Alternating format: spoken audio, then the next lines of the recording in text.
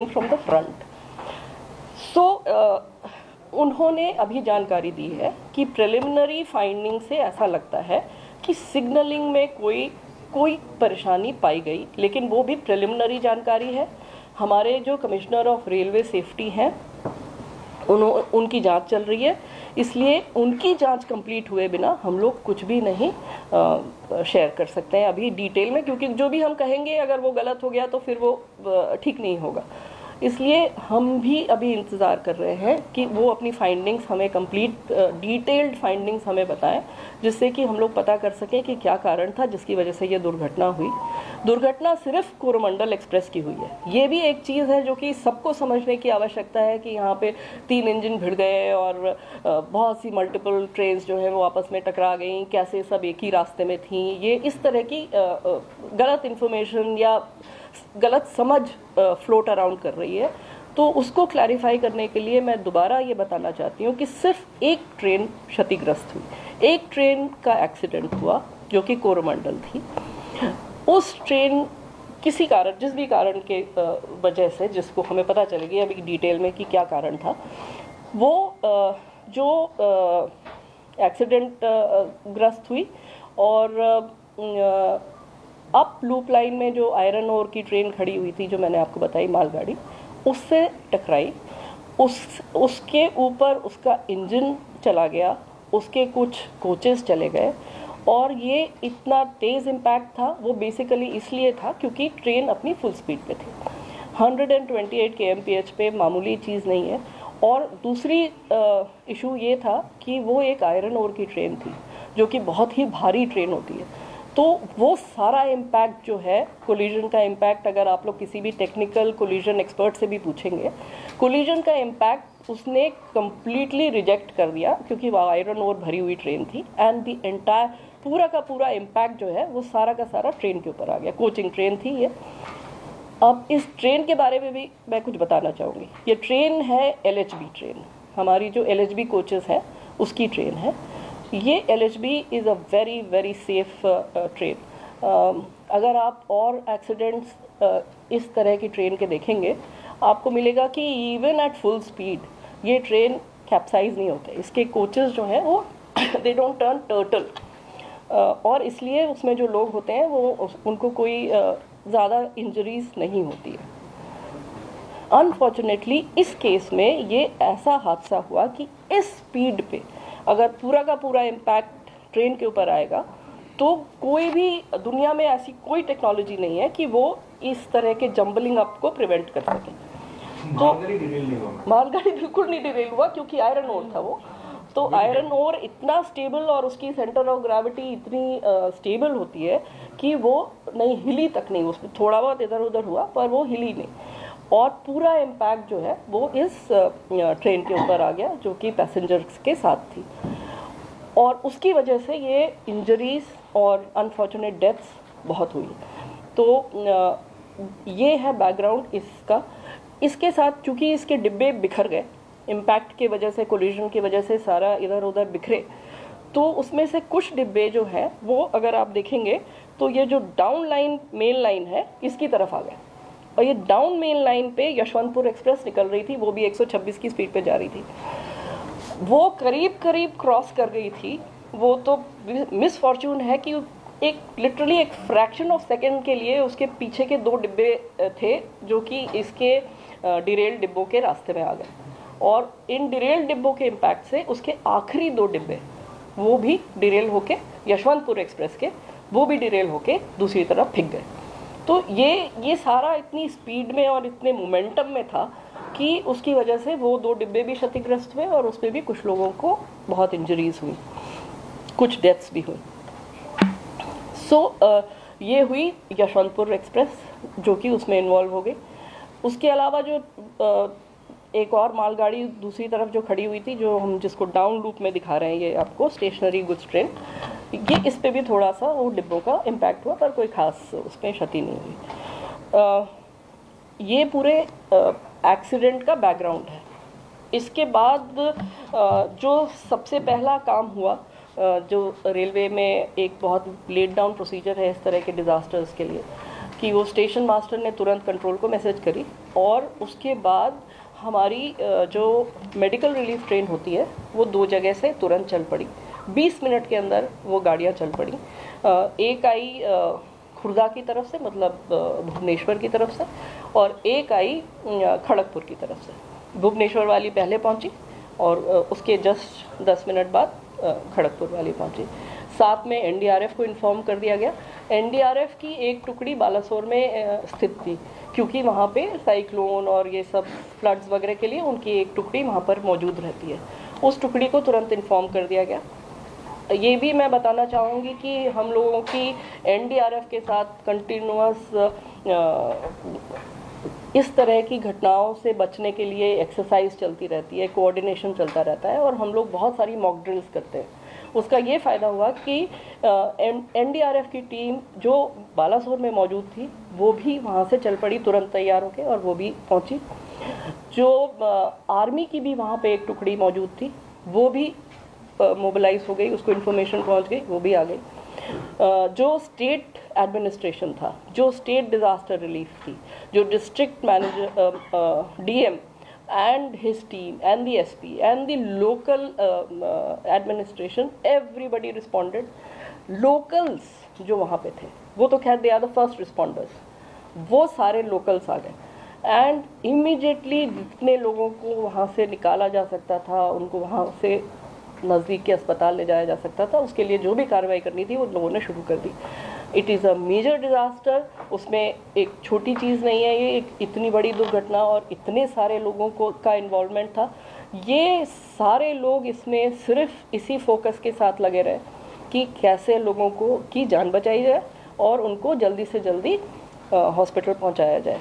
और जो हमारे डॉक्टर्स वहाँ पे पहुँच गए थे, लोकल डॉक्टर्स, डिस्ट्रिक्ट के डॉक्टर्स पहुँच गए थे, वो फर्स्ट एड वहाँ पे करके एंड इमीडिएटली जो भी इंजर्ड थे उनके लिए जो साधन मिला, जो फर्स्ट अवेलेबल साधन मिला, उससे लोगों को मूव करना शुरू कर दिया। एम्बुलेंसेस तो उसके बाद आई, पर लोगों को इस हिसाब से निकालना और मूव करना शुरू हो गया। ये पूरा बचाव और इसका कार्य पूरी रात चलता रहा। सुबह तक 3 तारीख की सुबह तक जब सारे वरिष्ठ अधिकारी भी पहुंच गए वहाँ पे, मंत्री जी खुद पहुँच गए, भी ये काम चलता रहा और करीब दोपहर के 2 बजे के करीब जितने भी लोग उसमें या तो फंसे थे या जिस भी तरह से थे उनको निकाल लिया गया। ये काम जब कंप्लीट हो गया, हर तरह से इंश्योर कर लिया, डिस्ट्रिक्ट एडमिनिस्ट्रेशन ने भी, लोकल पुलिस ने भी ये कंफर्म किया कि यहाँ पे अब कोई व्यक्ति इसमें नहीं है, तब उसके बाद रेस्टोरेशन का काम शुरू हुआ। इसलिए रेस्टोरेशन में अभी समय लगेगा। रेस्टोरेशन में भी बहुत बड़ा काम है क्योंकि यहाँ पे ट्रैक वगैरह सब कुछ एकदम डैमेज हो गया। जो OHE के पोल जिस पे कि बिजली के तार चलते हैं वो सब कुछ डैमेज्ड है, तो वो रेस्टोरेशन का काम चलता रहा। उसके बाद पूरी रात मंत्री जी खुद वहाँ पे उसको सुपरवाइज़ करते रहे सीनियर ऑफिसर्स के साथ।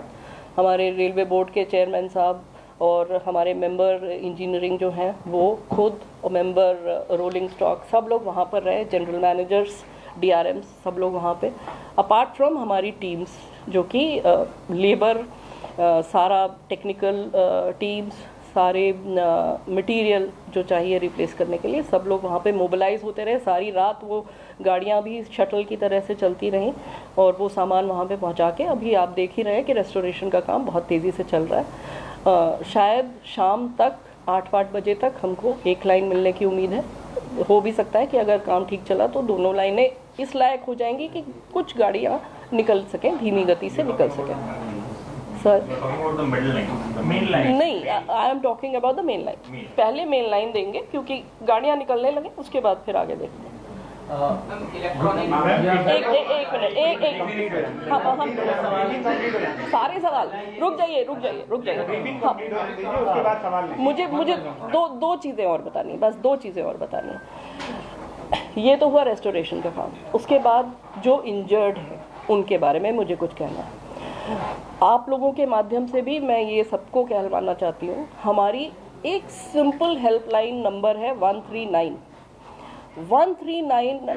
हमने सब जगह अलग अलग स्पेशल हेल्पलाइन नंबर्स खोल दिए, हर जगह हेल्प डेस्क खोल दिए, हर स्टेशन पे जो भी कनेक्टेड स्टेशंस हैं वहाँ पे हेल्प डेस्क खुली हुई है, वहाँ पे ऑफिसर्स बैठे हुए हैं लोगों की रिलेटिव्स की मदद करने के लिए। हम लोग खुद पूरी रात यहाँ पे 36 घंटे से मैं पर्सनली तो यहाँ पे 36 घंटे रही हूँ, उसके अलावा बाकी लोग जो हैं वो शिफ्ट ड्यूटी पे आते रहे हैं।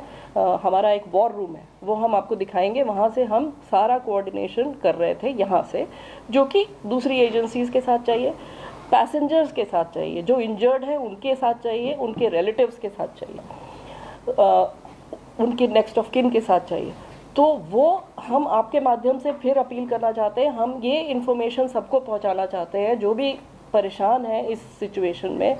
139 एक सिंपल नंबर है, उसको कॉल करें, वहाँ पे हमारे ऑफिसर्स बैठे हैं, वहाँ पे कोई कॉल सेंटर के ऊपर हमने नहीं सिर्फ काम छोड़ रखा है कि वो जो आपको 1 घंटे करेंगे और कहेंगे कि अब आप ये नंबर डायल करिए, अब वो नंबर डायल करिए, या आप इससे कॉन्टैक्ट करिए और हमें नहीं पता, हम बताएंगे आपको। इस तरह की चीज़ से हमने इसको निकाल के हमारे सीनियर ऑफिसर्स वहाँ पे बैठे हुए हैं जो कि खुद एक एक कॉल का जवाब दे रहे हैं और जितनी मदद हो सकती है लोगों को कनेक्ट करने की वो हम कोशिश कर रहे हैं। इसमें अगेन आपके माध्यम से मैं सब पब्लिक को ये कम्युनिकेट करना चाहूँगी कि किसी के भी अगर कोई relatives, friends, anybody known to them अगर इसमें फंसे, इसमें अफेक्ट हुए हैं, प्लीज़ कॉल 139। हम उनको बालासोर जहाँ के हॉस्पिटल्स में लोग हैं, भुवनेश्वर जहाँ पे हॉस्पिटल्स में लोग हैं, वहाँ तक हम उनको पहुँचाएंगे। हम उनकी journey, we will take care of their journey, we will take care of connecting them to their loved ones, their friends जो भी इसमें इंजर हुए हैं। हम उनके वहाँ पे लोकल मूवमेंट का अरेंजमेंट करेंगे। हम वहाँ पे अगर उनको कहीं रहने की व्यवस्था चाहिए, उनको खाने की कोई ज़रूरत होगी, वो भी हम लोग देखेंगे। हर एक पेशेंट के साथ हमारा एक स्काउट एंड गाइड नॉमिनेटेड है जो कि उस पेशेंट की और जितने भी उनके रिलेटिव्स, उनके वेल विशर्स उनके साथ हैं, उनके साथ उनकी जितनी भी तरह की मदद उनको चाहिए, किसी भी तरह की मदद उसको करने के लिए तैयार है। तो ये प्लीज़ इन्फॉर्मेशन फैलाने की ज़रूरत है, ये सबको बताने की ज़रूरत है कि वो परेशान नहीं हो। 139 पे कॉल करेंगे तो हम उनके साथ कनेक्ट हो जाएंगे, फिर हमारी जिम्मेदारी, it is our responsibility to connect to them. ये एक आइटम। दूसरा, जो एक्सक्रेशिया पेमेंट अनाउंस हुआ है, मंत्री जी ने जो माइनर इंजरी है उसके लिए 50,000, जो सीरियस इंजरी है उसके लिए 2 लाख, और अगर किसी की अनफॉर्चुनेटली डेथ हो गई है तो उनके नेक्स्ट ऑफ किन को 10 लाख की घोषणा की हुई है। ये हम लोग कंटिन्यूसली इसका वितरण कर रहे हैं। जितने भी इंजर्ड लोग हैं और जो हॉस्पिटल में हैं अभी भी, उनको हम लोगों ने इंश्योर किया है कि उनको एक्सक्रेशिया पेमेंट तुरंत हो जाए। उनको जिस भी तरह की आर्थिक मदद चाहिए वो तो मिल ही जाए, उसके अलावा हमें जो करने की और आवश्यकता है वो हम कर ही रहे हैं, वो मैंने आपको बताया है। 3.22 करोड़ हाँ, करीब 3.5 करोड़ हम लोग अभी तक डिस्पर्स कर चुके हैं टू वेरियस पीपल। सो ये इन्फॉर्मेशन भी अगर आपके माध्यम से आम लोगों तक पहुंच जाए, जो भी कंसर्न लोग हैं उन तक पहुंच जाए, तो हम I will be really thankful. That is my request. इसके बाद I am ready to take the question. I have all the time, I have all the time, I will answer everybody. Can we talk one by one? One by इसमें एक data add कर लीजिए, ma'am ने जितना बोला है, जो disbursal हुआ है सब बताऊंगी। I tell you everything, I tell you everything. जो डिसबर्सल हुआ है उसमें मैम ने जो बताया उसमें एक डेटा और ऐड कर लीजिए। टोटल 285 केसेस में 3.22 करोड़ 285 लोगों ने क्लेम लिया है। 285? हाँ जी, 285 लोगों ने क्लेम लिया है और 3.22 करोड़ अभी हुआ है। अभी काफ़ी बांटना बचा है, लोग आ रहे हैं, वेरिफिकेशन होकर तुरंत दिया जा रहा है। और टोटल 6 लोकेशन पे हम लोग डिसबर्सल कर रहे हैं। 3.22 करोड़, हाँ, 6 लोकेशन पे हम लोग डिसबर्सल कर रहे हैं। अब क्वेश्चन लेंगे, please have patience, be patient, I will answer every single question. मैं moderate. Good afternoon ma'am, I am Gaurav from BNI। मेरा आपसे ये सवाल है कि जितनी भी अभी जानकारी आ रही है सिग्नल को लेकर, और काफ़ी सवाल उठ रहे हैं। आपने जैसा कि अभी कहा कि प्राइमा फेसी ऐसा लग रहा है कि सिग्नल में कुछ खामी है, लेकिन जांच, उसकी जो विस्तृत जांच है वो चल रही है, यानी कि रेलवे को अभी ये पता नहीं है कि किस कारण से एक्सीडेंट हुआ है। फिलहाल आपके पास सिर्फ इतनी जानकारी कि सिग्नल की कुछ कारण जो भी आप कंफर्म नहीं है। नहीं, यही आप कह रहे हैं? नहीं, मैं आपको करेक्ट करना चाहूँगी।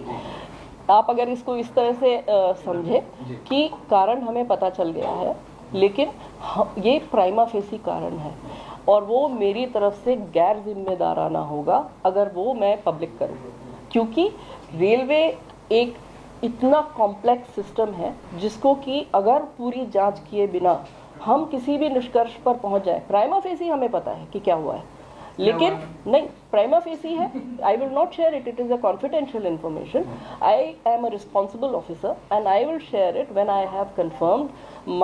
हमारे इसीलिए एक इंडिपेंडेंट इंक्वायरी एजेंसी है जिसका नाम है कमिश्नर ऑफ रेलवे सेफ्टी, वो इस इंक्वायरी को डिटेल में समझ रहे हैं। इस समय एक एक इन्फॉर्मेशन कॉन्फिडेंशियल है, इसलिए जो भी इन्फॉर्मेशन है मैं प्राइमा फेसी चूँकि मुझे पता है, लेकिन उसके बावजूद I am not allowed to share it till CRS is submits his report and that is a public report. CRS एक लीगल एंटिटी है जिसके कि बहुत क्लियरली रूल्स डिफाइंड है, उनके जो भी इंफॉर्मेशन है वो कॉन्फिडेंशियल है, उनके जितने भी विटनेसेस हैं, उनके जितने भी एविडेंस हैं, उन्होंने जितना भी रेलवे का रिकॉर्ड है वो सीज किया हुआ है, and nothing can be touched और टैम्पर्ड और shared till CRS has satisfied himself and come to a conclusion. So that is the reason why we are not sharing.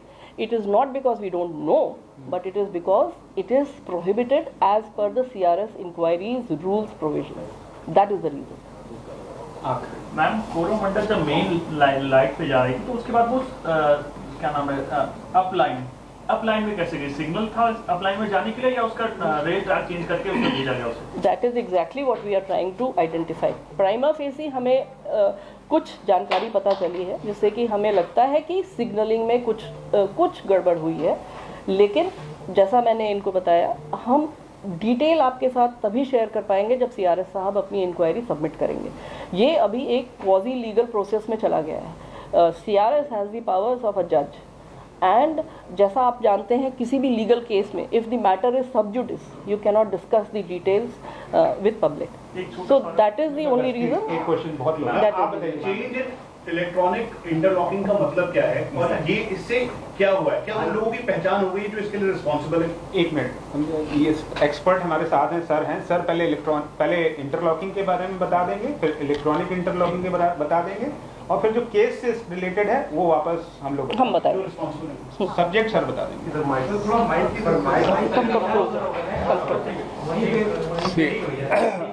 आप लोगों की सबों की जानकारी के लिए मैं सबसे पहले आपको ये बताना चाहूँगा, मैं संदीप माथुर हूँ, I am principal executive director signalling जी। जो हम लोगों के कोई भी स्टेशन होता है जिसमें आपने देखा कि दो लाइनें जो जा रही हैं, एक अप और एक डाउन, उस स्टेशन पे दो और लूप लाइंस होती हैं। तो उस मेन लाइन पे अगर सीधा ट्रेन को चलना है तो कोई इशू नहीं है, बट अगर लूप लाइन में हमें ट्रेन को ले जाना है तो एक पॉइंट होता है जो कि इसमें आपको दिखाया हुआ है नक्शे में, उसके ऊपर, तो उस पॉइंट को हमें ऑपरेट करना होता है जिससे वो आगे पीछे ट्रेन सीधी जाएगी या लूप में जाएगी। दूसरी चीज़ हम लोगों को ये डिटेक्ट करना होता है कि वो आगे की जो ट्रैक है वो ऑक्युपाइड है या अनऑक्युपाइड है। तो दो चीज़ें हो गई बेसिकली, एक पॉइंट और एक ऑक्युपेंसी ऑफ ट्रैक। सिग्नल जो है इस तरीके से इंटरलॉक होता है, जो इंटरलॉकिंग वर्ड आप लोग यूज़ कर रहे हैं उसको यहीं से लिया गया है। इस तरीके से इंटरलॉक होता है कि आगे की लाइन ऑक्युपाइड है नहीं ये पता चल जाए, और पॉइंट उससे सीधा ले जा रहा है या उसको लूप लाइन में ले जा रहा है ये पता चल जाए।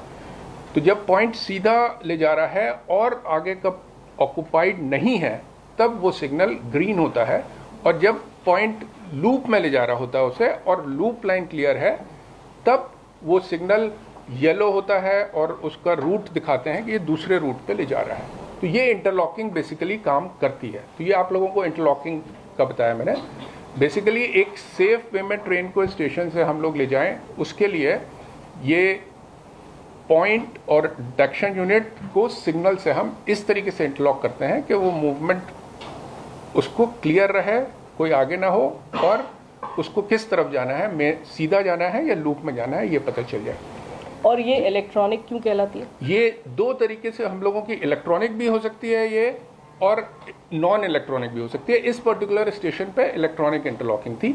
जब ये इंटरलॉकिंग हम किसी कंप्यूटर बेस्ड सिस्टम से हम लोग करते हैं, वो उसमें ये डिफाइन हो जाता है कि आगे का ट्रैक ऑक्युपाइड है या नहीं, वो हम इलेक्ट्रॉनिकली पता करते हैं और उसमें आपस में इंटरलॉकिंग कर देते हैं, तब इलेक्ट्रॉनिक इंटरलॉकिंग कहलाती है। और कई जगह पे हम लोग रिलेस से ये इंटरलॉकिंग करते हैं, और कई जगह पे अभी भी कुछ स्टेशन पे, कहीं पे नहीं कहूँगा, अभी सिर्फ आउट ऑफ 7000 स्टेशन, कुछ 100 स्टेशन पे लीवर्स के थ्रू हम ये लोग इंटरलॉकिंग करते हैं। तो ये इंटरलॉकिंग है, और इस पर्टिकुलर स्टेशन पे इलेक्ट्रॉनिक इंटरलॉकिंग थी। मतलब कंप्यूटर बेस्ड है, कंप्यूटर बेस्ड है। और जो लोग इसके लिए रिस्पॉन्सिबल है, क्या उनको चिन्हित कर लिया गया है, उनको पहचान हो गई है? I'll answer that. मैं बताती हूँ आपको। Just supplementing this question, can there be a malfunction in this, and how is it possible if it can be a malfunction or not? Let us answer both the questions. One, it is supposed to be tamper proof. It is supposed to be error proof. उसका exact word बता देता हूँ। हाँ, it is called as fail safe system. मतलब it will fail on a safer side. ठीक है, अगर fail भी हो गया तो सिग्नल लाल हो जाएगा, मतलब गाड़ी रोक दो बेसिकली। अगर फेल हुआ तो उसमें फेल सेफ सिस्टम है।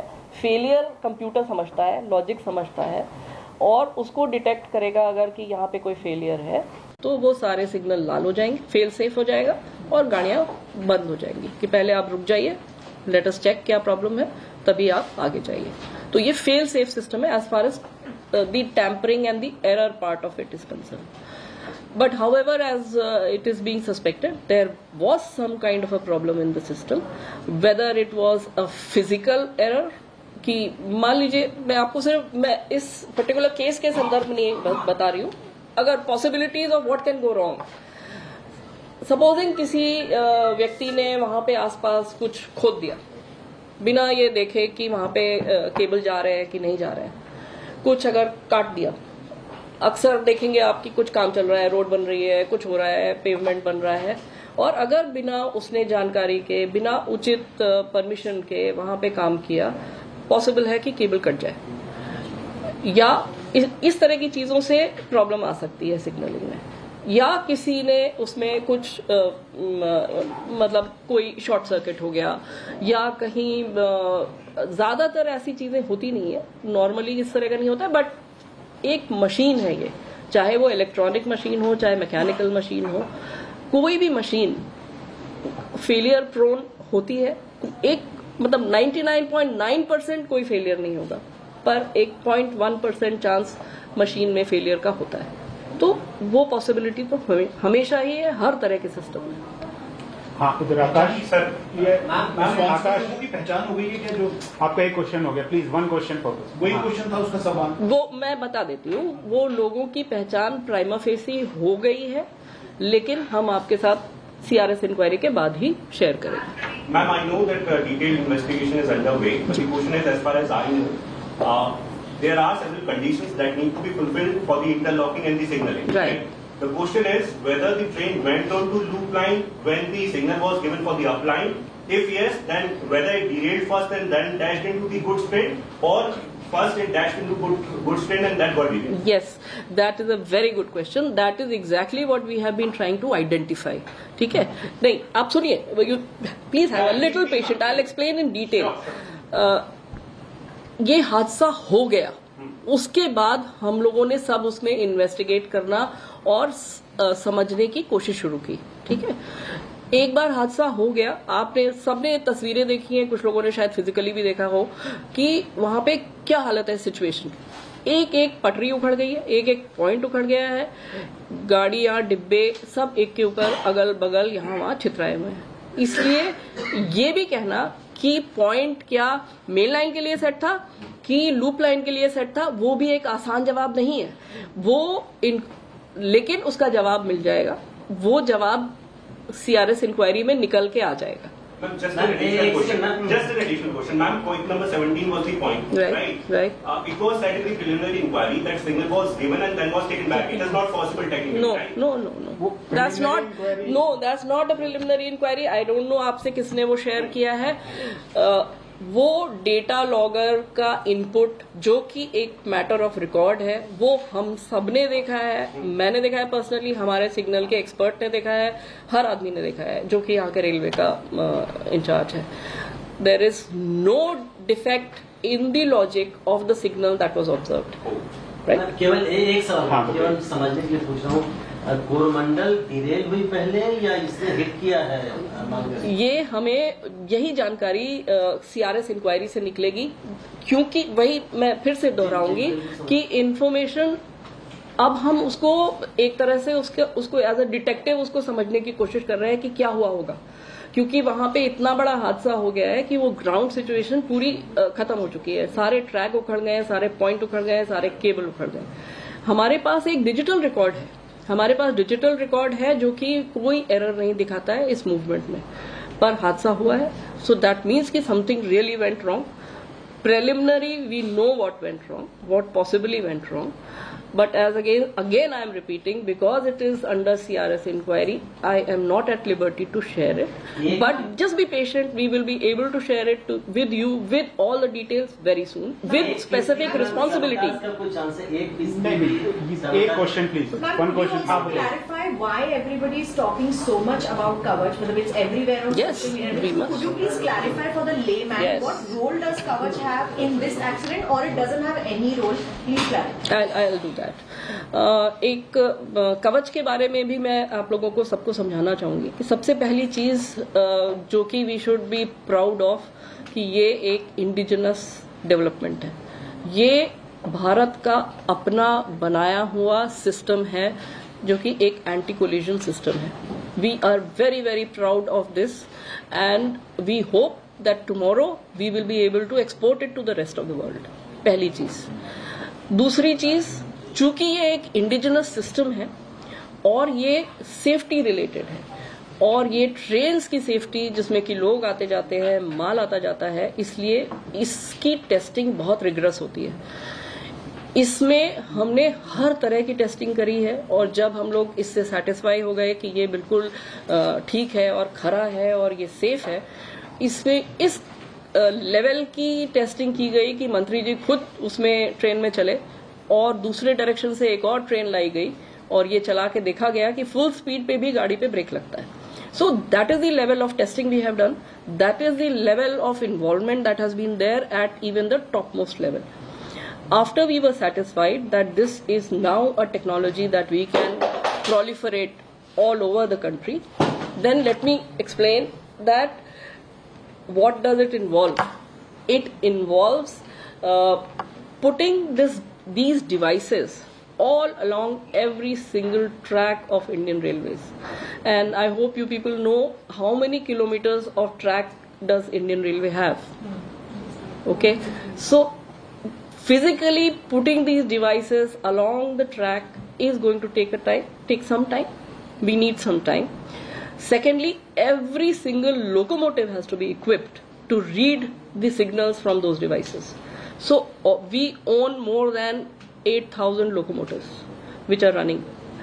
Every single locomotive has to be equipped with this equipment.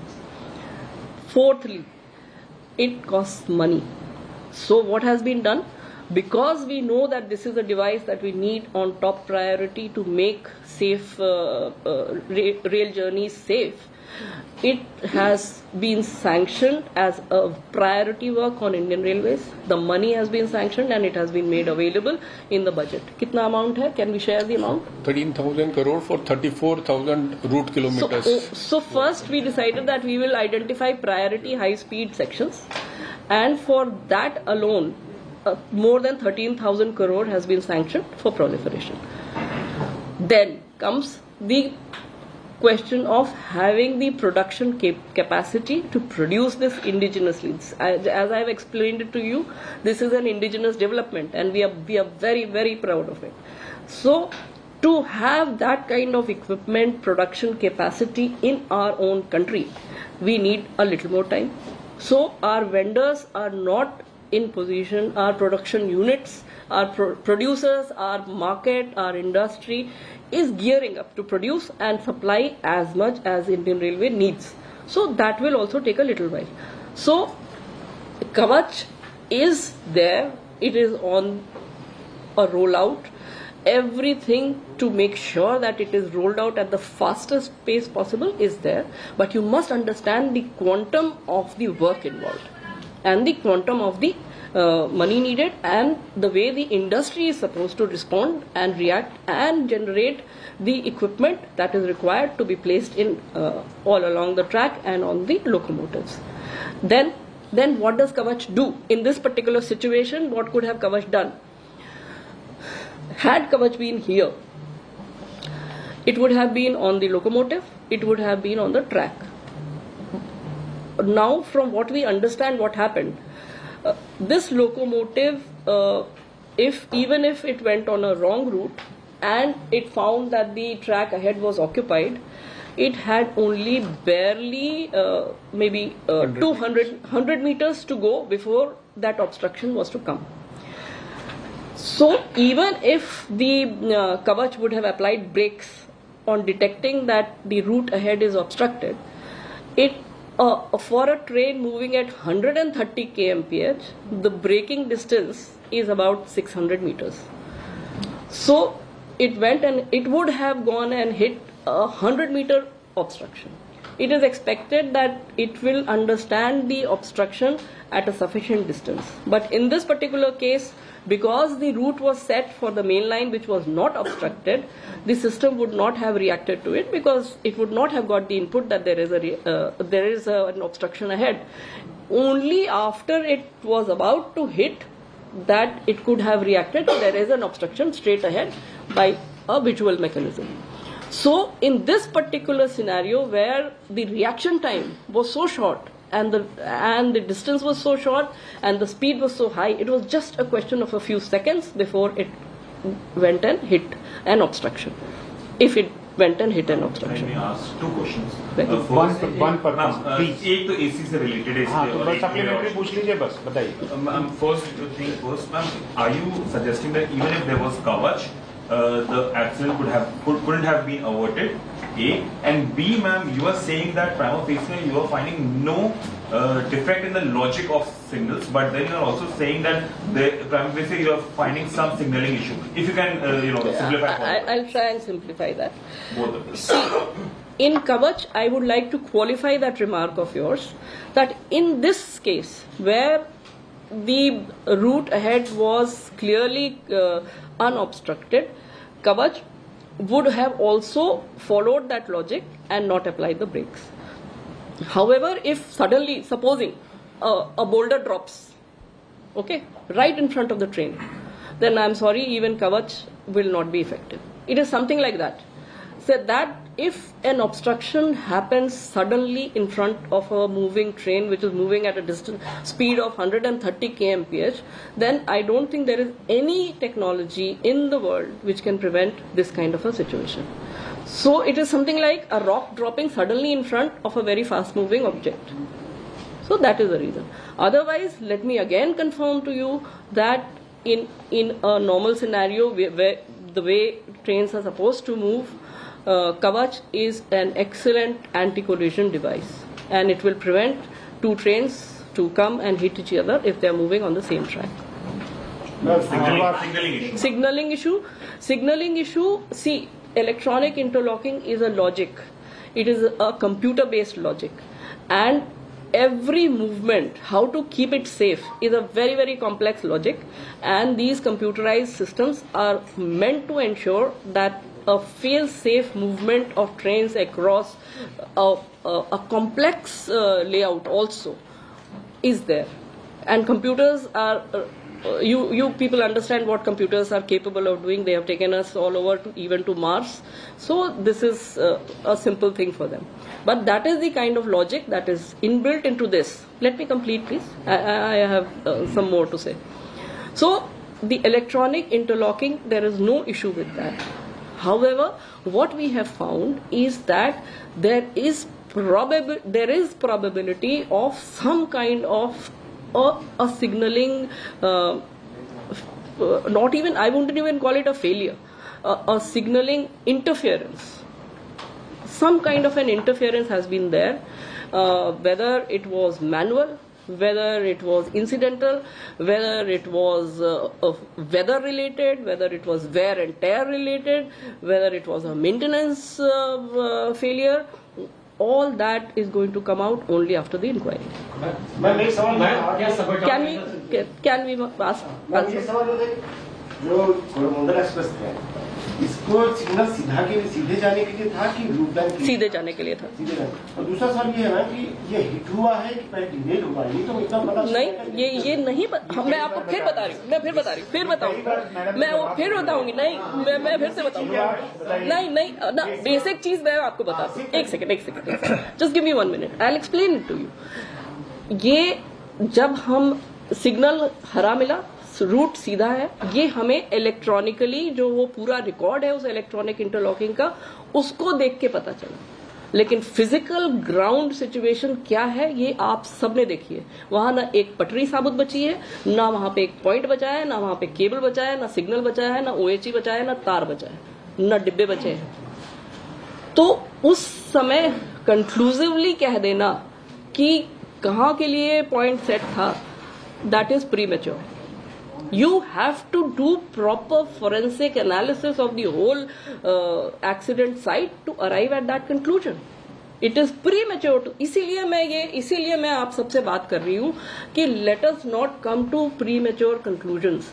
ये एक इतना कॉम्प्लेक्स हादसा है और वहाँ की जो हालत है और जो वहाँ की ग्राउंड सिचुएशन है उसको देख के आप को ये अंदाजा लगाना कि what exactly happened needs time. It needs time, it needs analysis. And that is why the Commissioner of Railway Safety is sitting there. वो वहाँ बैठे हुए हैं, वो वहाँ से तब तक नहीं हिलेंगे जब तक कि सारे रिकॉर्ड उन्होंने नहीं सीज कर लिए। ये भी मैं आप लोगों की जानकारी के लिए शेयर करना चाहूंगी कि जब भी इस तरह का कोई भी हादसा होता है, हमारा पहला रूल है कि सारे डेटा को सीज कर लो, उसमें कोई टैंपरिंग की कोई भी पॉसिबिलिटी मत छोड़ो। सारे रिले रूम्स, जो रिले हट होती है, सब कुछ सील कर दिया जाता है। Every record, it's like a murder investigation.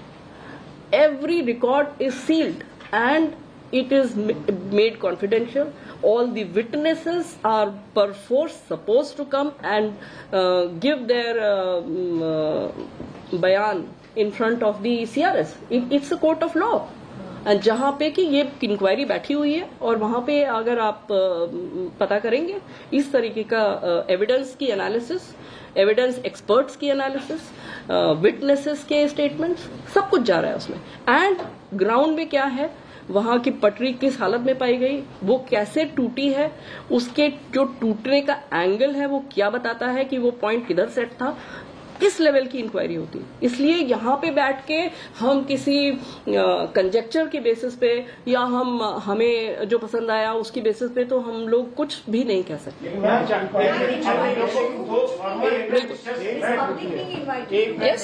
Yes, हम लोग को वॉर रूम भी जाना है। Last question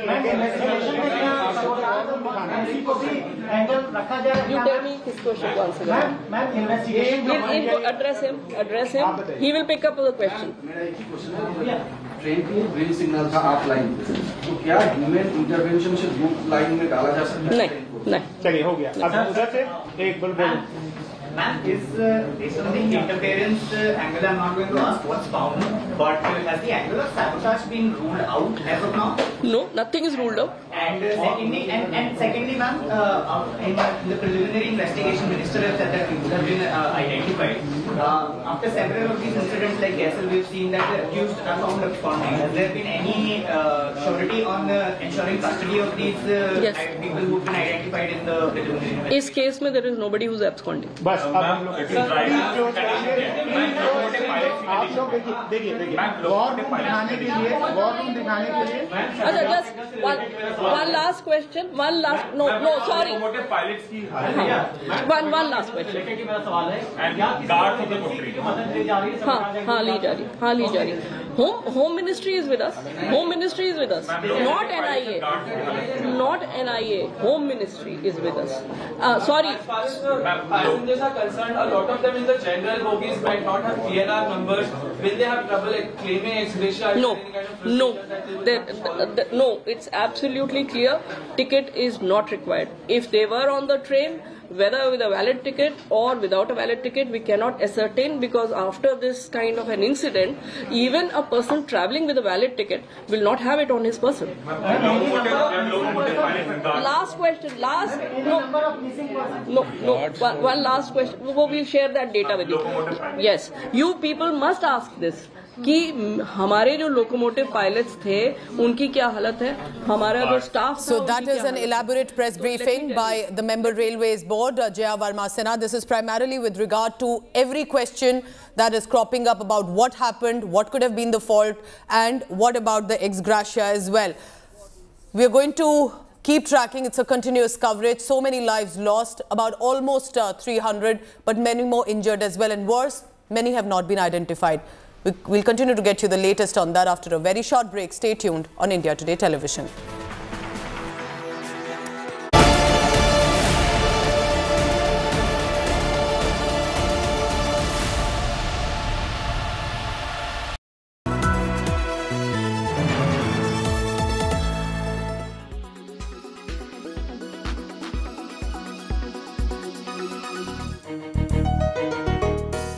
Big boost to India's vision of emerging as a manufacturing powerhouse. Taiwanese giant Foxconn will start manufacturing iPhones in Bengaluru by 2024. While Foxconn's expansion is undoubtedly advantage to India, an embarrassing fight for credit has erupted in Karnataka. The Siddaramaiah government is trumpeting Foxconn investment, calling it a huge boost for Karnataka. BJP is not aware of the origins of manufacturing of iPhones in India.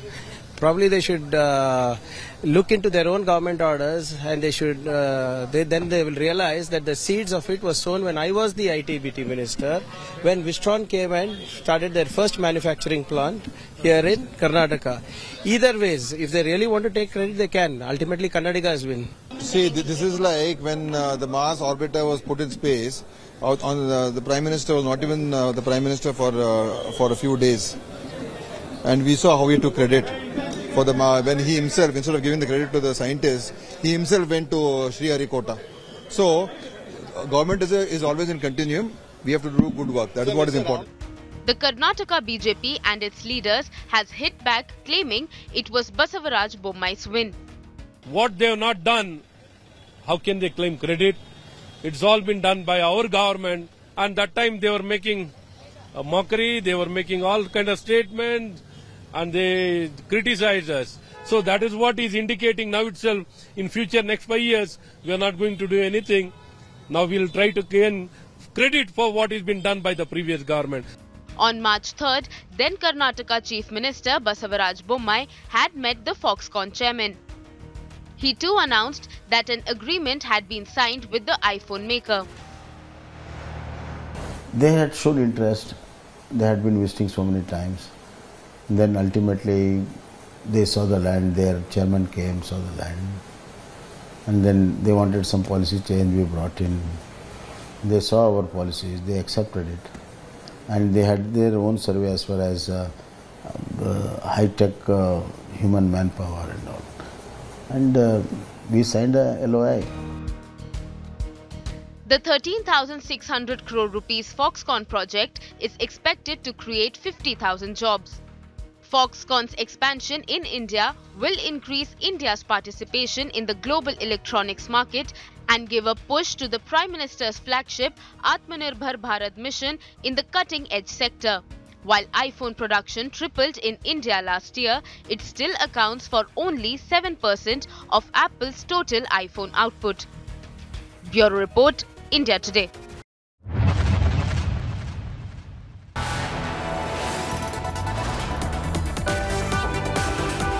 You are watching India Today.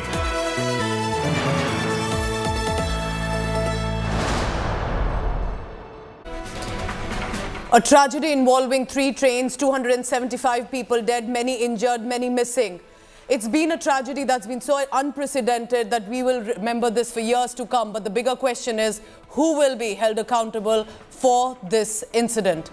I'm Pooja Shali. I'll be bringing you coverage in the next half an hour as well. Let's begin first with the headlines.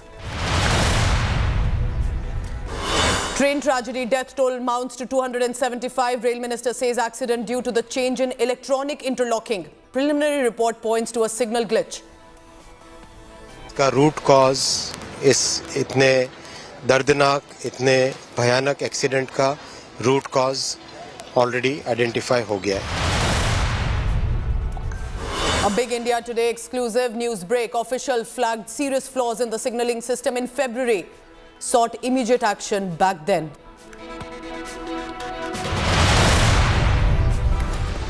There's been an opposition backlash against the government at the centre, but the government is coming out in full support of Railways Minister Vaishnav. Says earlier rail ministers were limited to photo opportunity, and now our man is on the job for 30 hours and more now. Opposition has been gunning for Ashwini Vaishnav's resignation.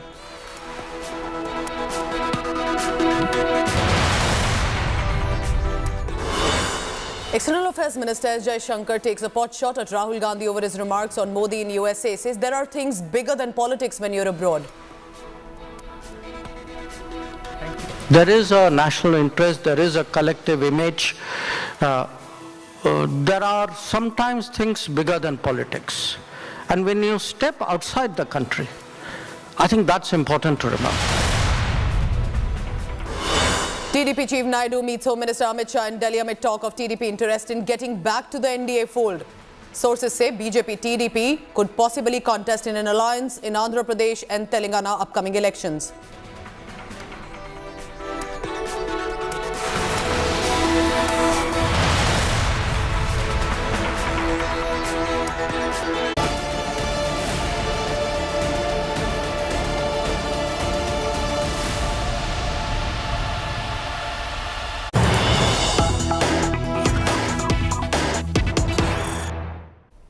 The Railway Board has now reacted with the official information that has been coming in, and the railway member has said no train was overspeeding.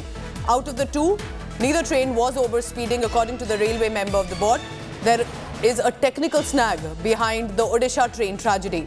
10 lakh rupees ex gratia as a compensation has been announced by the railways for the families. Listen in first to what the railway member board, Jaya Verma, had to say. ठीक है, अगर fail भी हो गया तो signal लाल हो जाएगा, मतलब गाड़ी रोक दो बेसिकली. अगर फेल हुआ तो उसमें फेल सेफ सिस्टम है. फेलियर कंप्यूटर समझता है, लॉजिक समझता है और उसको डिटेक्ट करेगा. अगर कि यहाँ पे कोई फेलियर है तो वो सारे सिग्नल लाल हो जाएंगे, फेल सेफ हो जाएगा और गाड़ियाँ बंद हो जाएंगी कि पहले आप रुक जाइए, लेट अस चेक क्या प्रॉब्लम है, तभी आप आगे जाइए. तो ये फेल सेफ सिस्टम है as far as the tampering and the error part of it is concern. But however, as it is being suspected, there was some kind of a problem in the system. Elaborate press briefing conducted by the railway member board has said, one, that Kavach technology couldn't have done much in this case, considering the train, which was the Coromandel Express, had got a green signal to be on the main line, but was for some reason put on the loop line where there was already a goods train that was halted. But because this train at about 126 km/h had got a green signal, it was not supposed to be stopping at the nearby station.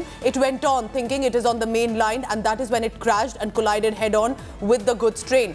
But importantly, there are of course now preliminary reports suggesting that at this point, while they wait for further information, they are saying they are not going to suggest any sort of the sabotage or other angles that was asked. Was NIA taking over the case? The railway board member has said Home Ministry is coordinating with them.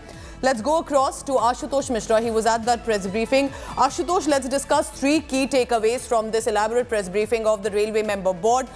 What exactly did the board members say about the signal glitch, about no train overspeeding and more? Go ahead, Ashutosh. Well, Pooja, the possibility that is now being investigated by the Railway Board, the Safety Commissioner, and what they have anticipated that this could be probably in the signal failure or some technical glitch which led to this collision of this express, Coromandel Express, to the near the freight trade, which was already totally filled up with a iron core. And now the explaining the gravity, the standard physics rule said, because the center of gravity and the mass of the freight train was so high that the moment it collided with that train, eventually the impact of the collision did not come on the freight train, but it totally came upon the Coromandel Express. Due to this, because of the velocity, it literally the train compartment along with the engine overlapped the freight train.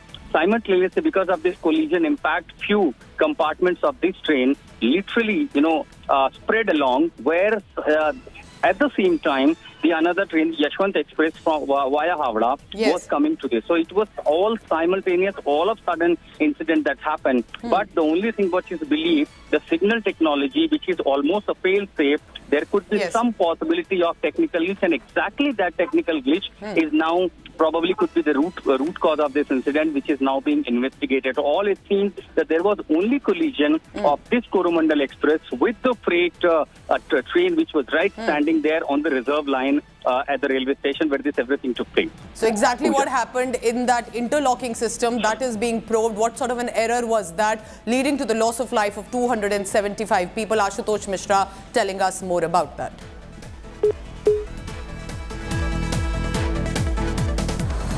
So let me help you understand what exactly may have unfolded. Remember, this is a developing story. Investigation is still on. But here's the information we have right now. There are supposed to be these 4 lines. A loop line where the goods train was halted. There is a main line, and then a down loop line as well. On the loop line where the goods train had been halted, Coromandel Express was coming. It was supposed to get a green signal that it did get for the main line. But for some reason, according to the interlocking system, it had been put on the loop line. The green signal was to go straight, not stop at the station, and that is why at about 126 km/h of speed, it straight went on, thinking it is on the main line, but it was a head-on collision with the halted goods train. 21 coaches derailed all around this area. There was a third train that was coming from the opposite direction, which was the 12864 Yashwantpur-Howrah Express. That also did not get a signal to stop. It was also on its own speed. And it came charging. Remember, while it was on its own main line, it did clash with the derailed coaches of the Coromandel Express, and its last 3 bogies also derailed. If that third train had got a stop signal, more lives could have been saved. And importantly, this is being investigated now. How could an electronic interlocking system put a train on the loop line but give it a signal, a green one, for the main line? This is an investigation that's currently on. This is the report that for now has emerged. According to the minister, it is the change in the electronic interlocking system that led to this. 275 lives lost, many injured, many missing. Take a look at some of the defining images coming in from this horrific accident in Balasore. These are heart-wrenching visuals. Families have to stand in long queues to identify their loved ones who've lost their life, who've been missing, and there's been no response from them. There have been the mortal remains, the dead bodies of the deceased that have been kept in cold storage, pictures, identity documents as much as possible. Imagine the task this is, to be able to recognize your family member for among hundreds dead. After the deadly train accident in Balasore, authorities have begun the restoration work at the accident site. This area will have to be cleared for functioning of other trains to resume. More than 1,000 workers are currently working at the site. 7 porcelain machines are being used to expedite the restoration work. Union Railway Minister Ashwini Vaishnav continues to be present at the accident site and taking stock of the ongoing work. Restoration work continued overnight. We'll have to restore normalcy at the earliest as well. Unprecedented scale of death and destruction. Ambulances heard and seen carrying unidentified bodies have now arrived at AIIMS Bhubaneswar. Remember, so far 275 people have lost their life. 1,000 people have suffered injuries, minor or grievous, in one of the worst railway disasters our country has seen. A special train from Balasore carrying survivors of the horrific triple train accident arrived in Chennai. For many, this will be a rebirth. Imagine right now the joy they must be feeling to be able to meet their family members again after surviving this terrible accident. The government has made all arrangements in all the major government hospitals to provide medical help for the passengers who survived in Balasore. Along with that, ambulances, mobile medical teams, volunteers are on 24/7 standby. Union Health Minister Mansukh Mandavia is also in Bhubaneswar now. The Health Minister will be taking stock of the medical assistance being provided to the survivors. Along with that, a team of expert doctors from AIIMS Delhi visiting the accident site. So two ministers currently on the site, Railway Minister Ashwini Vaishnav and also Minister Dharmendra Pradhan taking stock of the health facilities. The duo visited the government hospital in Odisha to meet those who have suffered injuries in the accident, assuring all assistance.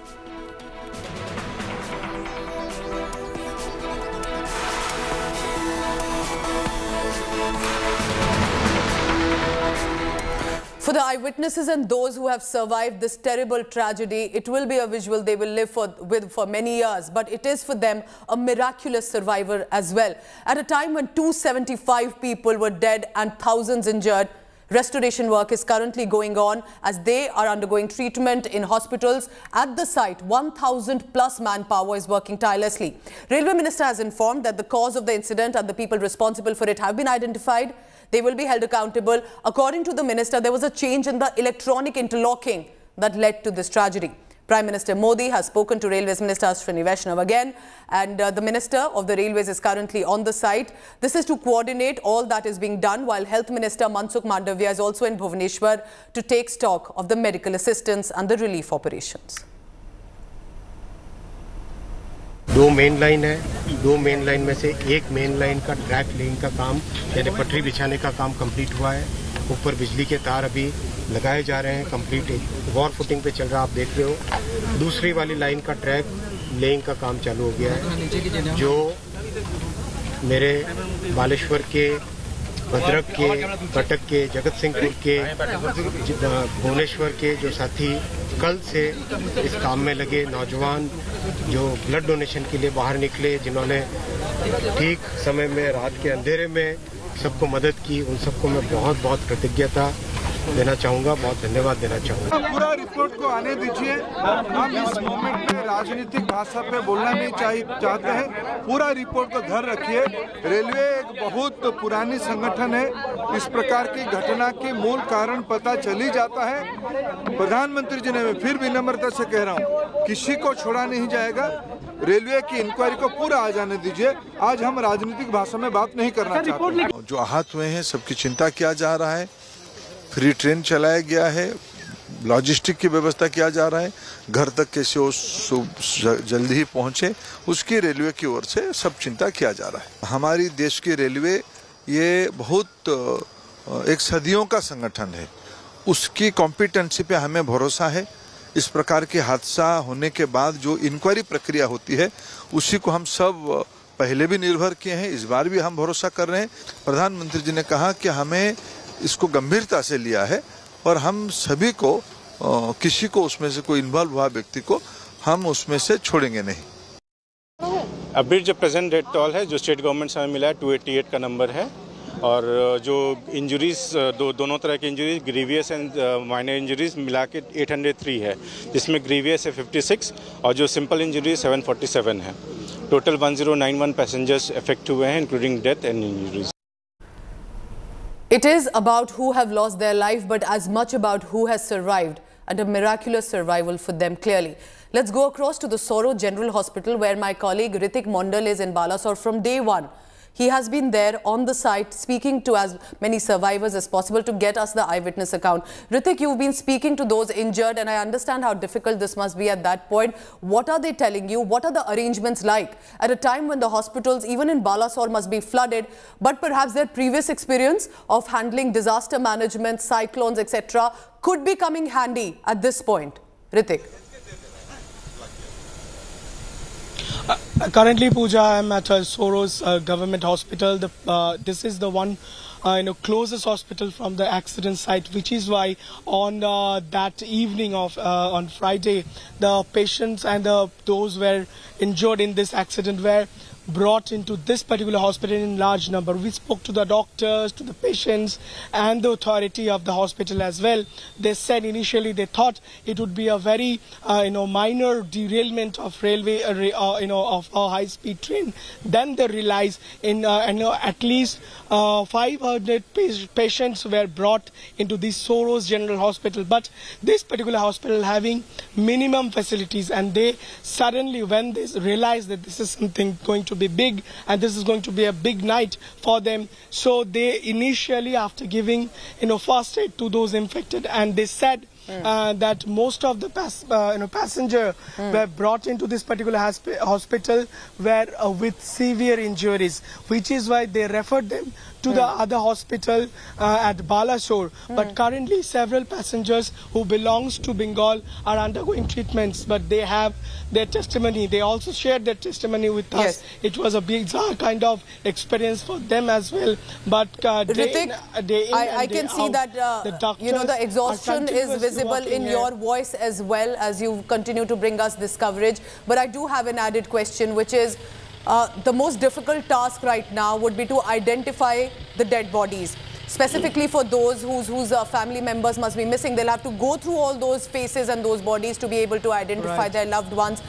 We are being told some pictures have been put up on the website as well of the Odisha government. People are being invited to come and identify. How is that being worked out? Exactly. Let me give you a pulse how this actually is carrying out. We did say that not only the Odisha government but also the representative of West Bengal government also arriving, reaching to this particular hospital, and they are also taking pictures of patients undergoing treatment at the hospital. They are also putting out the details and put the pictures of the disease passengers, those who have lost their lives. But to understand in a better way, we also did see this morning several representatives of Bangladesh High Commissions also arriving here. They are on search of 5 Bangladeshi citizens. Those were traveling on Chennai bound Coromandel Express, but they have no trace, no details about their whereabouts, which is why the High Commission now steps in, so we can understand that it's absolutely tragic. It's not going to be easy to identify the dead as well. This is not about Odisha or Bengal. This connects Tamil Nadu and all other states, and then till Odisha. This connects India and even Bangladesh to an extent over this. That's what Ritik is telling us about the scale of this mammoth tragedy. Ritik, thank you for getting us all that coverage, and we'll be waiting for more reports on that. Remember, thousands of passengers have been injured. There are tales of survival, eyewitness accounts that are very important. The manner in which many of them were suddenly thrown out of their seats across the tracks, and when they walked out, were able to, what they saw was a tragedy unbelievable. Thousands who are currently undergoing treatment. We want you to listen in to the eyewitness accounts, to the rescuers, the first responders, the villagers.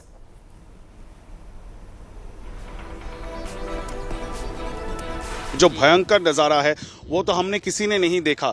तो जब इस तरह की स्थिति हो गई थी और अंदर लोग चीखते चिल्लाते हुए लोगों को सहायता के लिए बुला रहे थे, तब आप लोग अंदर गए कंपार्टमेंट के? जी, कंपार्टमेंट के अंदर गए। अपन 8 लोग थे। अपन 8 लोग थे। अब जो मृत हो चुके थे उनसे तो अपनी निगाह पे स्पॉट डेड लोग मिले। स्पॉट डेड लोग भी मिले। कुछ गंभीर रूप से घायल थे। किस तरह का चोट? ज्यादा चोटें सर में आई थी। किसी का धड़ अलग था, किसी का सर अलग था, किसी का शरीर सेमी पार्ट ही गायब था, किसी का पैर ही गायब था। इस तरह के भयंकर दृश्य, छत बिछत 100 हम लोगों ने देखा वहाँ पे। दिल दहला देने वाला 100। जहाँ पाँव रखते थे वहीं मांस का लोथड़ा और खून ही खून मिलता था। तो आप लोगों ने अपने हाथों से निकाला शवों को? जी, हाथों से निकाला। और जो लोग जिंदा बच के मतलब ज्यादा जख्मी नहीं हुए थे, उनको भी आप लोगों ने हेल्प किया निकलने में? जी, उनको हम लोगों ने बस स्टैंड तक भेजा अपनी टीम की मदद से। और जोखिम थे? जी, जख्मी थे वो। हाँ, तो आप देख सकते हैं ये वो चश्मदीद है, वो इस घर में रहते हैं। हम लोग उस घर के छत में हैं और कैमरा पर्सन प्रसून को कहूँगा दिखाने के लिए। छत से मतलब ये घर से सिर्फ कई फीट दूर है ये रेलवे ट्रैक, और वहाँ पे ये हादसा हो गया। ये लोग नीचे थे, तब अपने ही इस इलाके में थे। जैसे उन्होंने ये आवाज़ सुनी, वो सीधा उस रेलवे पटरी के तरफ चले गए और उसके बाद जितनी भी बोगियां हैं उसके अंदर घुस के खुद अपने हाथों से लोगों को रेस्क्यू करने की कोशिश की। Now remember, amid all of this, there is also politics, and that specifically from the opposition party seeking a resignation of Railway Minister Ashwini Vaishnav. Vaishnav has said he will not quit as the railway minister. The government at the centre is also backing him. He's further stated that all effort should be currently directed toward the restoration work and not in politics. The statement is coming after several parties, and leading it with was the TMC, which also got into literally an argument on the ground between Mamata Banerjee, the chief minister, and the railways minister. Opposition leaders are raising questions about the signal system of the railways that appears to have led to that crash for now, with the information coming in. Railway को specially treat नहीं करने से क्या होता है, coordination gap हो गया है। मैंने जब मिनिस्टर था, मैंने एंटी कॉल्यूशन डिवाइस तैयार किया था, इसमें एंटी कॉल्यूशन डिवाइस नहीं लगाया, जितना तक मेरे का जानकारी है। अगर एंटी कॉल्यूशन डिवाइस लगाता था तो कोई इंसिडेंट नहीं होता। कवच का इससे कोई संबंध नहीं। कल ममता जी आके बोल के गई थी, उनको जितना इस विषय के बारे में जानकारी होगी उसके हिसाब से उन्होंने कहा ये विषय अलग है। इस विषय में पॉइंट मशीन की बात है, इलेक्ट्रॉनिक इंटरलॉकिंग की बात है। इलेक्ट्रॉनिक इंटरलॉकिंग में जो चेंज किया जिसके कारण ये दुर्घटना हुई, जिसने भी किया, जो भी इसके कारण है वो इन्वेस्टिगेशन से निकलेगा। इसका बात जो ममता जी ने कही वो नहीं है। और प्रधानमंत्री जी को तब याद आई जब पूरा देश इस बात को कहना शुरू कर दिया कि सारे उद्घाटन और सारे फीते, हरी झंडी तो प्रधानमंत्री जी दिखाते हैं। तो जो सिर्फ फोटो शूट कराना इस सरकार का चरित्र बन गया है, इसीलिए इतनी भयावह घटना हुई। और ऐसा कैसे हुआ कि 3 ट्रेनें आपस में टकरा गई, यानी कि देश के यात्रियों की कोई चिंता नहीं। हम चाहते हैं कि जो पीड़ित हैं, जिन परिवारों के घर उजड़े हैं, उनको ज़्यादा से ज़्यादा मुआवजा मिले। 10 लाख जो रकम है वो बहुत ही कम है, क्योंकि लोगों के परिवार उजड़ गए हैं। और इस तरीके के फोटोशूट के बजाय सरकार गंभीरता से काम करे। ऐसा हो रहा है, पहले बार हिंदुस्तान में रेल चल रहा है। हजारों ट्रेन चलता है, 7-8 हज़ार ट्रेन चलता रहता है, और 10 ट्रेन चला के बोल रहे हैं पहले बार हिंदुस्तान में चला रहा है। तो ये जो है कोई की जिम्मेदारी नहीं है, खाली चलाना से तो नहीं होगा। तो ट्रेन सिक्योरिटी सबसे बड़ा है। आज ट्रेन एक्सीडेंट बढ़ने का मुख्य कारण है सिक्योरिटी। ट्रेन के बजट में पैसेंजर सिक्योरिटी सबसे बड़ा एक विषय था पुराना ज़माना में, आज उससे घटा रहा है पैसा। देखिए, बहुत ही हृदय विदारक घटना है। जिस प्रकार से इतनी अधिक मात्रा में लोगों की मौत हुई, इतने अधिक लोग घायल हुए, मुझे लगता है जो जिम्मेदार लोग हैं उनके ऊपर सख्त कार्रवाई करनी चाहिए। और जो हमारे देश के रेल मंत्री हैं वो बड़ी बड़ी स्कीमों की बात कर रहे थे, रेलवे सुरक्षा की बात कर रहे थे, और रेलवे सुरक्षा के नाम पे उन्होंने जो छूट मिलती थी वरिष्ठ जन नागरिकों को, वो तक ख़त्म कर दी। और इस प्रकार की घटना हुई है, मुझे लगता है कि ज़रा से भी शर्म बाकी है तो उन्हें स्वयं इस्तीफ़ा देना चाहिए। As I wrap up this bulletin on what unfolded at 6:55 p.m. on Friday, remember many of these passengers who lost their life were from poor families, either heading back home or heading to rejoin their work. Many survivors as well who will of course consider this a second birth. But the big question will be, was this an avoidable accident, and will someone be held accountable? I'm wrapping up this bulletin. Stay tuned. Thank you for watching.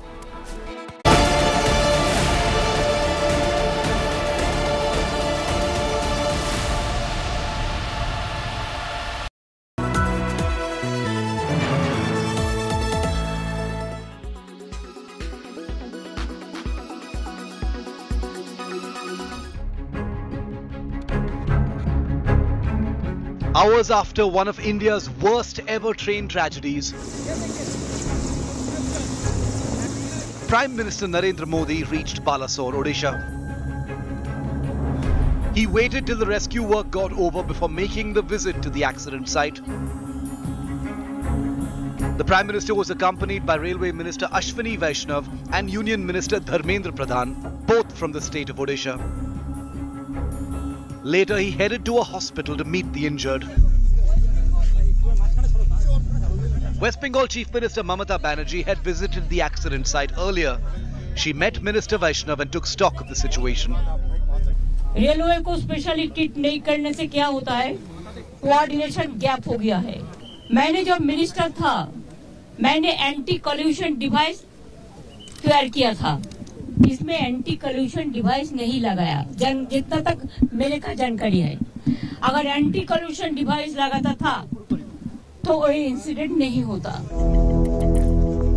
While Mamata claimed that the time wasn't right for politics, her party men slammed the centre for not installing anti-collision devices on passenger trains on this route. One must find out what are the causes of the accident. Responsibility must be fixed. In a similar accident in Gaisal, few years earlier, Nitish Kumar, who was the railway minister, had resigned. The railway minister, Ashwini Vaishnav, should consider whether he should resign also. The Congress urged against any politicization of the tragedy. I have to ask many questions to our great Prime Minister and also the Railway Minister. They have to answer why such things are happening and who is responsible for this. But today we have to extend the relief to the suffering people. Summers are devastating for stray animals. The scorching heat wave means animals living on the street struggle for water. Karma Foundation is on a mission to make life easy for stray animals. This water bowl challenge is also one of such initiatives where we know during the scorching heats of summer has to provide the basic requirement for the health of the pet, which is water, and hence we are actually donating the water bowls. These water bowls are a big relief for stray animals living under the open sky in sweltering weather. Karma Foundation has requested people to join their movement by placing a bowl of water outside their home or workplace. Bureau Report, India Today.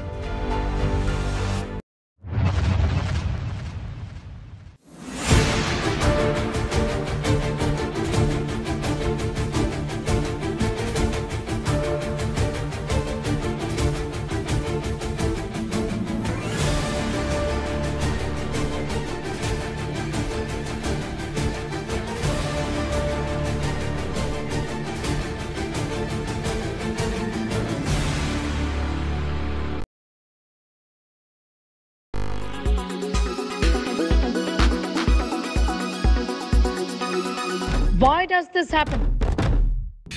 Let me tell you the science behind it.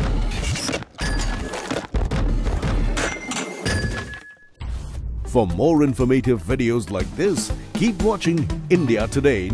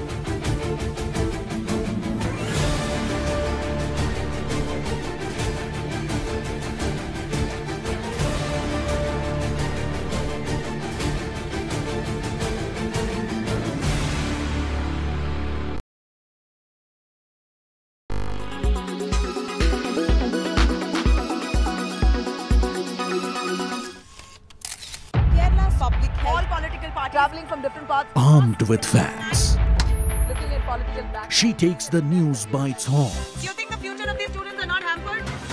Fierce, bold and direct, setting the tone for the biggest stories. From every corner and every angle.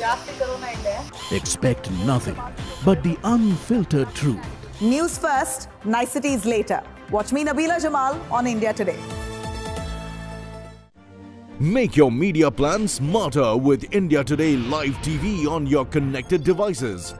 Amplify your brand with 100 million smart internet viewers. To advertise, mail us at sales@aajtak.com. Why does this happen? Let me tell you the science behind it.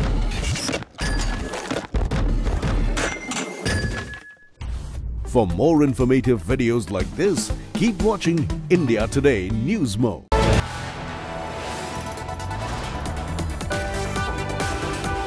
You are watching India Today.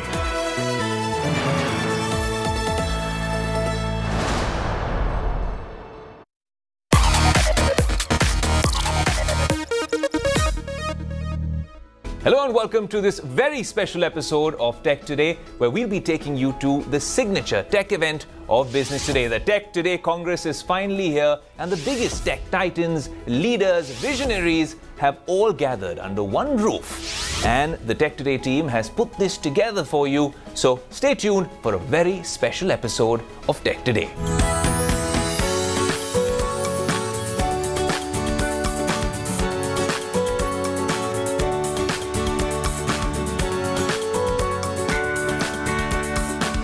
Well, that was an AI-generated version of me. The real guy's right here.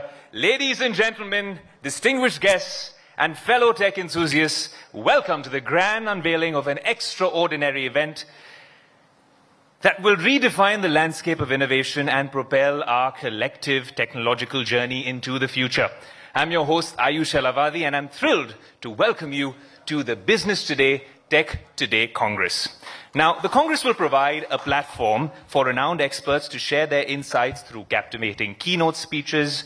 You'll also have thought-provoking panels and immersive workshops as well, from cutting-edge technologies like AI, 5G, and the metaverse to the complex questions surrounding regulation, data privacy, and security. The Congress covers it all. So, ladies and gentlemen, as we embark on this exciting journey of discovery, collaboration, and innovation, together, let us push the boundaries of what is possible and create a future where technology empowers us all. Welcome to a new era of tech conferences. Welcome to the Tech Today Congress.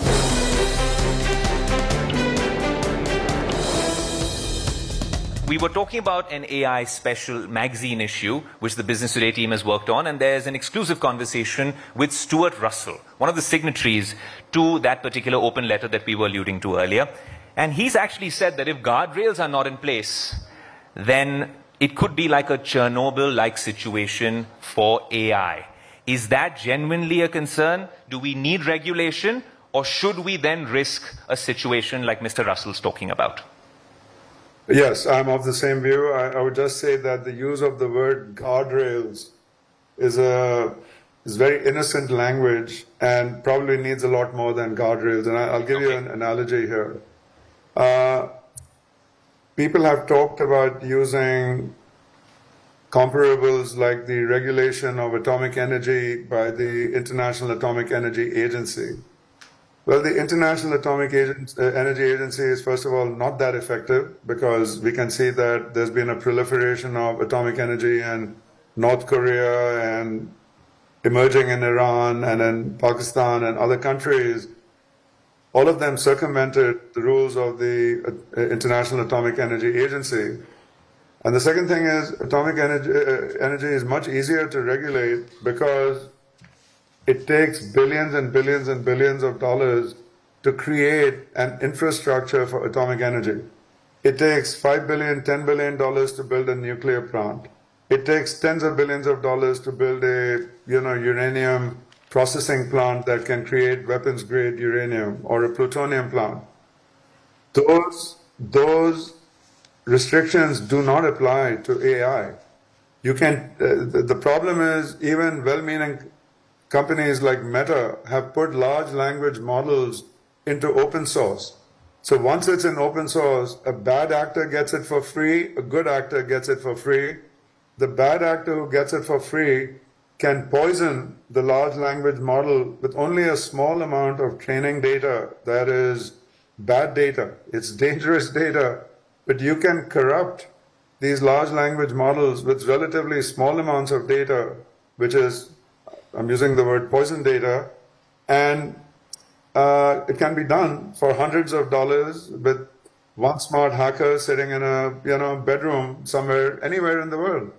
So the barrier to creating AI that can create a lot of damage is extremely low. The barrier to creating nuclear weapons and atomic energy plants is extremely high. And that is an imbalance that I don't think people have completely put their heads around yet, but they need to, because for every one country that created a 30-year program to produce, fissionable uranium, 1 billion people potentially could create bad AI that can do harm for just a few $1,000s or a few $100,000 each. I think AI has some parallels to that. It needs to be regulated for safety. It's more than just guardrails. It needs to be regulated for effectiveness. It needs to be regulated for the field of purpose. Because if you're using it for limited scientific purposes, you can give a wider license to innovate. If it's going to be released to 100 million people or 1 billion people, you have to apply far greater, validation and testing of all that. Because Manish, the potential for Google to really be a game changer, disruptor in this space is immense. When we talk about other chatbots, a lot of their data sets are restricted to 2021 or 2022. Google Bard, with Google's repository of search data, can give you answers in real time. We'll touch upon that in a bit. But I also want to allude to what Ramesh Wadhwani, who had joined us earlier at the Tech Today Congress, virtually of course, he mentioned this concept of AI for social good. And from your first point, I think we can segue into that. How much can Google really leverage its expertise, its research, and its understanding of AI to look at solving problems for the underserved?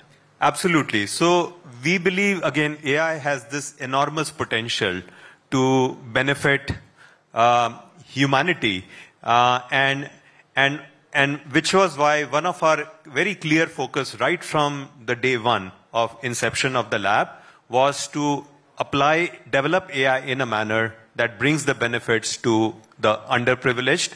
So when we started the lab, we in fact organized workshops where we invited dozens of nonprofits and academic groups to come together and start identifying problems that they were grappling with. And we initially funded 6 of those efforts, and in the following year, another 30 efforts. It has already led to some very, very significant impactful work. One example would be our work with a nonprofit called Arman, which runs these programs to improve the health of expecting mothers and their babies within the first year of their lives. They found that these helpful tips that they deliver during every week of the pregnancy and during the first year of the child's life results in measurable improvements in outcomes both for these mothers as well as their babies. And yet, so many of these mothers end up dropping out of that program. So they posed this problem to us: can you use AI to help us predict who are at the risk of dropping out? And with the very few human volunteers that we have, because we have thousands and in fact now lakhs of women enrolled in the program at any given point in time, with the few human volunteers, who are the most important women that they should reach out to keep them engaged? And this AI model has actually been deployed in production, and it's already we have conducted rigorous studies that show the benefits of this model in keeping these mothers engaged, and which is leading to improved outcomes for themselves as their babies. One of the other things that has come through the day at the Tech Today Congress is also in parts to do with the policy environment, the need for regulation, and a lot of work and progress that has happened in this regard. But I also want you to reflect on the topic of artificial intelligence. What are your views really as far as artificial intelligence is concerned? There are, at one end, it is the technology that can drive rapid transformation. At the other end, there is a section of people who are saying we need a regulation. There are also fears in the Indian context that it may lead to some sort of problems. What do you have to say on that? Look, AI has huge potential for sure, right? And it has been there for many years now. So many different solutions we have seen which have a part of the solution is AI, right? AI, machine learning. The way AI has progressed and the applications which have come up recently has thrown a lot of serious concern about what would be the future of AI, what would be the future of humanity, how social concerns and technology should play out. These are concerns which the whole world is today debating. We certainly will have to put some boundary conditions and some regulatory guardrails for AI. And this every society in the world is looking at. In our government's view, we have always promoted innovation. We have always focused on using technology for the good of the people. So we will like to create a balance where the power of the technology can be put into good use, while the harm that can come from this technology can be controlled. That's the approach we will follow. Digital India, also digital, the footprint has a societal impact. Now that brings me to the topic which is being hotly discussed now, that of the impact of AI. Now you have been a public votary and you have said that AI is a good thing. It increases productivity. It will not really take away jobs. But a recent Microsoft survey also says that a huge majority of Indians actually fear for loss of jobs. That is one part of it, sir. The other point is about the whole impact on society itself, of AI, generative AI going haywire, going rogue. And that's a concern which even the people who have actually come up with ChatGPT, like Sam Altman and the others, have actually talked about having guardrails or some kind of regulation. There has been a whole number of people signing, asking for a halt to that. How do you see this vis-a-vis the whole productivity aspect versus the impact on society itself? Well, I have said this many times. As long as we use any technology in an assistive manner, and in particular AI in an assistive manner, then we will all become better and better. Now, how can we use AI in an assistive manner? There are so many ways. For example, you can build expert systems. You can improve productivity in a corporation. You can improve your own work productivity. You can help AI diagnose new diseases. You can help AI help us in conducting complicated surgeries using robots and all that. So there are many areas, agriculture too. For example, in India, I would like to use AI in food and in agriculture first, because we are short of water. So if AI can help us in growing food with minimal agriculture. Second, we also have floods. If we can leverage AI in managing floods and also in reducing damage to agriculture, I think our country will be very, very useful. There are many others, it's just not that. But what happens to India is that India is a follower in technology. By and large, I don't think there is any technology that we have invented, right?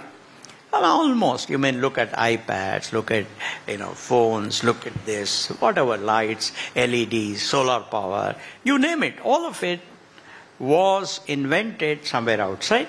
But our education system has made us capable of using those inventions to make our lives better. That's good. There is nothing wrong with that. UPI is a good example of that. The payment system, UPI, of taking it forward. And well, there are two things that I'm very happy in India.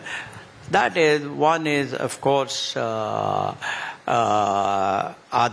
which Nandan headed.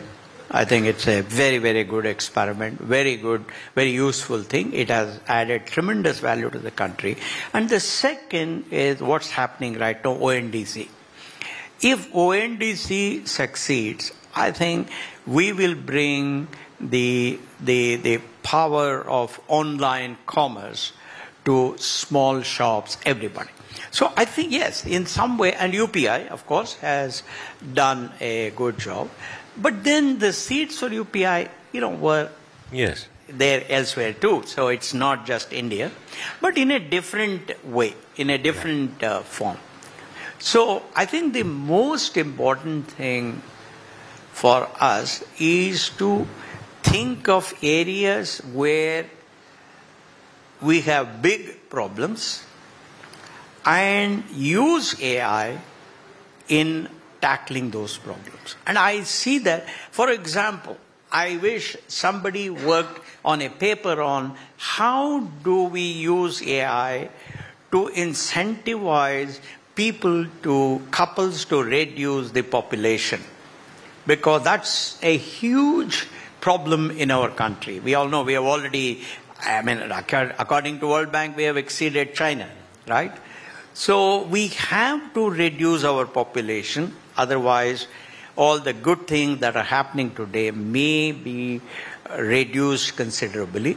So use AI in population reduction, use AI in improving agricultural productivity, use AI in making sure that our water resources can be utilized better, use AI in reducing pollution in the air, etc. So there are many, many problems which are unique to us. And if we used these technologies to solve those problems, I believe we will be a better country. I don't think, we need to use it in autonomous cars. I don't think we need autonomous cars in India. Anyway, they may not work. But I think just because it is used in San Francisco today, we say, no, we'll bring autonomous cars here. That cannot be our priority. Maybe some people may want to use it. That's up to them. But I would focus AI on improving public governance, reducing corruption, in improving water availability, in improving agricultural productivity, etc., etc. But Mr. Murthy, are you also in favor of at least a pause, like many of the global thinkers, including the biggest entrepreneurs as well, are talking about, to assess these very instances of how you can make them productive, AI productive, rather than make a deep negative societal impact. Assess it and then go to the next level of AI. Well, I am now 77, therefore I should be consigned to the dustbin. But I'm pretty old, so this is not the age when I should be doing that. There are a lot of intelligent people in India, in our IIMs, IITs, IISc, many institutions, and there are also thinkers here from Business Today itself. You produce such wonderful articles. For me, there is so much data in your articles, so deep. So I just have saved so many of your articles. Thank you, unbelievable. Thank you. So what I'm saying is that the deep thinkers of our society, all of you that I mentioned, should say, what are the 10 grand challenges for India? And how can we use AI, machine learning, big data, etc., and other technologies, so that we can make our lives better.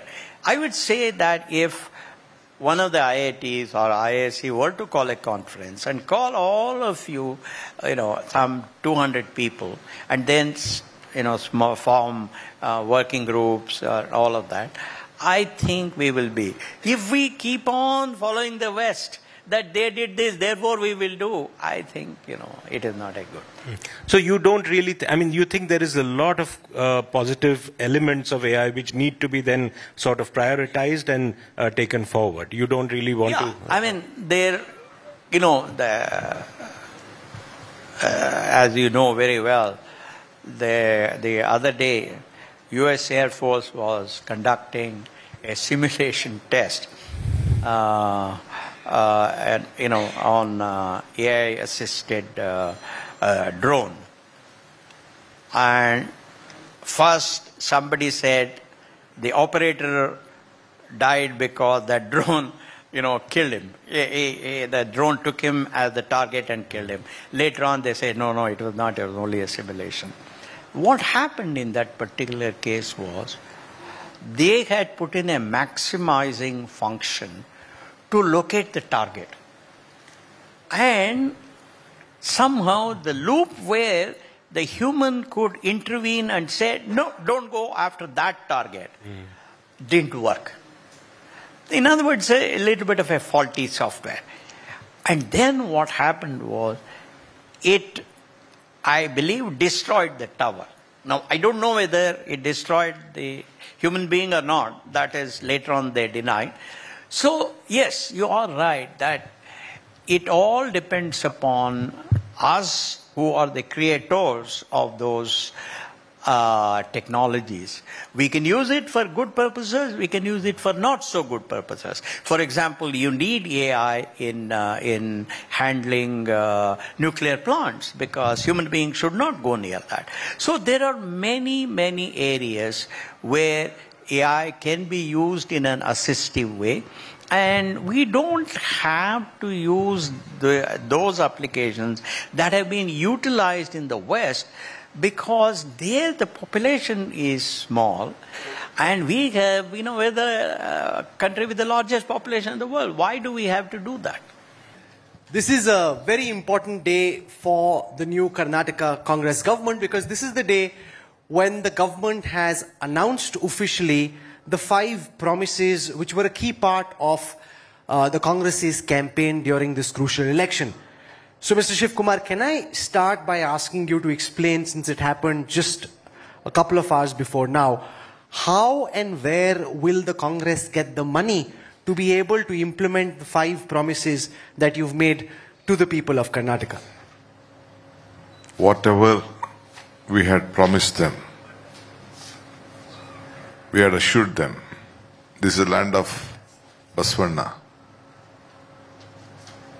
whose preachings are, whatever you speak, you have to honor it. That is the commitment we place before the people of Karnataka. I am a president of this party from past 3 years and nada. In a difficult times, Srimati Sonia Gandhi appointed me as the president. COVID had just started. From that day till today, I have not slept or made my party cadres sleep. We had to do our job. Rajan, it's interesting, we're talking about what Sai's been doing with MPL and what Sean's now doing with the host of titles that Craft on India. But when we talk about indigenous game development, make in India for games, where do you think we at this point are lacking? Why can't we have an iconic title like maybe a God of War or an Uncharted coming out of an Indian gaming studio at this point, Rajan? No, thanks, Ayush, and pleasure to be here with you. And I think it's a very relevant question. You know, the fact that Sean is sitting here and so many others are looking at India as a market is because they believe that the future is here. I mean, the growth in the number of gamers, you know, we have about 420 million gamers, as I was mentioning. The fact that 1 in 10 people in the world is an Indian under the age of 25, which is, you know, the large category of gamers. I think it's only a matter of time before we see that happen. And I think the entire premise of Jet Synthesis was built exactly on that same fundamental that, you know, there will be a time when Indian studios will create titles and also engage global gamers around subjects that are relevant not only to India but even to the world. So for us, we've been able to do that with cricket. You know, in simulated cricket, we have a 65% global market share. We've been able to create a platform that is now getting people to play cricket, even though they don't understand how to play cricket in the real world. You know, we did an India-US thing where one of the undersecretaries at the White House was the guest, and the US team beat India. Said, finally, US beats India in cricket, but it was electronic cricket, right? So the way you can take Indianness to the world could be through localized content here, but at the same time, we work with many large partners, including Crafton and others, to create markets in India, to see how we can build markets together in global countries. Because, say, Japan, India, for example, can be a very strong force, or Korea, India, for many other countries in the world too. So I think it is the time for India. I think what we really need is commitment to building better talent. I think, you know, we are too late to the game. You know, video game industry is a 50-year-old industry. And a large part of those who have created success globally are not sitting in India. And they're expensive talent. So we have to invest. We have to spend hundreds of millions of dollars to build those kind of titles rather than the tens of millions that studios are spending today. And I think that shift is beginning to happen.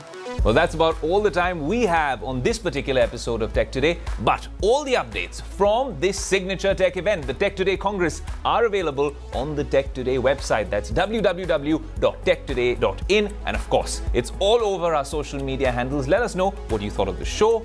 Also, what you made of this signature tech event, the Tech Today Congress, June 2nd in Bengaluru. I'm your host, Ayush Alabadi, saying thank you so much for watching this special episode. And we've loved putting it together. The team behind the camera at the event, the entire Business Today team, and our production team led by Ashish Tiwari as well. Thanks so much for watching. Until next week, adios. Ladies and gentlemen, thank you so much for being such a lovely audience. And we say it on the show, we're going to tweak it a little bit over here. Until next time, adios.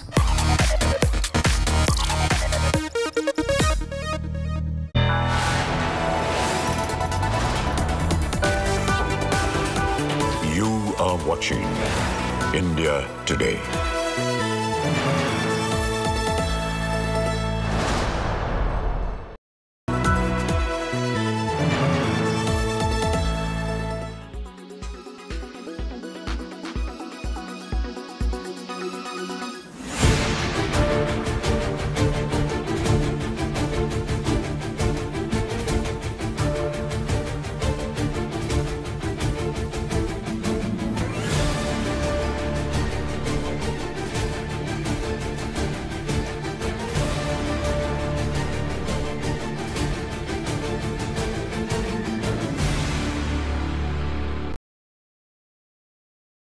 Weather forecast now. Delhi, maximum 39 and minimum 25 degrees. Mumbai, maximum 31 and minimum 29 degrees. Kolkata, maximum 41 and minimum 28 degrees. Bengaluru, maximum 31 and minimum 23 degrees. Chennai, maximum 36 and minimum 29 degrees. Hyderabad, maximum 39 and minimum 29 degrees.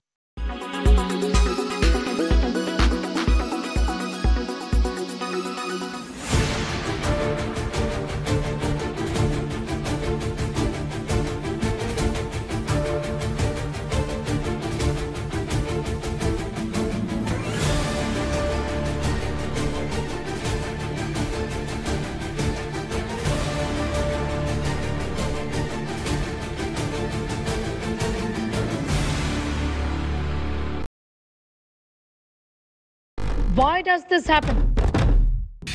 Let me tell you the science behind it.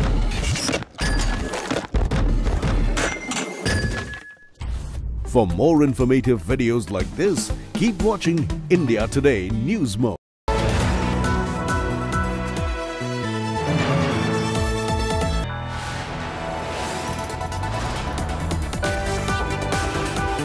You are watching India Today.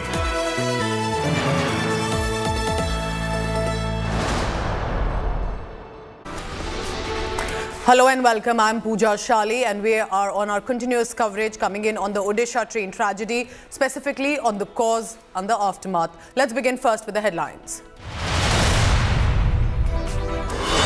The train tragedy death toll mounts to 275. The rail minister says accident was due to a change in the electronic interlocking.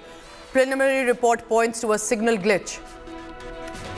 Root cause is itne दर्दनाक इतने भयानक accident का root cause already identify हो गया है. This is a big India Today exclusive news break. Official flagged off serious flaws in the signalling system back in February and it sought immediate action as well. Was the red flag ignored?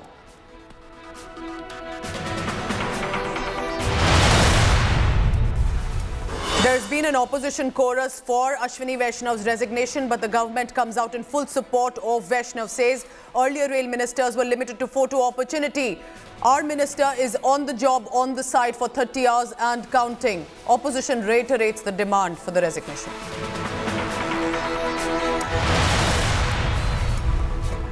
Restoration work is on in full swing. Railway minister is at the mishap site and 1,000 plus manpower has been engaged. Work will likely get over by Wednesday to normalize the functioning of the trains again.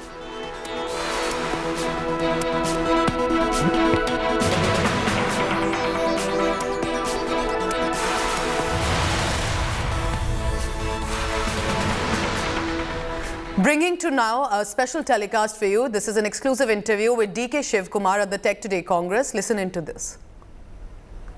Ladies and gentlemen, at the Tech Today Congress in Bengaluru, join me in welcoming to the stage the man who's responsible for the development of Bengaluru now, the Deputy Chief Minister of Karnataka and one of the key architects of a very famous Congress victory. Can we have a very warm round of applause as we welcome one of the stars of the Congress party, DK Shiv Kumar. Thank you very much, sir, and welcome. This is a very important day for the new Karnataka Congress government because this is the day when the government has announced officially the 5 promises which were a key part of the Congress's campaign during this crucial election. So, Mr. Shiv Kumar, can I start by asking you to explain, since it happened just a couple of hours before now, how and where will the Congress get the money to be able to implement the 5 promises that you've made to the people of Karnataka? Good evening, Rahul. Good evening to all of you. First, I would like to thank the people of Karnataka for imposing faith in us, trust in us, confidence in us. So they are given a mandate. Whatever we had promised them, we had assured them. This is the land of Basvarna, whose preachings are, whatever you speak, you have to honor it. That is the commitment we place before the people of Karnataka. I am a president of this party from past 3 years and nada. In a difficult times, Srimati Sonia Gandhi appointed me as the president. COVID had just started. From that day till today, I have not slept or made my party cadres sleep. We had to do our job. In the process, we could see a double-engine government, a strong, mighty government in the national level. And in the state level also, they had a government, they took about 18 MLAs, BJP, and they formed a government here. They had a great opportunity for developing Karnataka, having at the national and having at the state level. So they could not deliver they could not give a government with a good governance. As an opposition party, it was our bound duty to see that we expose every day incident where they were failed. It is our bound duty. In the process, we convinced what is needed. Every day there was a pickpocket going on to a common man. Price rise was the biggest hit. Government of India, BJP government, Modi ji promised that he is going to bring all the black money and give 15 lakh to every common man. He assured that there will be a Achhe Din and every income of a common man will be doubled. Every income of a farmer will be doubled. These are the main important promises, and employment. About 2 crore employment every year will be done. We try to communicate to the people. These are the promises. Did you have Achhe Din? Did you have 15 lakh rupees? Did your income doubled? What you have got from this double engine government? Ultimately, people, they also have a basic common sense. Ultimately, they saw to it that yes, we are here to look upon. So we asked them, give us a chance. There was a fracture mandate. There was a fracture mandate in Karnataka. That mandate could not help them. Ultimately, it was a coalition government running there. Janata Dal people was there, Congress people was there, BJP people was there, and BJP leaders became sideline. All people who built BJP were not running the shots. Janata Dal, who came from Janata Dal, Mr. Bommai was the chief minister. Only a leader will be accepted then when a leader himself, for example, when Krishna was there, Mr. Devagowda was there, he became the chief minister with this mandate. Ramakrishna Hegde became the chief minister with this mandate. Virendra Patil became the chief minister with this mandate. Mr. Yedurappa became a chief minister with 104, 1010 with his mandate. Siddaramaiah became the chief minister with his mandate. But it was not the question of Mr. Bommai. Bommai's mandate was not there. Ultimately, his leadership could not prove that what he can do. See, one thing I always tell that a single man with courage makes a majority. When is that? When he has a majority under his leadership. That was not able to perform in the BJP regime. So I don't want to go on corruption. I don't want to go on issues. Everything has been settled. That's in the past. That is in the past. Now the question, now you are in power. You are the big man, the deputy chief minister of Karnataka, the man in charge for Bengaluru's development. And as we sit in Bengaluru, everyone sitting here would like to know what is your vision, because this is a city in particular with a massive infrastructure problem. Traffic jams, potholes, inundation after flooding. Do you want to lay out what are your key tangible takeaways that you'd like to get done with some speed and energy? I agree with you. With a lot of passion, I have taken this job, Bangalore development. I studied here. Though I am representing a rural constituency, I studied in Bangalore. I am a product of National Public School, NPS. I know the civic problems of problem. In Krishna government, I was the urban development minister. For 2.5 years, I was the urban development minister. When this metro was there, when the Bangalore Airport Authority started, I was the chairman of the planning authority. I was the chairman of the BMICP. All that things happened. But today, I know the world is looking at Bangalore. Atal Bihari Vajpayee had come to Bangalore once on the foundation laying of Bangalore. By that time, last 4-5 months, world leaders, Japan Prime Minister, China Prime Minister, Poland Prime Minister, and various other Prime Minister flew to Bangalore instead of going to Delhi. Then he said, the time has come. Earlier, the world leaders used to come to Delhi. Then they used to choose whether to go to Chennai, Mumbai, Bangalore, Hyderabad, or so on. Now it is not the same. The world leaders are coming first to Bangalore, then they are coming to Delhi. Not because the Congress party government was there. Karnataka itself has a very big strength. The human resources, the weather, the culture, and especially the knowledge capital. The health. We have about 60 medical colleges in the state. Example of average 200 in every colleges. How many numbers of doctors we produce? There are 240 engineering colleges. How many engineers we produce?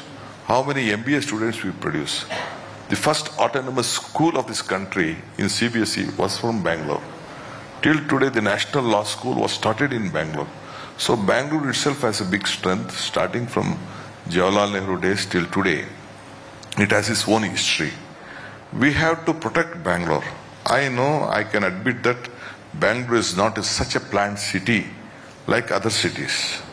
Some cities are still well planned in the country, like New Delhi, some parts of Mumbai, some parts of Chandigarh, Punjab, and they have been well planned city. But Bangalore is not a planned city. We can't extend our roads. Today, due to the new economy policy, new financial setup, anyone can, today morning you can decide to have a vehicle. When I wanted to have a scooter, about the 5,000 to 10,000 rupees, I had to find difficult in my college days. I had to bring one for my mortgage. I want someone to support me and all these things. Now that is not the case. Anyone can have a car within 24 hours. You can swipe a card and take a car within 24 hours. But the roads are same. Roads can't be extended. What will you do? That is the problem. That is the biggest challenge now. Same vehicles every day, more than 10,000 vehicles, new vehicles have been registered in Bangalore. Every day, everyone wants to settle in Bangalore. The population of Bangalore is 1.4 crores now. People are coming to Bangalore. Why they are coming? They are coming for employment. They are coming for education. They see that this weather is so good, culture, cosmopolitan, and I think they feel that they can, any language can be adjusted in Bangalore. So it has lot of attraction. The weather itself, it is always an air-conditioned city except 1 month. The entire city is air-conditioned except 1 month. This others knows the value of Bangalore. Today, I agree that there is a traffic problem. I agree that there are a lot of issues. How will you solve it? Overnight, I can't do it. Overnight, it is not possible. Anyone can't do it. Anyone not do. That is why I am just looking at how to sort out this problem. When rains come, earlier, it is not the days of Kempegowda days or the Kengal Hanumantiya days or Krishna days. It is not like that. It has lot of problems. So I am just working out. First, I am just meeting all my legislators, Bangalore city legislators, parliament members. I will meet them. I will ask their opinion. At the same time, all these tycoons of Bangalore are sitting with me. Their voice also should be my voice. The common man voice should be my voice. The stakeholders should be there because I believe not only with the employee, I believe with the employer. They create more jobs. They give jobs. They are the part of the system. Government can give only 2.5 lakh, 3 lakh, 4 lakh jobs. But they give crores of jobs in this state, in any sector, in the private sector. We have to see that they are safe. They are happy. They are comfortable. Their time should not be wasted. Almost 3 hours they are spending their time on their travel. This is what I am looking at. I am experiencing it. I know. I have said already on record in your TV, or I don't know. By birth, I am an agriculturist. By profession, I am a businessman. By choice, I am an educationist. By passion, I am a politician. But again, as a passion, I have taken the odd job of developing Bangalore. Because you've got some josh, you've got some energy, you've got some passion. Hopefully you can bring that to the development of the city. See, I need people to help us. How can people help? And in any case, if you have a question you'd like to ask DK Shiv Kumar, think about it. In a while, I'll give a couple of people an opportunity. They have more brains than us. I agree with that. We will be occupied with a lot of things. They can give good suggestions. They can deliver. See, earlier, when Krishnaji was the chief minister here, J.H. Patel had given an opportunity to do monorail here. Then I fought in the cabinet. Ultimately, he set up a committee and asked me to take that committee outside the world. Ultimately, we came to Bangalore. We came to Delhi. One Mr. Sridharan was there. After seeing all over the 10 countries of the world, we saw Delhi Metro. That suited us. Mr. Anant Kumar was there. He was the union minister at that point of time. Atal Bihari was the chief minister. When I saw them, I presented that paper to Krishnaji. Immediately, Krishnaji also agreed and he presented the same note to Mr.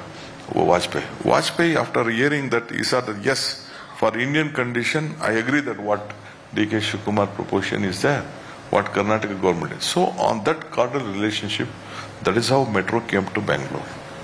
Now today also we have to work together. I don't want to go vindictive politics. Whether it may be a BJP government there, either it may be a Tamil Nadu government, either be a Telangana there. I don't want to do any vindictive politics. We don't want. We want to have a larger scale. We want Karnataka should be peace. People should come here, invest here, create more jobs. Now on traffic issues, which the important issue is raising, I want to ask them the session. There are only 2-3 aspects here. Either we'd go on a flyover, or we'd go on a tube. Number third is periphery ring roads, which avoids traffic come to the Bangalore. Only 3 options which I have learnt. So I am calling all the stakeholders, seeking them, how we can see that.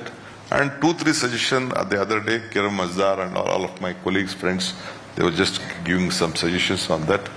At the time of the peak hour, how this traffic one-way problem has to be. I will have to place this before some of my colleagues, and I wanted to form a committee, seek their advice, like how people have come here. Then we will take a call. No, a collective BJP MP from South Bengaluru, Tejasvi Surya, is sitting here, and I was traveling with him during the election campaign.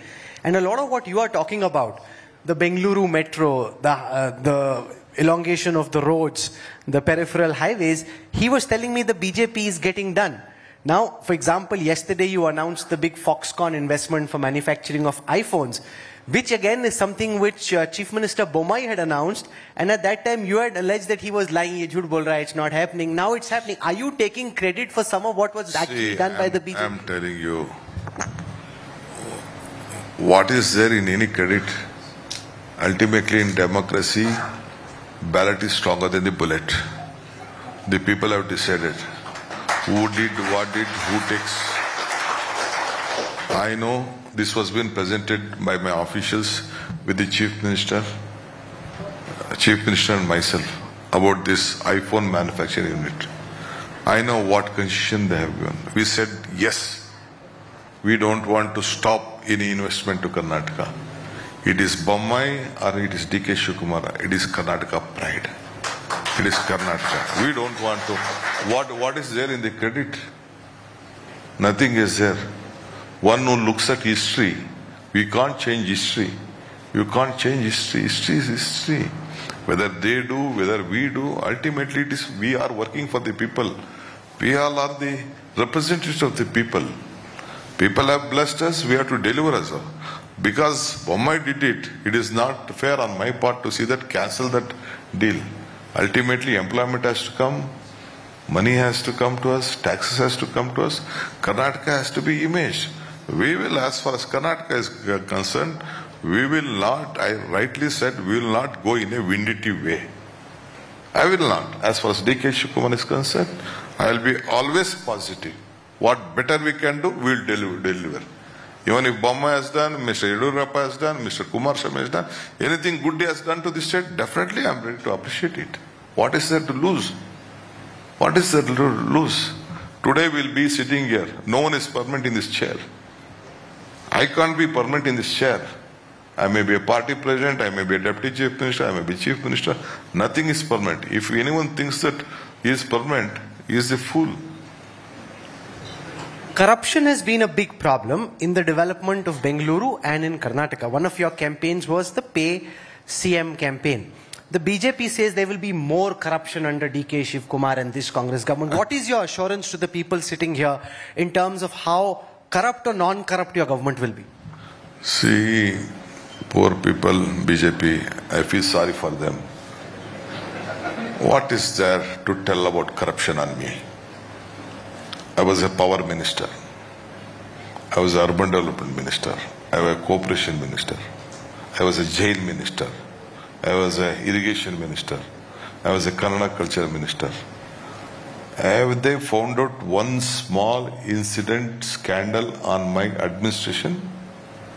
One commission whether they have formed? One case they have filed on me?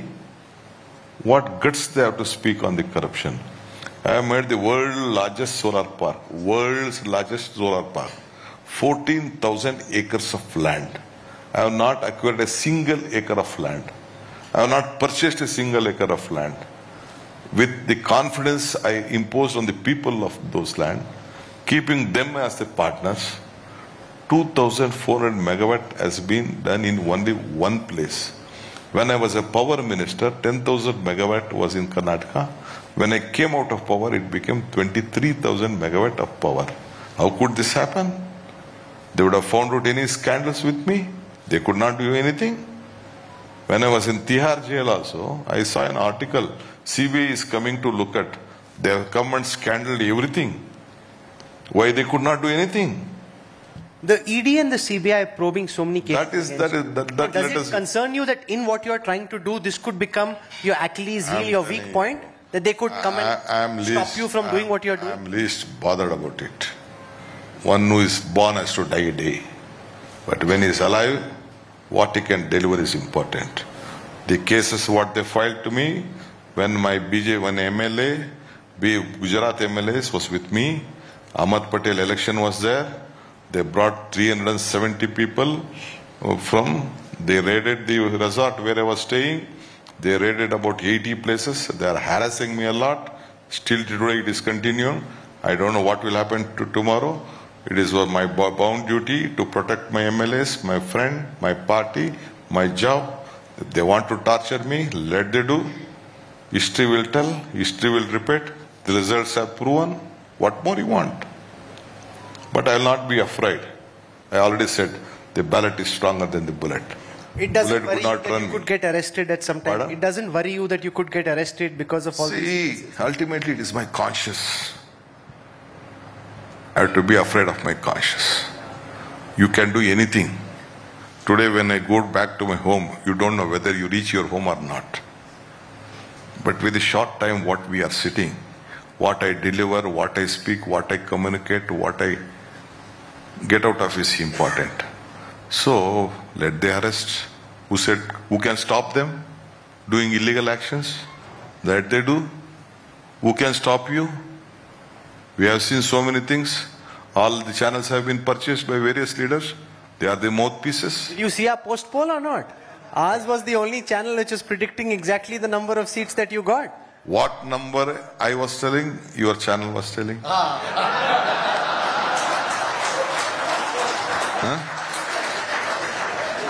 So what you are telling, what your channel was telling, it has proved right. It has proved right. Ultimately, I am telling you, I always said, history can't be changed. There is you can't change history. So the factual things can't be. You can little bit, you can make a cosmetic change. When I sit here, you can put some coloring that this can be done. Ultimately, your identity will remain. Rahul identity cannot be remain. You can change your coat, you change your dress, you can put some hairstyle, change something. But more or less, it can't be changed. Sir, thank you very much for joining us. We really appreciate this. You've dodged I could have answered your my 5 guarantees. You didn't tell us, yes. I didn't tell you 5 guarantees. I said it is Congress guarantee. It is the word which we gave to the people of Karnataka. We have promised, we have delivered. It is for a common man.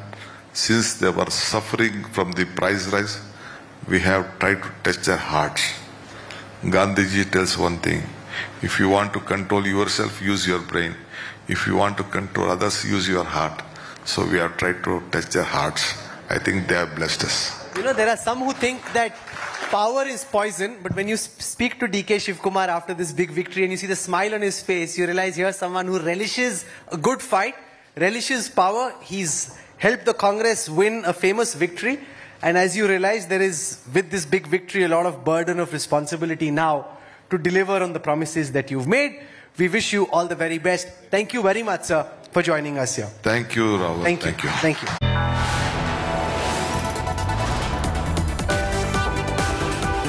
You are watching India Today.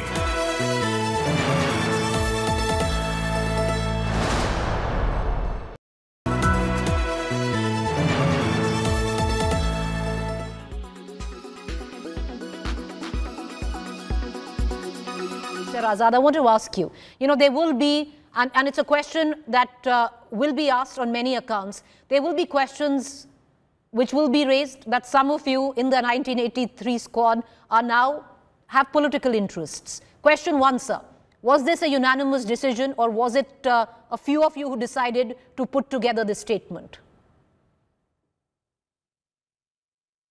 Yes, it was. The draft was put up. First, we all talked about it. We were all very much perturbed because we have a WhatsApp group and we were discussing on it. And I was, on occasions, commenting on it or through my social media and other things. Then a draft was made by the team, by Sunil Gavaskar and me. And then after that draft came out, everybody approved, and then we put it on the media, gave it to the news agencies. So it's a complete team. The full team supports this. Mr. Azad, one would suggest that in the team, you've been very vocal, but you're also politically active. But the likes of Mr. Sunil Gavaskar, usually very, very neutral and very, very muted. Many would suggest it's a brave, commendable move of all of you to come together, especially the likes of Mr. Gavaskar, who's always been a lot more diplomatic.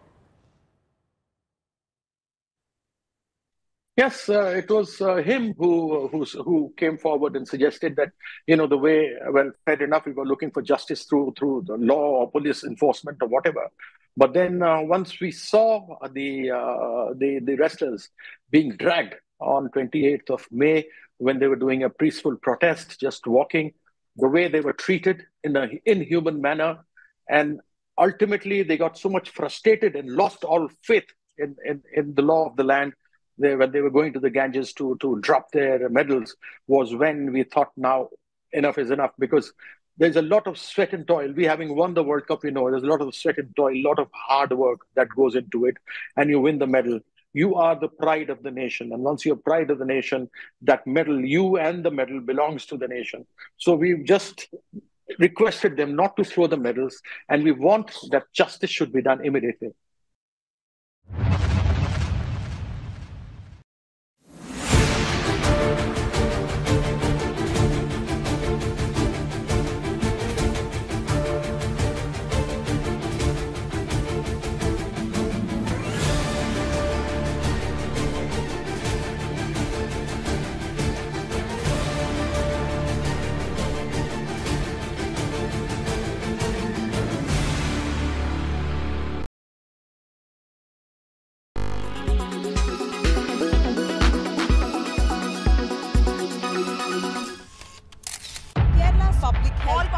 Traveling from different parts. Armed with facts, Looking at political background. she takes the news by its horns. Do you think the future of these students are not hampered?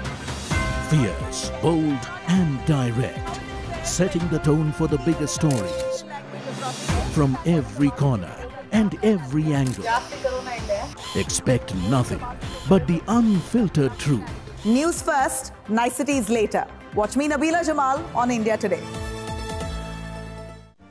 Make your media plan smarter with India Today Live TV on your connected devices. Amplify your brand with 100 million smart internet viewers. To advertise, mail us at sales@aajtak.com. Why does this happen? Let me tell you the science behind it.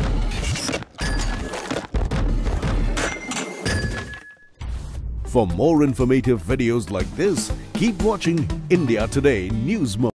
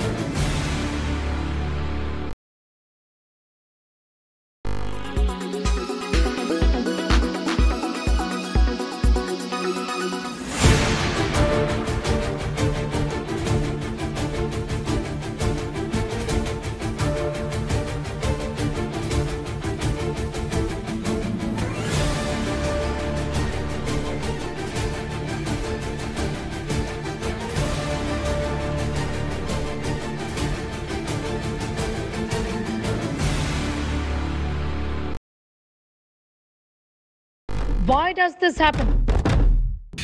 Let me tell you the science behind it.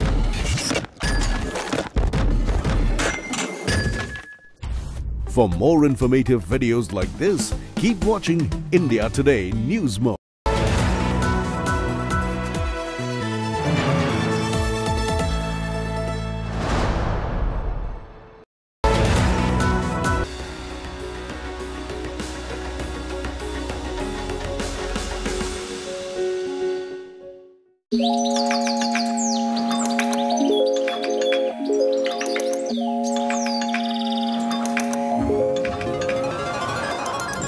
It's summertime, the sun is bright, time to soak in the golden rays of the sun and enjoy the summers to its full glory. Unfortunately, summertime is also the time when certain health issues crop up, and that's the reason why over the next couple of weeks or so, Health 360 is going to give you an idea on how to deal with problems, health concerns during summers. We are, in fact, putting together a 3-part series, and this is the first part of our series. I'm Sneha Mordani, this is Health 360, and it is summertime.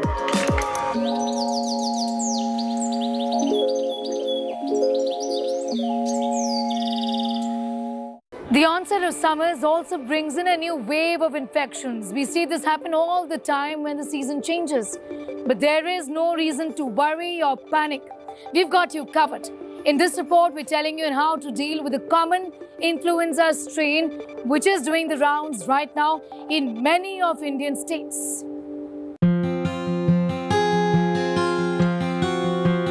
Cold, fever, cases of viral fever increasing in India.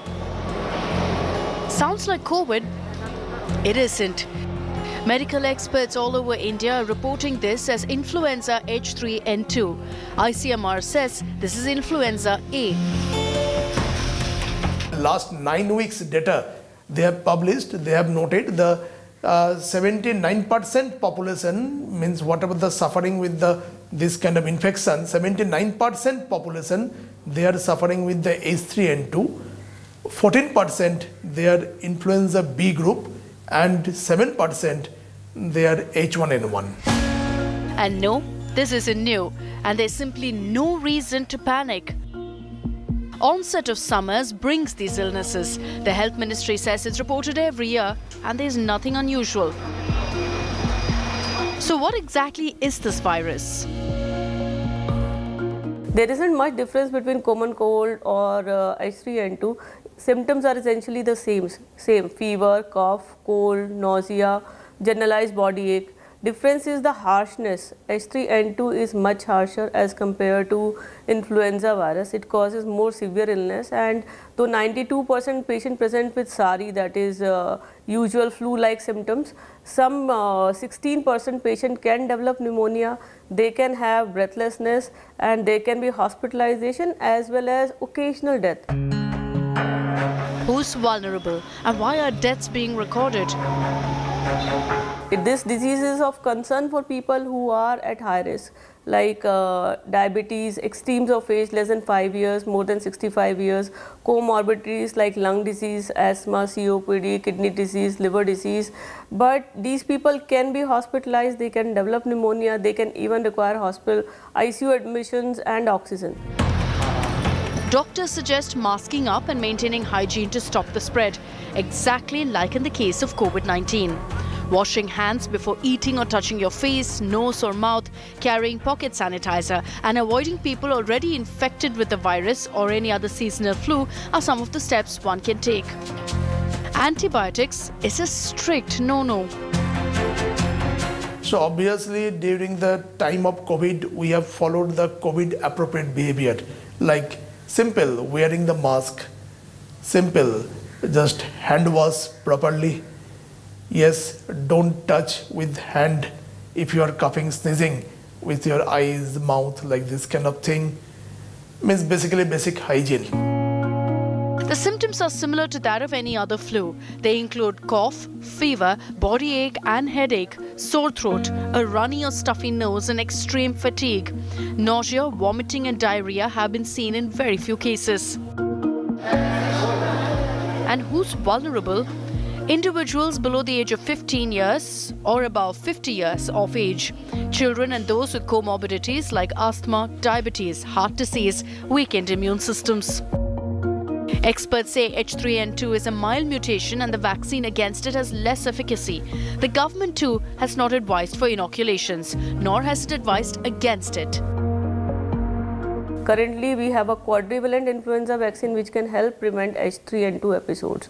So this is of prime importance, specifically people who are at higher risk, specifically who are above 65 years of age, diabetic, have some chronic illness. What's clear is that basic precautions will go a long way in helping keeping these infections at bay. How much water is good enough?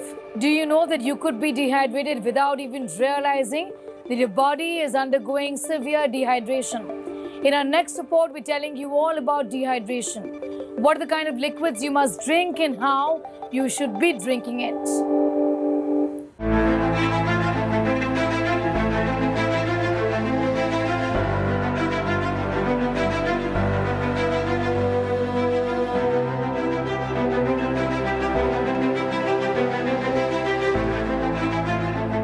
It's bright outside and summers have kicked in. Take a pause. But wait. Do you feel tired mid-afternoon? Does your mouth feel dry?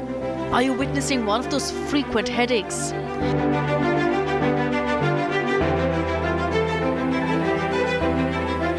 To answer these questions, maybe you haven't had enough water for the day.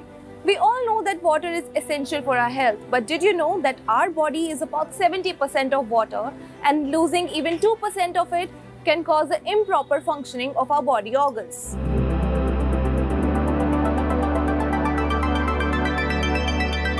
Dehydration is a typical summer illness caused by hot and humid weather. It occurs when there's a mismatch and the amount of water leaving the body is higher than the amount being taken in.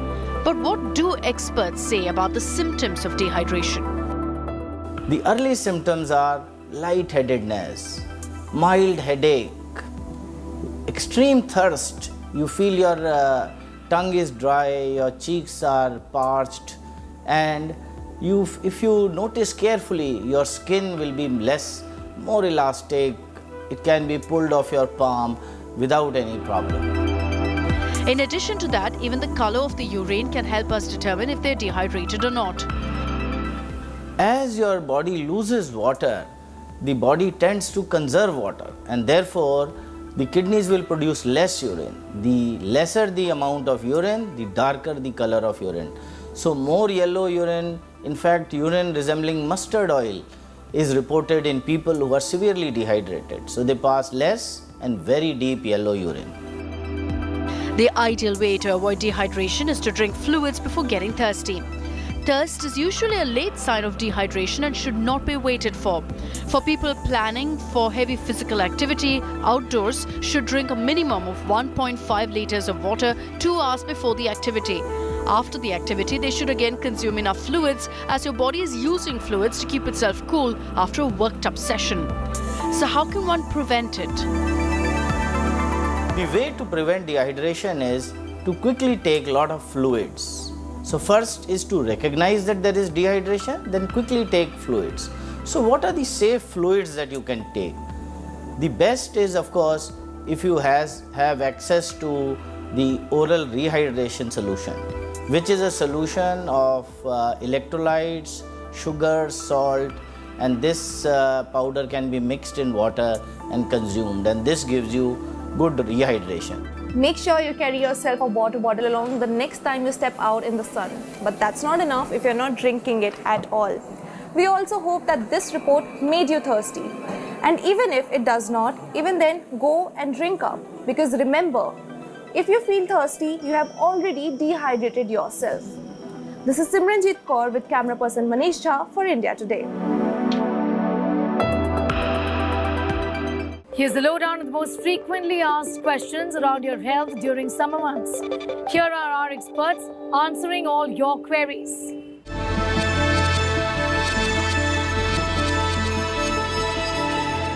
So we begin by asking our experts on what to do when there are allergies and skin rashes during summers.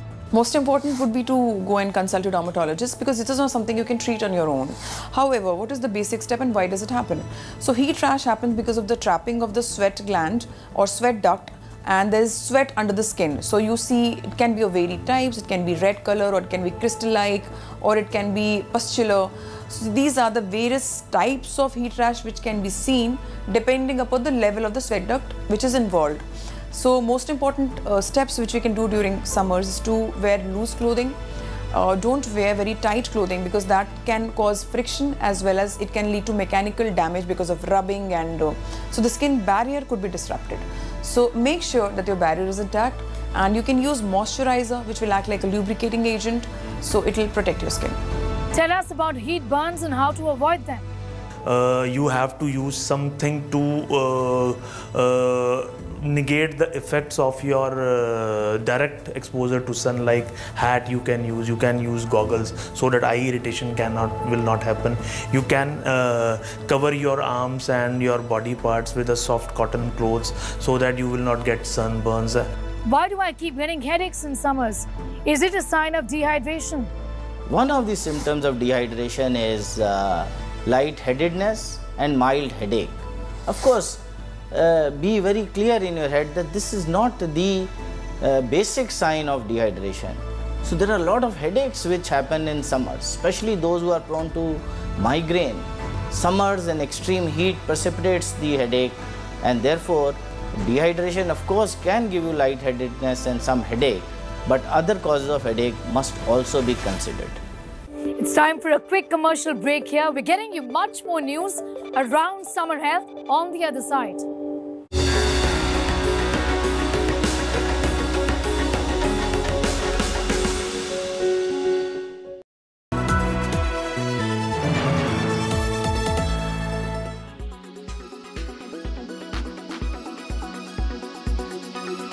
Air quality today. In Delhi, 334. In Mumbai, 49. In Kolkata, 85. In Bengaluru, 57. In Chennai, 85. In Hyderabad, 51.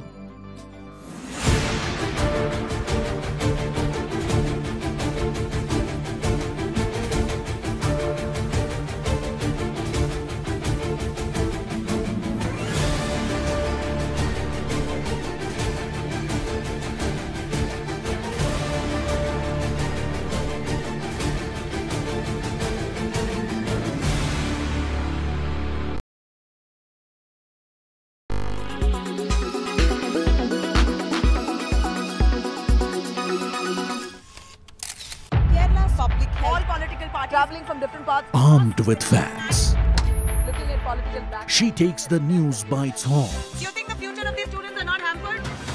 Fierce, bold and direct, setting the tone for the biggest stories. From every corner and every angle.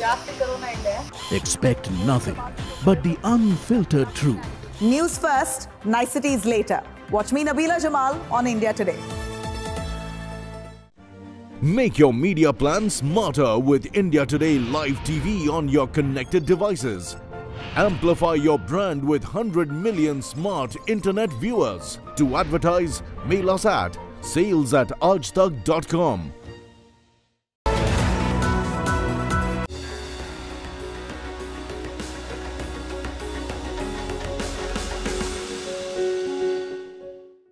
The hot weather also means that your body is put under constant stress.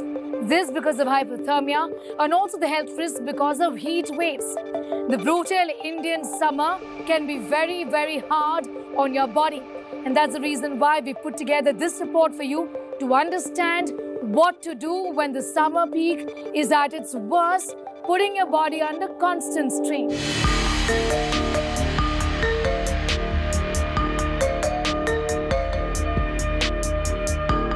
There are various reasons for hypothermia. One of them is extreme summers.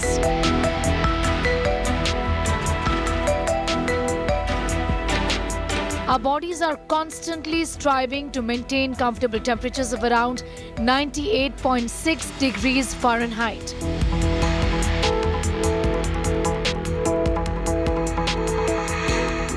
Hypothermia occurs when our body temperatures soar up. Excessive body heat causes excessive sweating, uneasiness, irritation in many people. This is common in peak Indian summers. When one goes out and the external temperature is very high, body tries to compensate in the temperature and will try that to maintain its own core body temperature. But if you are continuously in a high temperature, then that temperature regulation fails and the body temperature rises. At times there may be sweating to keep the body temperature normal.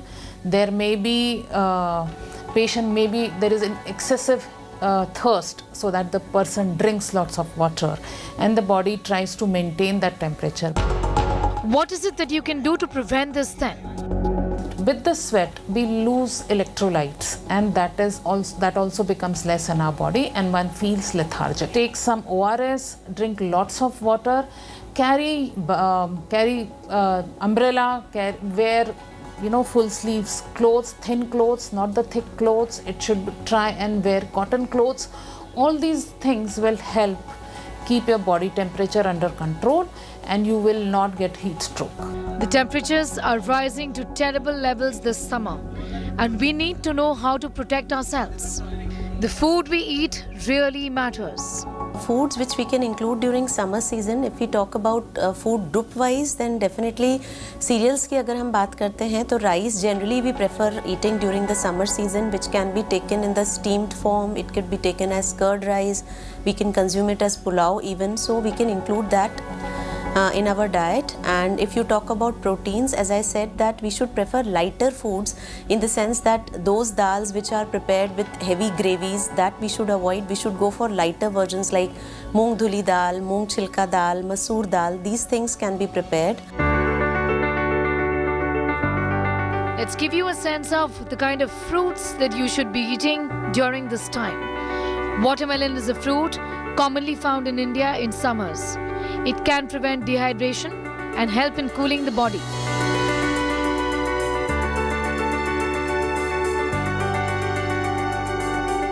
Cucumbers contain a high amount of water. High in fiber, it can help relieve constipation. It's a fantastic summer companion.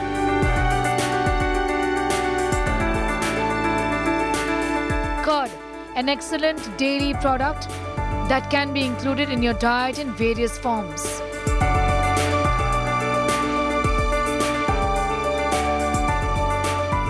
Citrus fruits, rich in vitamin C and help in hydration.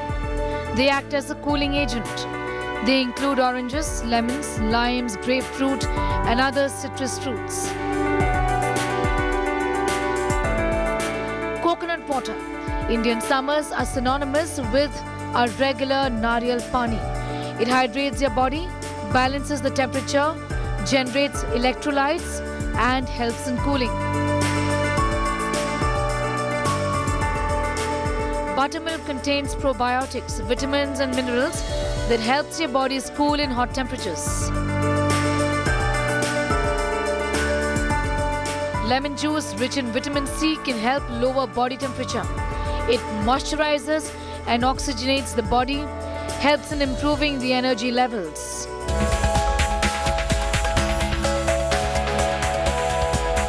Heat waves create ideal conditions for hypothermia.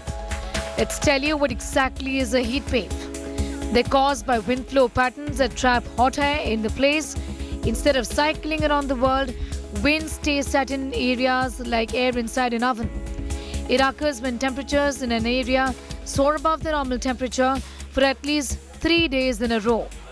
So heat waves are the temperature changes that occurs because of the environmental changes, and as we know, a lot of trees are getting cut and there are so many environmental damages which are occurring and there is global warming. So as the years are going by, the heat waves are increasing. Heat waves are something which has to be taken on a geopolitical levels to be controlled, because we have to take care of nature in that. But if there are warnings of the heat wave, one can be careful. While it is generally advised that one should not step out between 10 a.m. to 5 p.m. during heat wave conditions, what can those people do who simply have to step out? Colors play a major role during all seasons on the earth, but maximum role is played when the sun beats the pulp out of us. To stay stylish in summer color clothes and to beat the heat, wear white or light colored clothes, preferably cotton or linen, which are airy and breezy, because it absorbs very little sun's heat and keeps our body cool. So before you step out in the sun next time, remember to wear light and airy clothes. With video journalist Vinod Kumar, this is Lavanya Rotila for India Today. Your skin and your hair. That's where the most adverse impact of the grueling summers really is seen. So what really is transition care from winters to summers? Why should you not be using the same products for your hair and skin during summers when you use them in winters? We tell you all about your skin and hair care routine in our next report.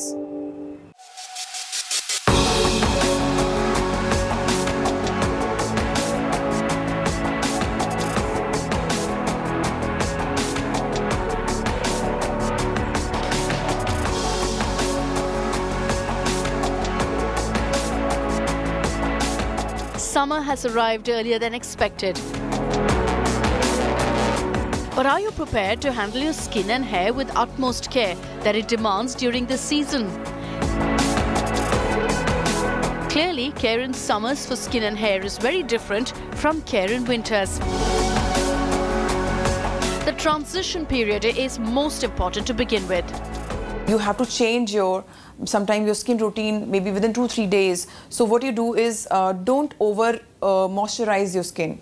Sometimes over moisturization with the creamy and thick layer can actually give you a lot of acne, and your sunscreen needs also to be changed, because you don't need to wear a sunscreen which is very thick now, because too thick a sunscreen can also cause several damage to your skin. So use a sunscreen which is right for your skin type. Now many of you can have a dry skin or oily skin or mixed type of skin. So choose a sunscreen right, research about your skin and go to a dermatologist. First, let's talk about the mistakes that people tend to make. We often neglect our hair. Since we can't apply sunscreen to our hair, it's essential to cover the hair as much as possible to prevent direct contact with the scalp and keep harmful UV rays away.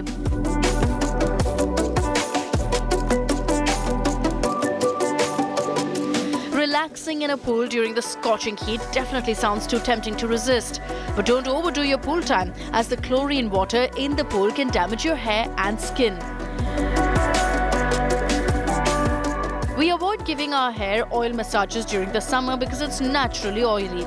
But regular oil massages are necessary for your hair to increase blood flow, clear away debris and exfoliate the hair follicles. So hair and skin care, oiling your hair during summer would be great, not too much, but once in 2 weeks or once a week can be great if your hair is very dry. Do not overindulge in coloring your hair or going for too much of hair dryer and blow drying or styling products. You can be a little gentle. Do not blow dry your hair, rather air dry your hair. Doctors also say a common mistake is to use the same hair and skin products throughout the year. So what is it we must do? Exfoliate. Summer tends to cover our skin cells with oil, which leads to acne and other skin issues. Therefore, exfoliating is especially important during this time. If you are a very big fan and you can hand layer on some toner which does not leave your face very dry, then that could be great to use. And in the night, what I also recommend is, sometime during summers you can use exfoliating agents. Now these exfoliating agents should not be used too much. Once a week would be great, and especially you should use the exfoliating agent which has gentle, small, soft beads. It should not be too harsh on your skin, because remember, it is causing a mechanical damage to your skin. So choose something which is very soft and gentle. Use sunscreen. One of the most crucial summer skincare steps is using sunscreen, which you shouldn't skip, because failing to do so will expose your skin to direct sunlight, which can result in pigmentation and tanning. Leaving a moisturizer behind. One of the biggest blunders in summer skincare routine is to skip using moisturizer because of how oily our skin gets in the summer. Using moisturizer is essential, and if your skin is overly oily, you can use oil-free moisturizer for smoother skin. Replace the face wash. You need lighter, renewing face washes that help maintain your pH balance during the summer, while moisturizing and nourishing face washes are needed in the winter. Use oil-free cleansers that don't remove your skin's natural oils if you have oily skin. Kshitija Gosavi for India Today. That brings us to the end of this edition of Health 360. We hope you enjoyed watching the show as much as we did, putting it together for you. Also, to tell our viewers that every Friday at 5 p.m, Health 360 is live on all of India Today's digital platforms. This means on Twitter, Instagram, Facebook and YouTube. The expert of the week is going to be joining in and taking your questions on a relevant health topic. For example, this time, we are certainly going to be talking about summer health. So you must connect at 5 p.m. on Fridays on any of these platforms and join us live, put in your questions as well. Do not forget to like, subscribe and share. Thank you so much for watching. Until next time, stay safe. Do take very good care of yourself.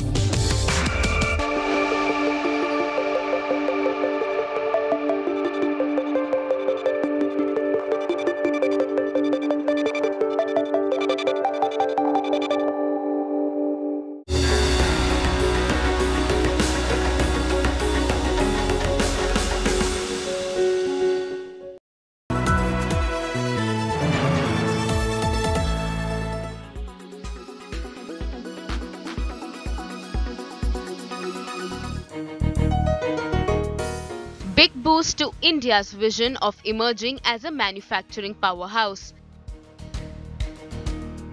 Taiwanese giant Foxconn will start manufacturing iPhones in Bengaluru by 2024.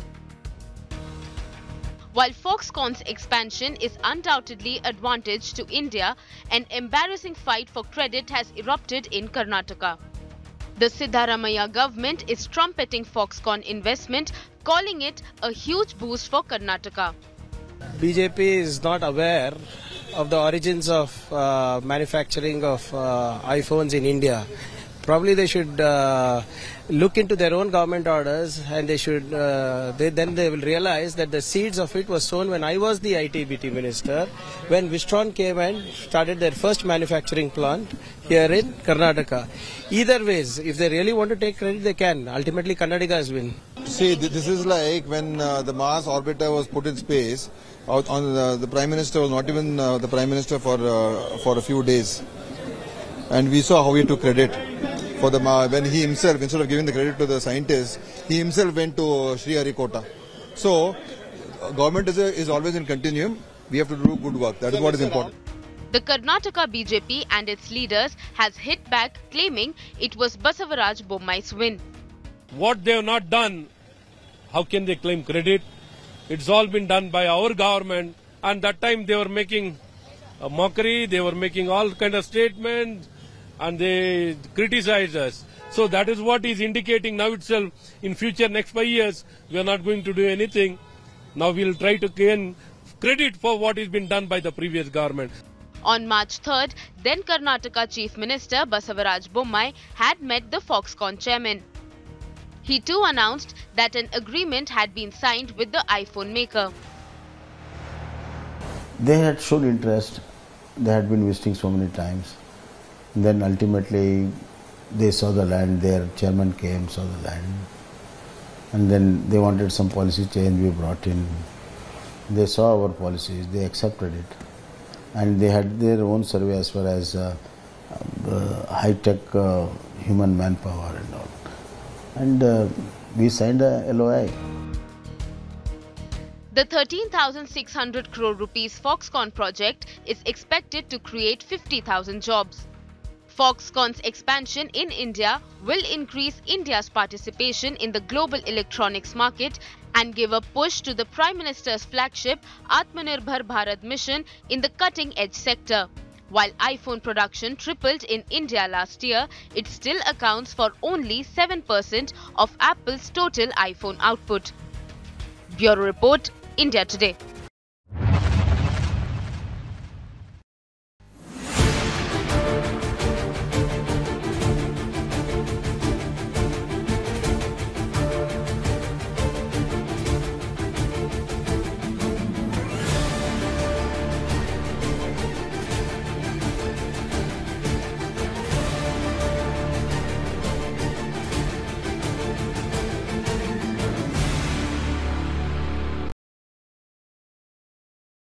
Weather forecast now. Delhi, maximum 39 and minimum 25 degrees. Mumbai, maximum 31 and minimum 29 degrees. Kolkata, maximum 41 and minimum 28 degrees. Bengaluru, maximum 31 and minimum 23 degrees. Chennai, maximum 36 and minimum 29 degrees. Hyderabad, maximum 39 and minimum 29 degrees.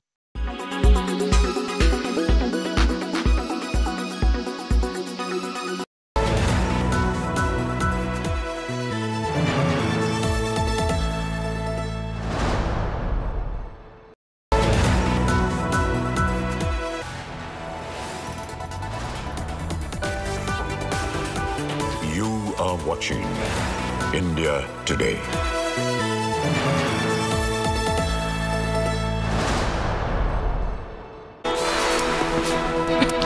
Very good evening and thank you for being with us here on India Today. I'm Chaiti Narula getting you all the top stories. Let's begin with the top headlines first. Train tragedy toll mounts to 275. Rail Mantri says accident due to change in electronic interlocking. Preliminary report points to signal glitch. Root cause इस इतने दर्दनाक इतने भयानक accident का root cause already identify हो गया है.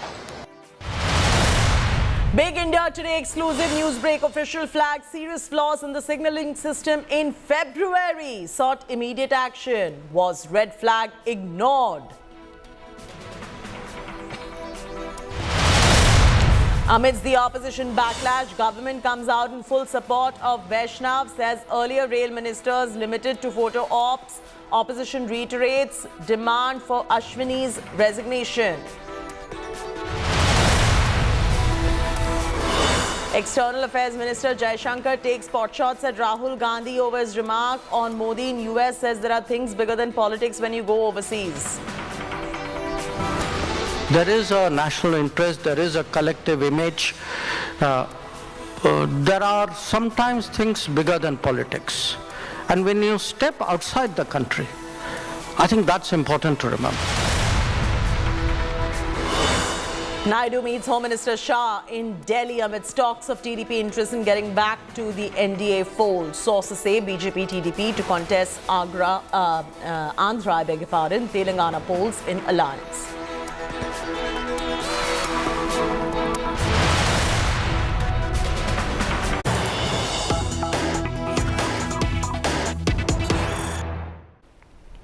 Breaking news coming in from Manipur. The Ministry of Home Affairs appoints 3-member judicial panel. This 3-member judicial panel is going to be probing Manipur violence. The panel consists of former Chief Justice of Guwahati High Court and 2 retired IAS officers. Latest coming in as far as Manipur violence and arson is concerned. The MHA has appointed the 3-member judicial panel to probe the violence that took place in Manipur. In fact, the panel consists of former Chief Justice of Guwahati High Court. It also consists of 2 retired IAS officers. You saw the violence and arson that took place in Manipur on your screens right now, just to encapsulate your memory on what happened right there in Manipur as well.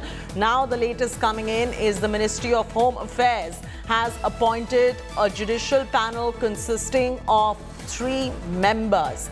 This 3-member panel, viewers, will be now investigating and further probing the Manipur violence, and this panel consists of the former Chief Justice of Guwahati High Court alongside 2 retired IAS officers as well.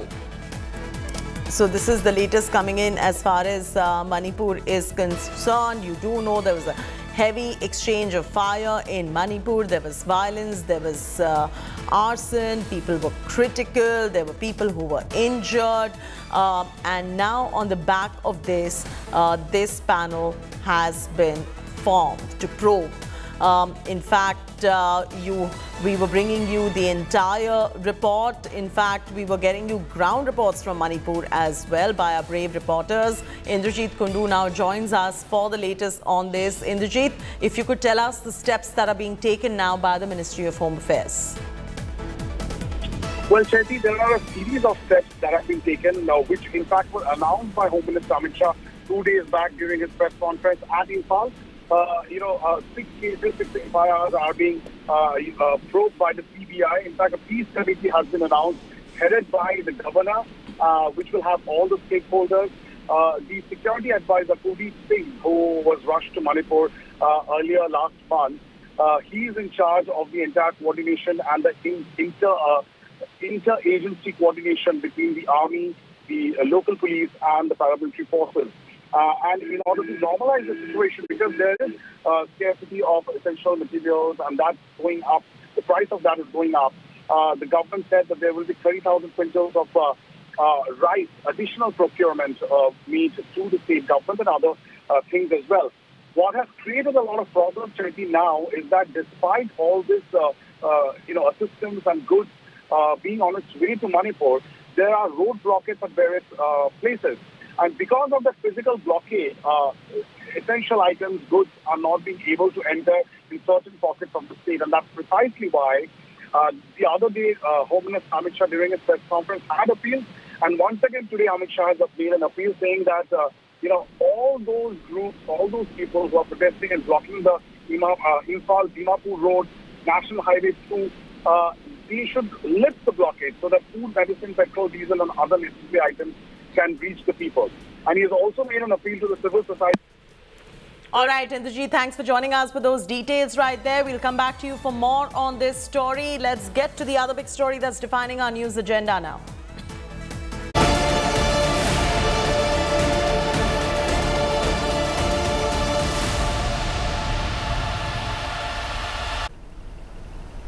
Here are some of the images defining the horrific train accident in Odisha's Balasore. Heart-wrenching visuals as families stood in long queues to identify their loved ones who lost their lives in one of the worst train disasters in the country's history. The dead bodies of the deceased are kept in cold storage and pictures are being displayed to help identify the body of the victims. After the deadly train accident at Odisha's Balasore, authorities have begun restoration work at the accident site. More than 1,000 workers are currently working at the site. 7 machines are being used to expedite the restoration work. Union Railway Minister Ashwini Vaishnav continues to be present at the accident site. The Union Minister took stock of the ongoing restoration work. The restoration work continued overnight to restore normalcy at the earliest. The death and destruction continue to haunt. Ambulances carrying unidentified bodies arrived at AIIMS Bhubaneswar. Remember, so far 275 people have lost their lives and 1,100 have suffered injuries in one of the worst railway disasters. Union Health Minister Mansukh Mandavia has reached Odisha's Bhubaneswar. The Health Minister will take stock of the medical assistance being provided to the survivors of train accident. Along with that, a team of expert doctors from AIIMS Delhi will also be visiting the accident site. And the latest coming in is that the death toll continues to mount in the deadly Balasore train crash. 275 dead and around 1,000 injured. Restoration work is ongoing at the train accident site with 1,000 plus manpower working tirelessly. Railway ministers informed the cause of the incident and the people responsible for it have been identified. He said that the accident happened due to a change in electronic interlocking.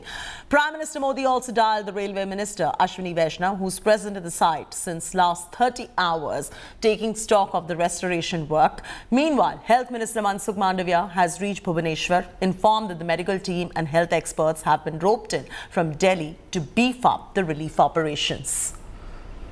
2 main line है, 2 main line में से एक main line का track laying का काम यानी पटरी बिछाने का काम कंप्लीट हुआ है ऊपर बिजली के तार अभी लगाए जा रहे हैं, कंप्लीट वॉर फुटिंग पे चल रहा, आप देख रहे हो। दूसरी वाली लाइन का ट्रैक लेइंग का काम चालू हो गया है, जो मेरे बालेश्वर के, भद्रक के, कटक के, जगत सिंहपुर के, भुवनेश्वर के जो साथी कल से इस काम में लगे, नौजवान जो ब्लड डोनेशन के लिए बाहर निकले, जिन्होंने ठीक समय में रात के अंधेरे में सबको मदद की, उन सबको मैं बहुत बहुत कृतज्ञता देना चाहूँगा, बहुत धन्यवाद देना चाहूँगा। 100 से अधिक लोग, उसको क्रिटिकल केयर की आवश्यकता है, कई पेशेंट को ऑपरेशन करने की आवश्यकता है, उसको तुरंत ही अच्छी ट्रीटमेंट मिले, इसलिए Delhi AIIMS, lady Hardinge hospital, RMLA hospital, सभी जगह से एक्सपर्ट डॉक्टर की टीम एयरफोर्स के स्पेशल प्लेन के द्वारा मॉडर्न इक्विपमेंट और मेडिसिन के साथ अभी पहुंच चुकी है और तुरंत ही उसकी विशेष ट्रीटमेंट चालू हो जाएगी ताकि हम ज़्यादा से ज़्यादा लोगों को जीवन को बचा सकें। My colleague Aditya Vaibhav is now joining us. Aditya, what's going on right there where the restoration work is on, and also tell us about the latest toll casualty figures and what's going on right there in the hospital too.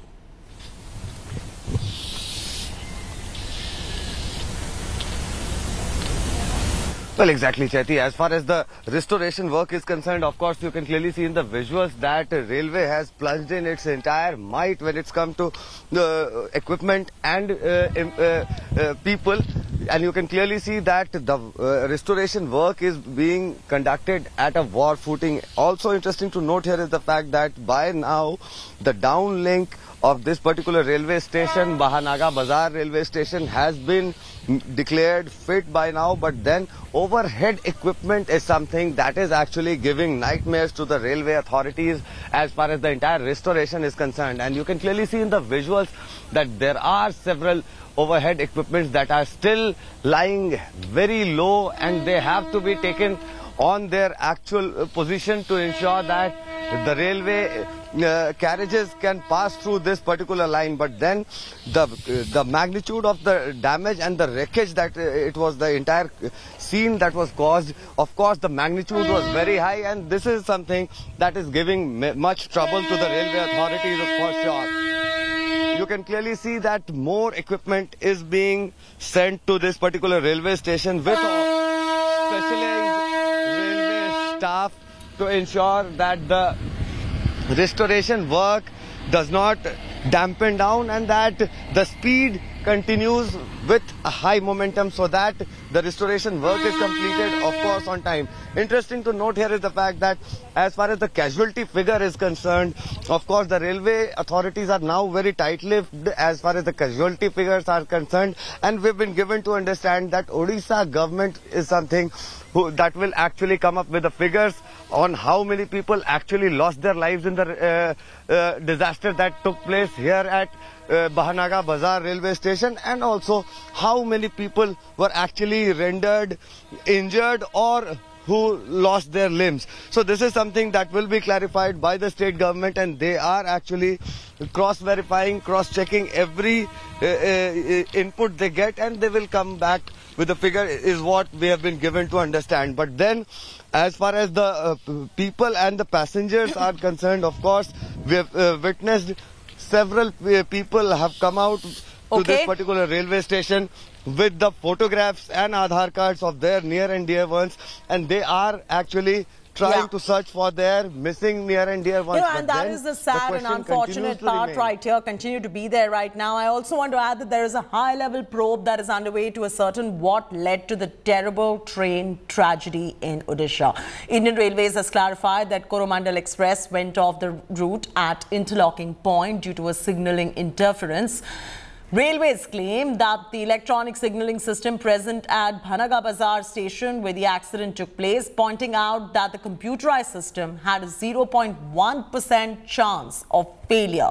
Construction work or short circuits could have cut the cables leading to the signalling interference. Railways has further pointed out that the indigenous anti-collision system, carriage, could not have prevented the accident as it could not have detected the last-minute route change.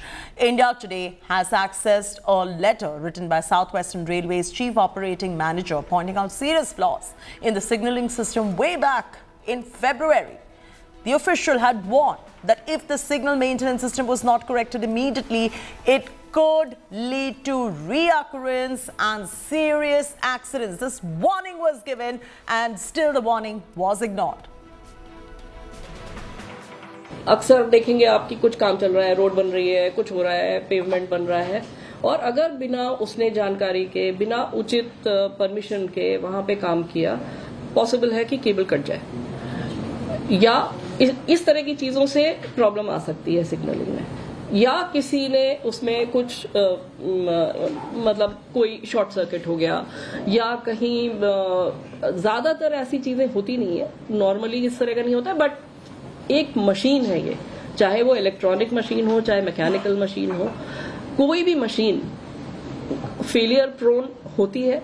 एक मतलब 99.9% कोई failure नहीं होगा, पर 1.1% chance machine में failure का होता है, तो वो पॉसिबिलिटी तो हमेशा ही है हर तरह के सिस्टम में। 9 फरवरी को ये एक आंतरिक रिपोर्ट है जो ऐसा ही हादसा होते होते बचा, उसके पश्चात की रिपोर्ट है। ये रिपोर्ट भी मैं आपको सर्कुलेट कर रहा हूं, हस्ताक्षर हैं इस पे साउथ वेस्टर्न रेलवे के एजीएम के, principal chief operations manager South Western Railway, जब वो बता रहे हैं कि ये सिग्नलिंग जो इंटरलॉकिंग सिस्टम है इसमें खोट है, अगर जल्दी ही इस खोट को दूर नहीं किया जाए तो इस तरह के हादसे होते रहेंगे। 9 फरवरी को ये रिपोर्ट सर्कुलेट हुई रेलवे मिनिस्ट्री में, उसके पश्चात क्या कदम उठाए गए ये भी हम जानना चाहते हैं। So as you can see, these are the screens, these are the rescue operation efforts that are currently going on. This is the signal part, this entire area, this entire train coach that has still been, lying and being removed by the people here. Earth movers and JCBs have been deployed to dig into the tracks because the tracks have been completely destroyed. The effort right now from the railways is that the maintenance being done smoothly and on time so that the train up and down lines are ready and moving once again. It's a massive tragedy and an accident, but the root cause behind it will need to be ascertained, and a high-level inquiry has already been put in place to check whether the train derailed first and then moved into the loop line, or derailed after hitting the goods train that was on the loop line. We've been told by the railway officials that there has been the driver ascertaining that he did see the green signal, and that is why he moved forward. This is all part of the investigation which the railways is currently working on, but inside the war room monitoring goes on continuously, even several hours after the horrific Balasore accident has taken more than 250 lives. With Sanjeev in New Delhi, Milan Sharma for India Today. And there are heart-wrenching visuals coming in as families stood in long queues to identify their loved ones who lost their lives in one of the worst train disasters in the country's history. Dead bodies of the deceased are kept in cold storage. Efforts are now underway to still identify 200 unclaimed bodies. Here's a complete report by my colleague Indrajit Kundu. 48 hours have passed since the terrible tragedy struck Odisha, and several families, especially of those migrant laborers who were traveling via Coromandel Express, they're yet to identify their loved ones who may have perished in this accident, and the entire process has turned very, very tedious. The Odisha government is trying its level best to help families identify the bodies. In fact, the bodies have now been shifted from various locations to 2 places, Ames, Bhubaneswar, and the Nosi Business Park here in Balasore. You can see this is the huge hall in which the bodies have been kept, and also there has been a help desk that has been created with police officials, other officials, creating the database. Photographs have been put up so that somehow, you know, numerous families who are traveling from various locations can come and, identify their loved ones, the dead bodies of their loved ones. We can't show these photographs, of these decomposed bodies. The challenge, of course, is that as time passes by, the bodies are decomposing very, very fast. This location, this facility is air conditioned, and therefore the bodies have been brought here. There is a giant screen that have been put in place where the bodies are also being shown, and the family members are desperately looking into these photographs somehow to identify, get some information. There are some families who have been able to, identify the photograph, but they are trying to locate the body. There are others who are yet to locate the body or get any information about the whereabouts of their loved ones. These officials are somehow trying to assist those families, whoever is seeking information. So this is, of course, a challenge that's unfolding 48 hours after the terrible, catastrophic tragedy that took place at the Bahanagar station in Balasore. With camera person Prasun, Indrajit for India Today in Balasore. That's it from me, Chaitanya Narula, on this bulletin. Keep watching India Today, and for further news and updates, don't forget to log on to indiatoday.in or download our India Today app. Thanks for watching. Thanks for your time. Joining you in moments from now to continue bringing you up to speed with the Balasore train tragedy.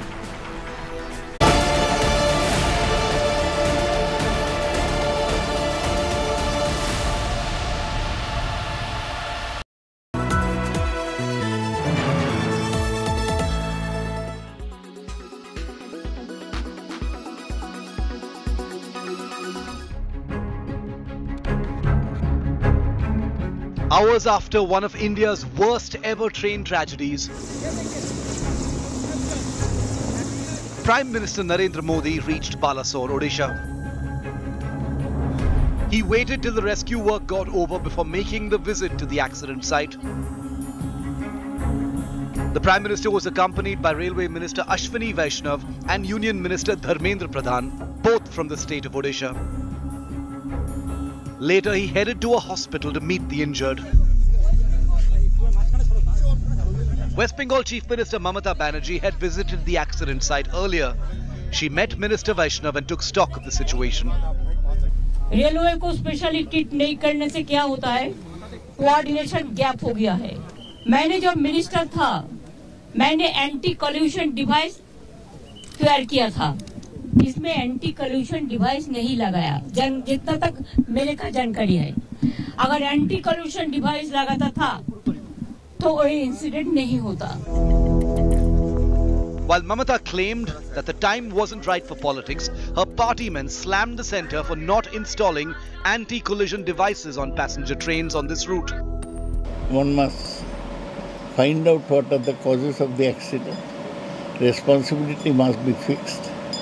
In a similar accident in Gaisal, few years earlier, Nitish Kumar, who was the railway minister, had resigned. The railway minister, Ashwini Vaishnav, should consider whether he should resign also. The Congress urged against any politicization of the tragedy. I have to ask many questions to our great Prime Minister and also the Railway Minister. They have to answer why such things are happening and who is responsible for this. But today we have to extend the relief to the suffering people. Summers are devastating for stray animals. The scorching heat wave means animals living on the street struggle for water. Karma Foundation is on a mission to make life easy for stray animals. This water bowl challenge is also one of such initiatives where we know during the scorching heats of summer, has to provide the basic requirement for the health of the pet, which is water, and hence we are actually donating the water bowls. These water bowls are a big relief for stray animals living under the open sky in sweltering weather. Karma Foundation has requested people to join their movement by placing a bowl of water outside their home or workplace. Bureau Report, India Today.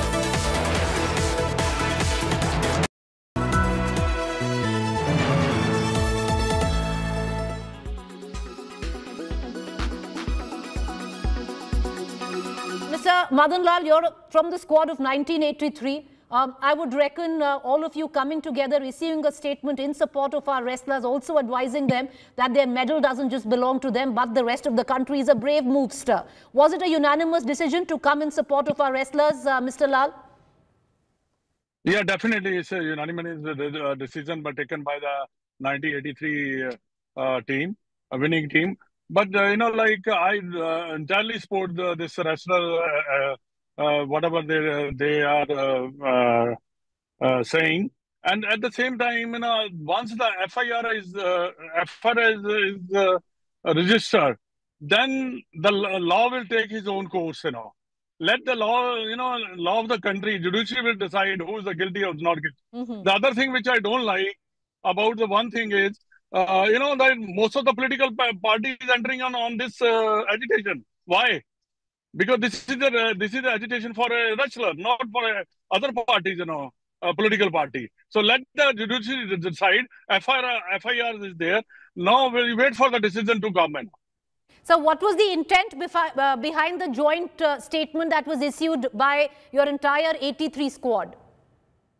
We are concerned about them, you know. We are definitely. I'm first. We all support them, you know. It's so not that we are not supporting them. We are supporting them. So was the trigger point, sir? You are saying you are supporting the wrestlers? Yeah, definitely I am supporting the wrestler. But the once the FIR is registered, then the judiciary will take a decision. The other thing which I don't like, this अभियान जो इन्होंने चलाया हुआ है wrestler ने, सारी political parties enter कर गई अंदर. I can't understand. ये उनका है मुद्दा. आप कह रहे हैं इनको पॉलिटिकल पार्टीज, जी जो पॉलिटिकल पार्टीज हैं जो इससे जुड़ गई हैं, इनको नहीं जुड़ना चाहिए था. बिल्कुल नहीं जुड़ना चाहिए, क्योंकि ये तो रेसलर का मुद्दा है. ये अब कल मैं सुन रहा हूँ कि कल या परसों ये भारत बंद कर रहे हैं. ये क्या बात है सर? और जो ट्रिगर पॉइंट, जी मदन लाल जी, जो ट्रिगर पॉइंट था, ये क्या था कि आप लोगों ने ये जो स्टेटमेंट इशू किया है, इसमें ट्रिगर पॉइंट क्या था? ट्रिगर पॉइंट ये था कि जैसे उनको हैंडल किया गया है, जैसे हैंडल किया गया, जैसे उनको जब वो एजिटेशन कर रहे थे, जब वो कर रहे थे, तो तब वो उनको जो हैंडल अच्छी तरह नहीं किया गया. इसलिए ये भी एक पॉइंट था. जैसे हमने देखा है कि जो जितने भी रेसलर थे वो नीचे उनके ऊपर उन्होंने क्या रखा हुआ था, यू नो, पाँव रखे हुए थे या जूते रखे थे, नीचे दबाया हुआ था, which we didn't like it. हमें अच्छा नहीं लगा और हमने डिसाइड किया 1983 टीम ने, वी डेफिनेटली, पहले भी हमने उनको सपोर्ट किया, अब भी हम उसको सपोर्ट करेंगे. But the main thing is FIR registered, let the judiciary take a decision. Then Madan Lal ji, wrestlers की ये कह रहे हैं कि देखिए FIR तो हो गई है, 7 FIR हो गई हैं, उनमें से एक माइनर की है जो पॉक्सो है, तो अरेस्ट होना चाहिए, जो नहीं हो रहा है. Well, they have to decide. The court has to decide. I don't know, but then they can continue. They can continue their abhiyan, whatever they're doing,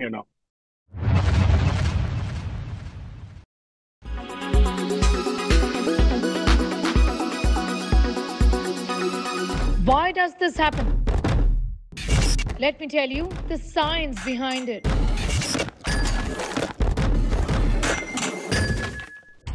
For more informative videos like this, keep watching India Today News Mode.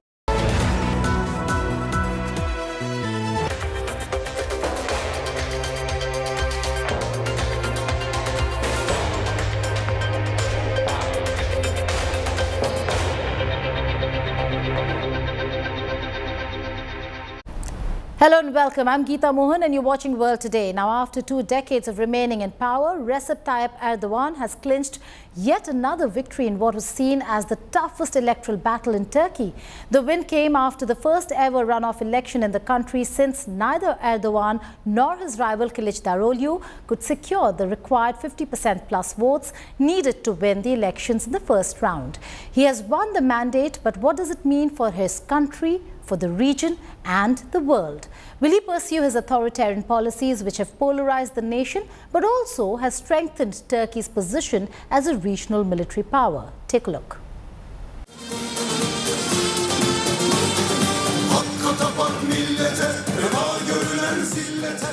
Ecstatic supporters of Recep Tayyip Erdogan celebrate the end of a tough, polarizing month-long battle at the hustings. Erdogan supporters gathered outside the presidential complex in the capital Ankara, celebrating the initial victory.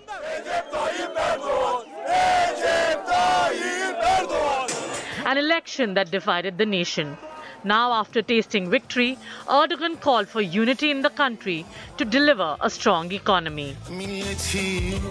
Aziz milletim, ekranları başında bugün as part of the responsibility our nation has given us, we are not angry, resentful or angry with anyone. Now is the time to put aside all the debates and conflicts regarding the election and unite around our national goals and dreams.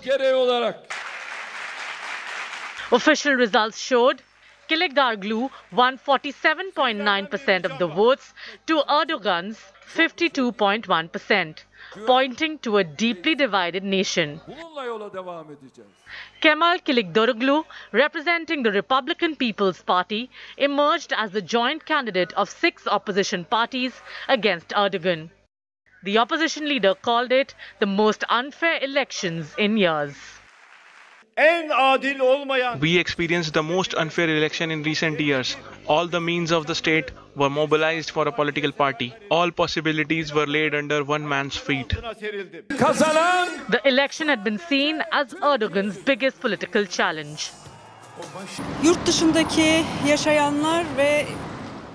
As he won the elections with 2.5 million votes coming from the Turkish people, abroad and the refugees here, I'm not sure what to expect. I think things will go on as they are or even get worse. Because foreign currency and gold prices are on the rise. So the economy is very bad. It won't be a problem for the rich, but life will become more difficult for lower incomes and pensioners, I think. Fakat asgari ücretli ve emekliler için hayat çok zor olacağını düşünüyorum. The election had been seen as one of the most consequential yet for Turkey, with the opposition believing it had a strong chance of unseating Erdogan and reversing his policies after his popularity was hit by a cost of living crisis.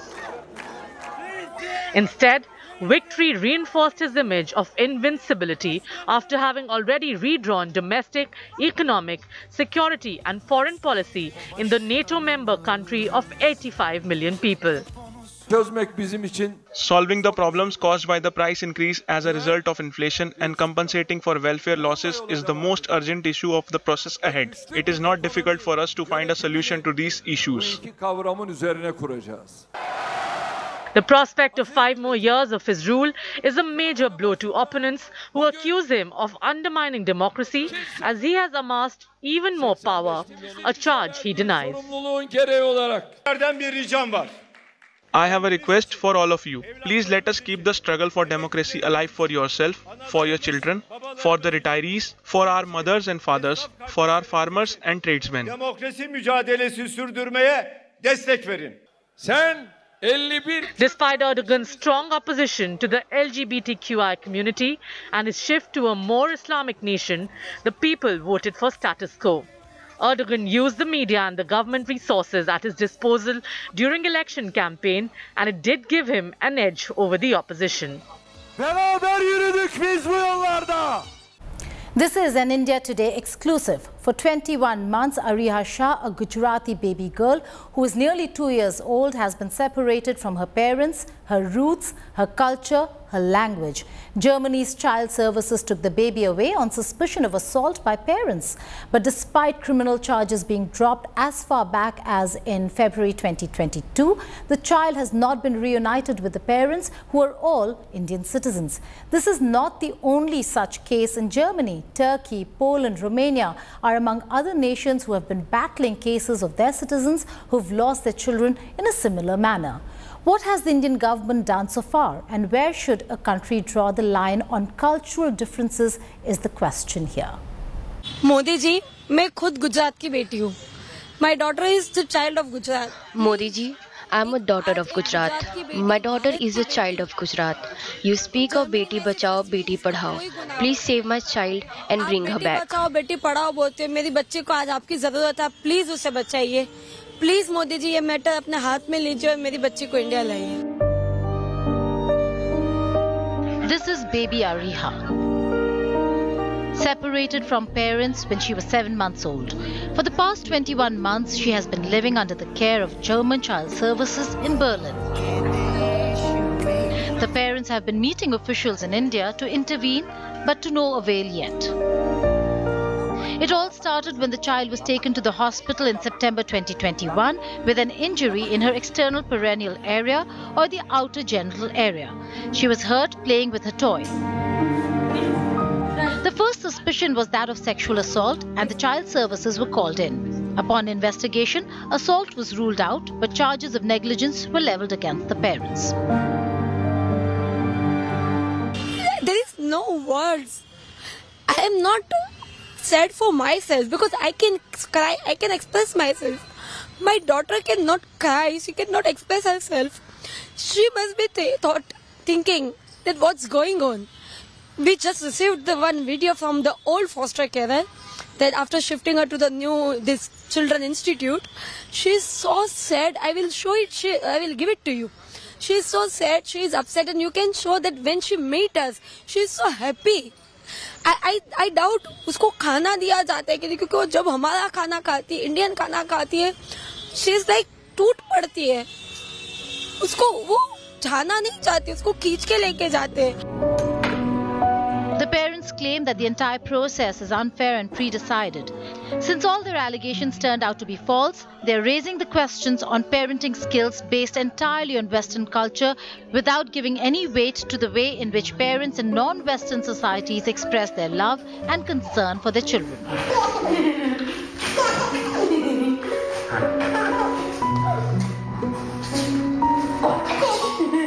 They are not preserving any cultural, linguistic, social, religious.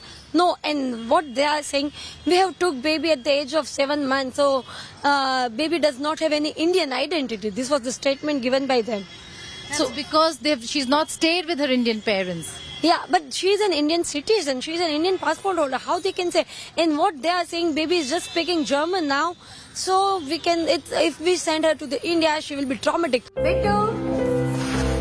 Interestingly, the report from agencies monitoring the visitations were in favor of the parents, where they recognized that the child calls Bhavesh and Dhara as dad and mom. Also, they recommended extending time by half hour each time the parents visited. In fact, experts have also said that the description of the injury in the child services opinion contradicts the medical record and statements of the pediatric gynecologist. Ariha's injury is highly likely to have been caused by accident. Now, what is underway in Germany is custody battle for the child, the premise of which is cultural difference and parents not fit to take care of the child, filed by German Child Services to terminate parental rights for Ariha. Interestingly, the Indian embassy officials still haven't got access to the child, despite her being an Indian national. Aria's continued placement in German foster care and infringement of her social, cultural and linguistic rights is of deep concern to the Government of India and to the parents. We urge German authorities to do all that is necessary to send Aria to India at the earliest, which is also her inalienable right as an Indian national. We remain committed to ensuring the return of Aria Shah to India. India is not the only country. In recent past, Poland, Turkey, Romania have also had similar cases. The Turkish community in Germany, whose members make them society's largest minority group, expressed its sorrow as the Jugendamt, Germany's child welfare agency, who took away their children with made-up excuses according to them, leading to the destruction of many families. Turkey had stepped up its efforts in family and social services work for the growing Turkish diaspora around the world and planned to open the new diplomatic offices of the family attaché to help Turkish families abroad. Poland appealed to the European Court of Human Rights in August 2022 for a case where a 22-year-old woman was separated from her 3-year-old daughter, ignoring her Polish children's rights and putting her in foster care. Poland managed to get the baby back. And now, a mother's appeal to her government and her leaders. Many Indian parents have suffered with the wrong allegation. Kids are removed from their custody. And every time when the Prime Minister of the country intervenes and talks to the counterpart Prime Minister, Sushma Swaraj, she was a mother. So she understood the pain of a mother. Being in the opposition party, she also supported this cause. She used to say, child is Indian citizen and we know how to take care of our child, send our child back to India. This was her stand. I believe it has been 20 months. If the government of India, if Prime Minister Modi ji intervenes and take this case in his hands, my daughter will get justice. She is an Indian baby. She is a Gujarati baby. In a scathing report, the Special Rapporteur of the UN has acknowledged that some of the practices used by German child services fulfill the criteria of the so-called white torture. The German Jugendamt, which is the youth office, is an institution which has nearly unlimited powers and is not bound by orders of the family courts. According to the report, they generate income from children taken away from their parents and placed in foster families and homes. The number amounts to 52,590 cases per year, which is a record of 2018. The parents have repeatedly sought a meeting with External Affairs Minister Dr. Jaishankar, but to no avail. I am sure Dr. Jaishankar ji bhi apni taraf se kaam kar rahe honge. Unka shayad tarika lage. Sir, please meet us. Dr. Jaishankar, please listen to this mother and meet me. My daughter is waiting for your intervention. Please bring her back. मुझे meeting दीजिए. 20 महीने हो गए मेरी बच्ची आपके intervention का wait कर रही है. आपसे न्याय की उम्मीद लगा रही है. प्लीज आर्या को इंडिया लाइए. Meanwhile, German authorities have told India Today that they are in close contact with the Indian embassy in Berlin. Bureau Report, India Today.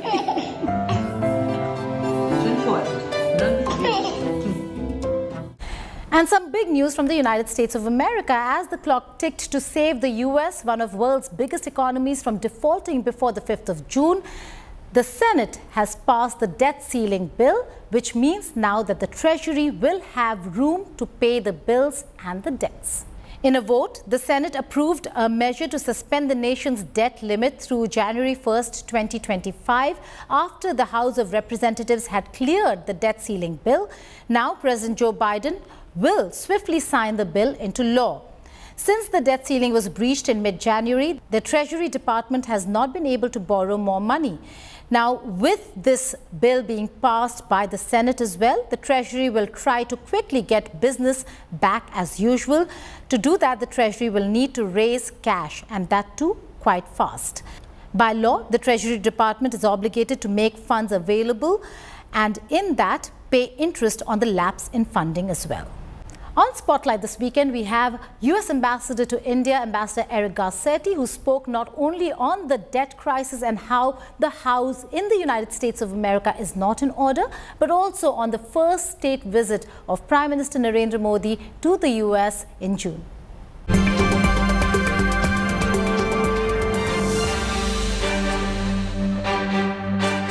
This is an India Today exclusive. I'm being joined by the US Ambassador to India, Ambassador Eric Garcetti. Welcome to India. Welcome again, because you've been here many times before. Yes. You come at a very opportune time. This is going to be at a time when Prime Minister Narendra Modi will set off for the United States of America for his first state visit. What's the flavor of the visit? Well, I think more than anything, the visit will reflect the warmth between our people. Not just between Prime Minister Modi and, of course, President Biden, who see each other all the time, are good friends. We're just in Japan together, now Washington. We'll be here in Delhi later in the end of the summer.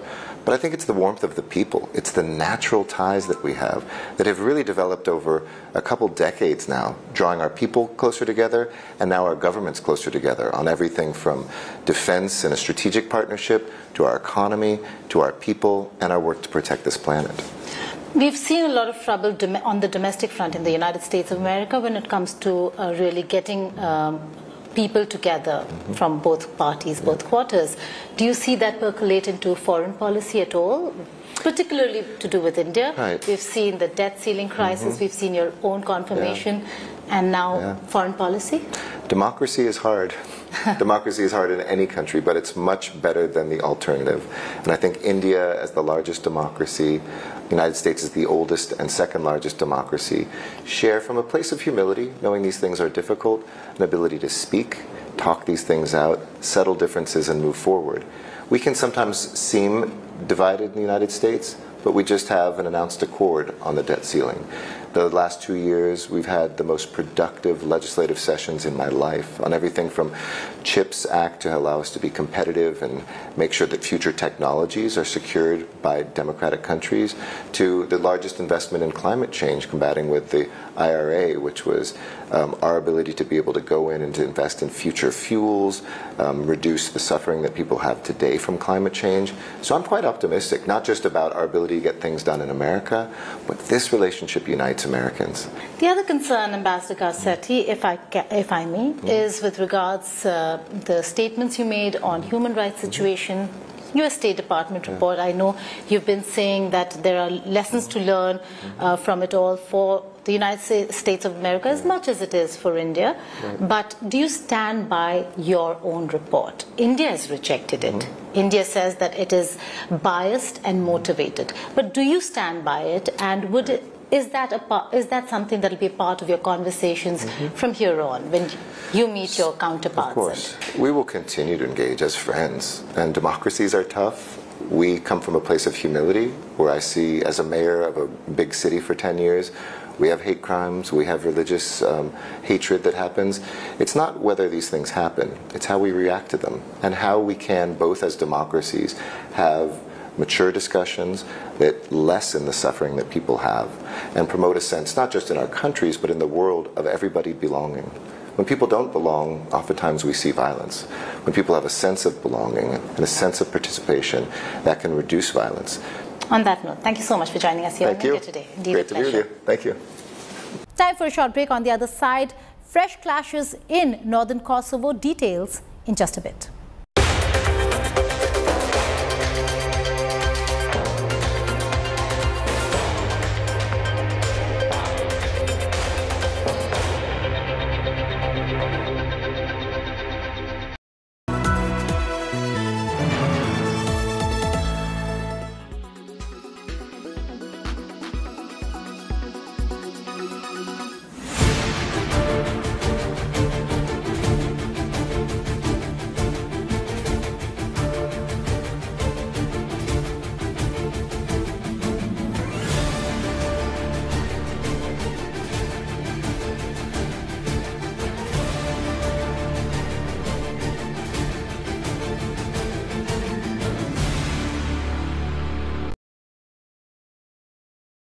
Weather forecast now. Delhi, maximum 39 and minimum 25 degrees. Mumbai, maximum 31 and minimum 29 degrees. Kolkata, maximum 41 and minimum 28 degrees. Bengaluru, maximum 31 and minimum 23 degrees. Chennai, maximum 36 and minimum 29 degrees. Hyderabad, maximum 39 and minimum 29 degrees.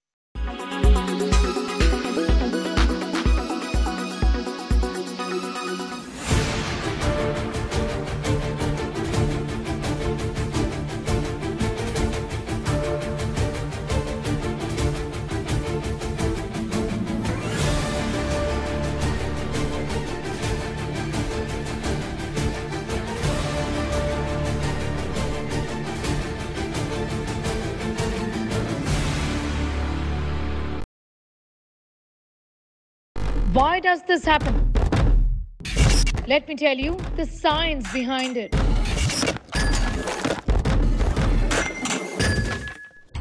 For more informative videos like this, keep watching India Today News Mode.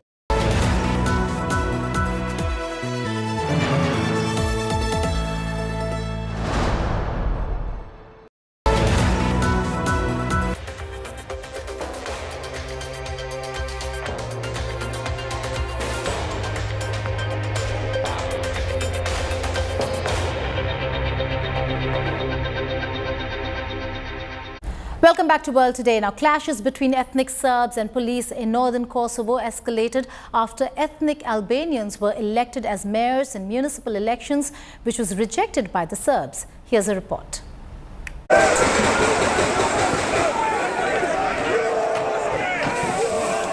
Clashes broke out between ethnic Serbs and police in Kosovo after ethnic Albanian mayors took office in northern Kosovo's Serb majority area following elections that the Serbs had boycotted. Serbs protested demanding the Kosovo government remove ethnic Albanian mayors, allowing local administrations financed by Belgrade to resume their work.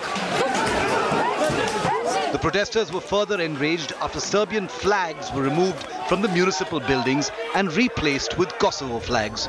The protesters also clashed with the NATO peacekeeping troops who had cordoned off the two town halls. Tear gas and stun grenades were used to deter ethnic Serbs. We strongly condemn the unprovoked attacks against KFOR troops in northern Kosovo, which led to 30 peacekeepers being wounded. Such attacks are unacceptable and must stop. KFOR, the NATO forces, will take all necessary actions to maintain a safe and secure environment for all citizens in Kosovo. And we will continue to act impartially in line with our United Nations mandate. Serbian President Alexander Vučić had placed the army on full combat alert and ordered military units to move closer to the border to monitor the situation. I'm always very reluctant to be too optimistic, which I'm not. But I guarantee one thing, that Serbia will do its best and its utmost to de-escalate the situation, which means that we'll attempt to persuade Serbs to protest calmly and peacefully. Of course, they are very determined, they are very decisive. Kosovo's Prime Minister Albin Kurti has been accused of creating chaos by installing leaders who don't have a credible mandate. To this fascist mob, we do not surrender our democratic republic. If they want peaceful protest with early elections requests, they have a prime minister who has been all his life a political activist and is more than ready to listen to them and perhaps also to agree with them. Both the US and EU have criticized the Kosovan government for not containing the crisis in the northern region and have warned of action if further destabilization continues. Well, I just met with President Osmani at her request. We're talking about the situation right now in the north and our shared concern of the prospect of violence and the need to de-escalate. At an earlier meeting together with my colleague Ambassador Sunyok, we had invited all 4 mayors from the north of Kosovo to join us. The mayors of Zubin Poktok and Sreshan did join us, and we talked to them about the situation as well. We're deeply concerned. Meanwhile, Moscow, which is a close ally of Serbia, has expressed its concern over the unfolding situation. A big explosion is brewing in the center of Europe, in the very place where in 1999 NATO carried out aggression against Yugoslavia in violation of every conceivable principle of Helsinki Final Act and other OSCE documents. The situation is alarming, but the West has set a course for the total subjugation of everyone who somehow expresses their own opinion. Kosovo had declared independence from Serbia in 2008 following tensions between ethnic Serbs and ethnic Albanians. It is recognized by the US and some EU countries, but Serbia is backed by Russia and China. Ethnic Albanians make up more than 90% of the population in Kosovo as a whole, while ethnic Serbs form a majority in northern Kosovo. With Neha Kumari, Bureau Report, India Today. And here are some other stories from across the world in World at a Glance.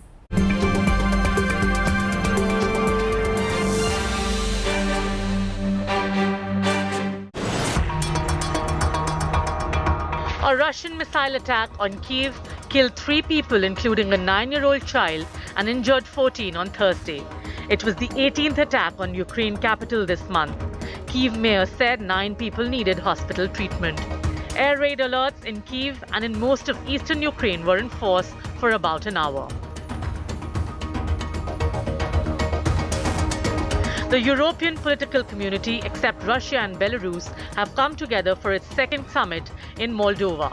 EU leaders met at the summit to tackle the regional crisis and to form a diplomatic force to put pressure on Moscow.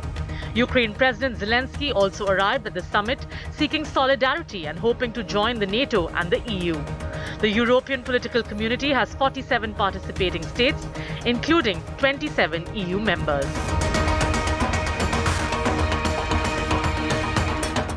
Australia's war veteran Robert Smith has lost defamation case over war crimes in Afghanistan against 3 newspapers. The papers accused him of misconduct, including murder during his deployment in Afghanistan between 2009 and 2012. The judge said 4 of 6 murder allegations denied by the soldier are substantially true. Elon Musk's visit to Beijing has put the spotlight on China in the global electric vehicle market. The 2-day tour was the Tesla boss's first visit to China in more than 3 years. Musk met Commerce Minister Wang Wentao in Beijing. He also visited Tesla's factory on the outskirts of Shanghai and expressed his willingness to expand the business in China. 83-year-old Oscar winner Al Pacino is expecting a baby with his 29-year-old girlfriend, Noor Al-Falah. Pacino already is father to 3 children. Al-Falah has been with Pacino for over a year. That's all in this edition of World Today, but before we go, we have this for you. The heir to Jordan's throne married amid much fanfare in a glittering ceremony that the country's leaders, long backed by the West as a stabilizing influence in a volatile region, hope will reinforce local and global alliances. The 28-year-old Prince Hussein, named heir by his father King Abdullah II in 2009, tied the knot with Saudi architect Rajwa Al Saif, 29-year-old, who hails from a prominent family with links to her own country's ruling dynasty. Crown Prince Mohammed bin Salman, who was expected to come, did not attend the wedding ceremony, but the banquet tables were studded with European and Asian royalty and senior US figures too, including US First Lady Jill Biden and Britain's Prince and Princess of Wales, William and Kate. Goodbye and take care.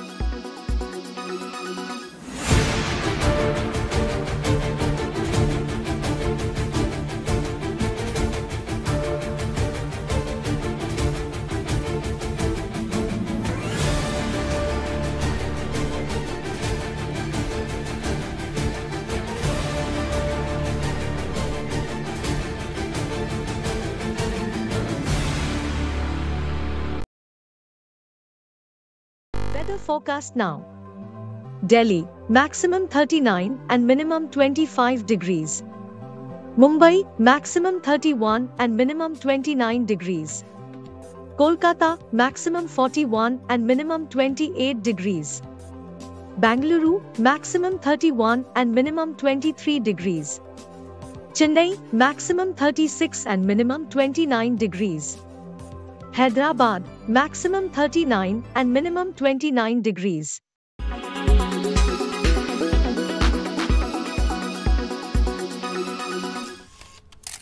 Kerala's public health. All political parties traveling from different parts. Armed with facts, Looking at political back. she takes the news by its horns. Do you think the future of these students are not hampered? Fierce, bold and direct, setting the tone for the biggest stories. From every corner and every angle. Expect nothing but the unfiltered truth. News first, niceties later. Watch me, Nabila Jamal, on India Today.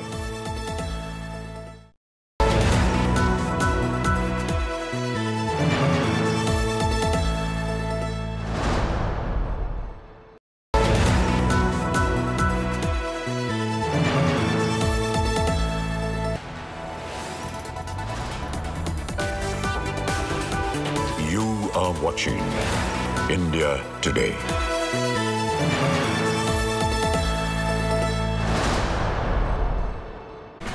Very good evening, viewers, and thank you for being with us here on India Today. I'm Chaiti Narula, joining you with all the top stories. Of course, the train tragedy remains to be our top story. But first up, let's take a look at all the headlines. Train tragedy, toll mounts to 275. Rail Mantri says accident on the back of change in electronic interlocking. Preliminary report points to signal glitch.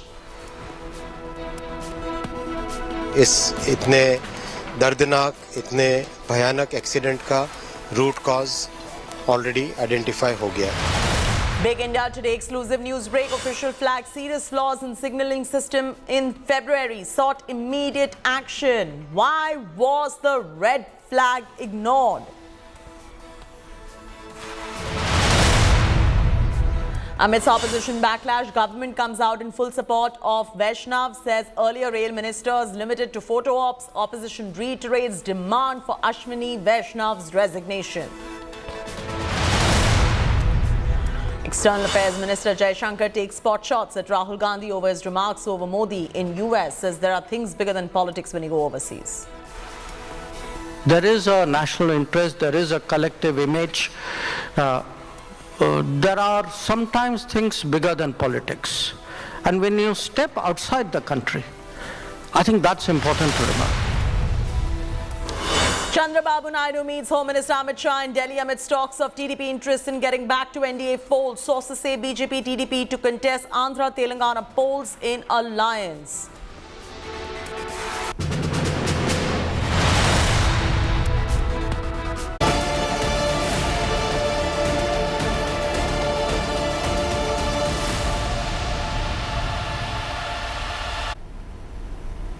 The Odisha train tragedy has shocked this entire nation, with the death toll also continuing to mount in the deadly Balasore train crash. My colleague Indrajit Kundu has been reporting relentlessly from ground zero, bringing us second-to-second updates. And over the course of the next half an hour, he's going to take us through exactly where things stand. I'm throwing straight across to you, Indrajit. And what a tragedy this is. What a tragedy.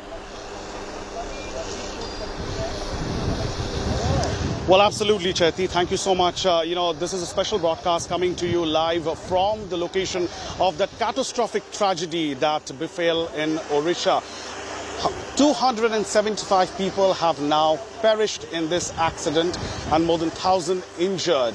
And even as the Odisha government tries hard to bring all the relatives of all these passengers who have died and identifying them has begun, it's going to be a Herculean task. In fact, what we can say behind me is, of course, the massive restoration work that's on display right now, with more than 1,000 workers from various agencies trying hard to bring back and restore normalcy on this very route.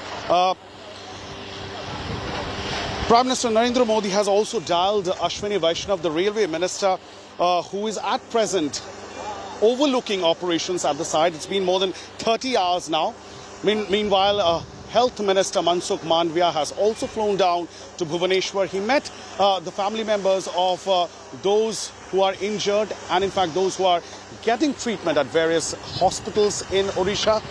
And a central team has also been sent by the central government to assist the state government at this point in time to give best medical facility to those who are recuperating and being treated at various government hospitals in the state. তাদের photo code towed সবই আমরা share করেছি all ডিস্ট্রিক্টে। তাদের কেউ identify করতে পারছে না, প্রায় 182 জনকে। এবং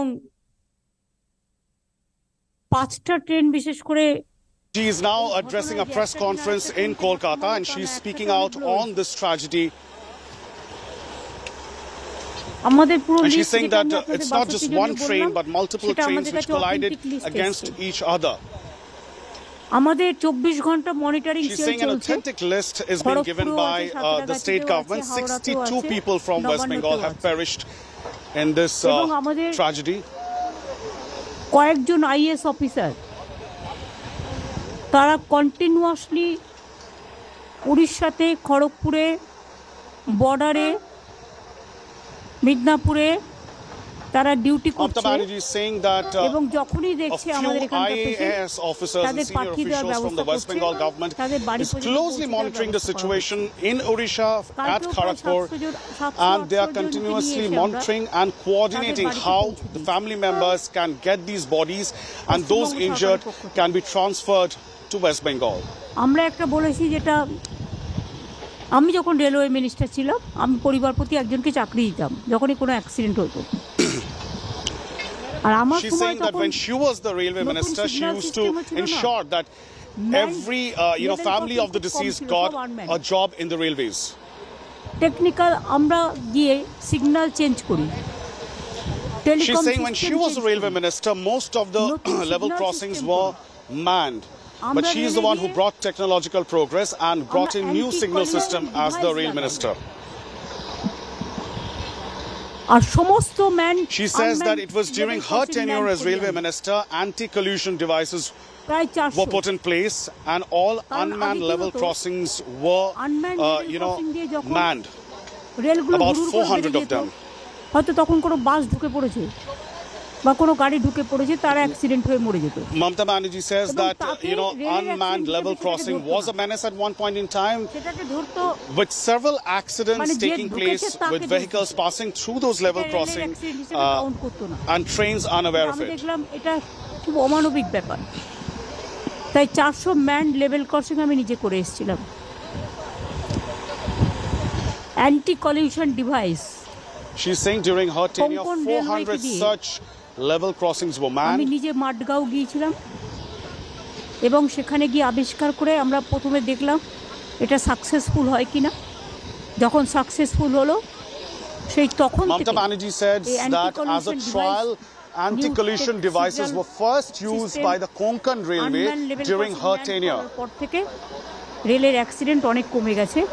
এটা কারোর কৃতিত্ব নয় এবং বর্তমান সরকারের তো কৃতিত্ব নয়। After manning those unmanned level crossing, the number of train accidents came down to a great extent. দেখেছিলেন আমার সময় আমি দুরন্ত করেছি। She is attacking the central government, the Modi government, saying that it has completely failed in upgradation of railways. She says the Duronto Express, which was started during her tenure, has now been ruined. Mamata Banerjee is saying that Vande Bharat sounds good and she does not have a problem with the train. However, she says that in Odisha just a few days back, when there was a thunder and lightning, Vande Bharat had perished and its operations had to be stopped. Vande Bharat ট্রেনের জন্য এই engine কি fit? আমরা এবার বলি আমাদের পরিবারগুলো যারা সাফার করেছে। Mamata Banerjee, raises questions about the engine of Vande Bharat. She says that the engines that are being used right now, is it fit for the Vande Bharat Express? 5 lakh টাকা করে দেব।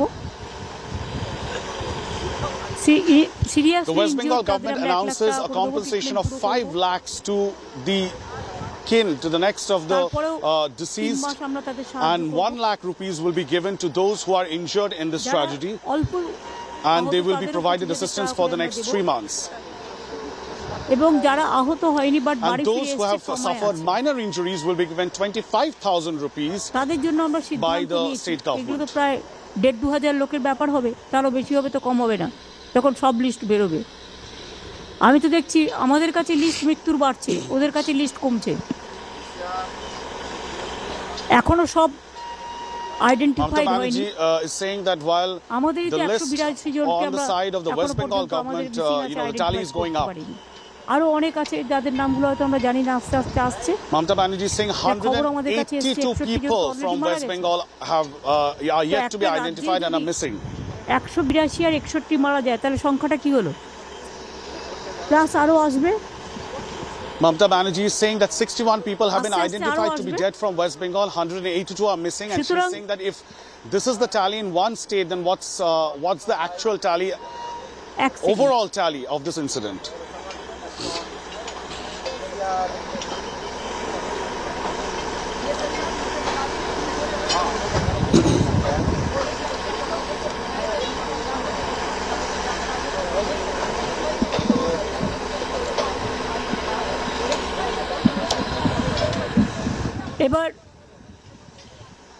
The Bengal Chief Minister, of course, hitting out at the central government right now at a press conference in Kolkata. বন্ধ হয়ে যাওয়ার জন্য বাইরে যাচ্ছিলেন পরিযায়ী শ্রমিক, তারা তো একটা ট্রমায় আছে।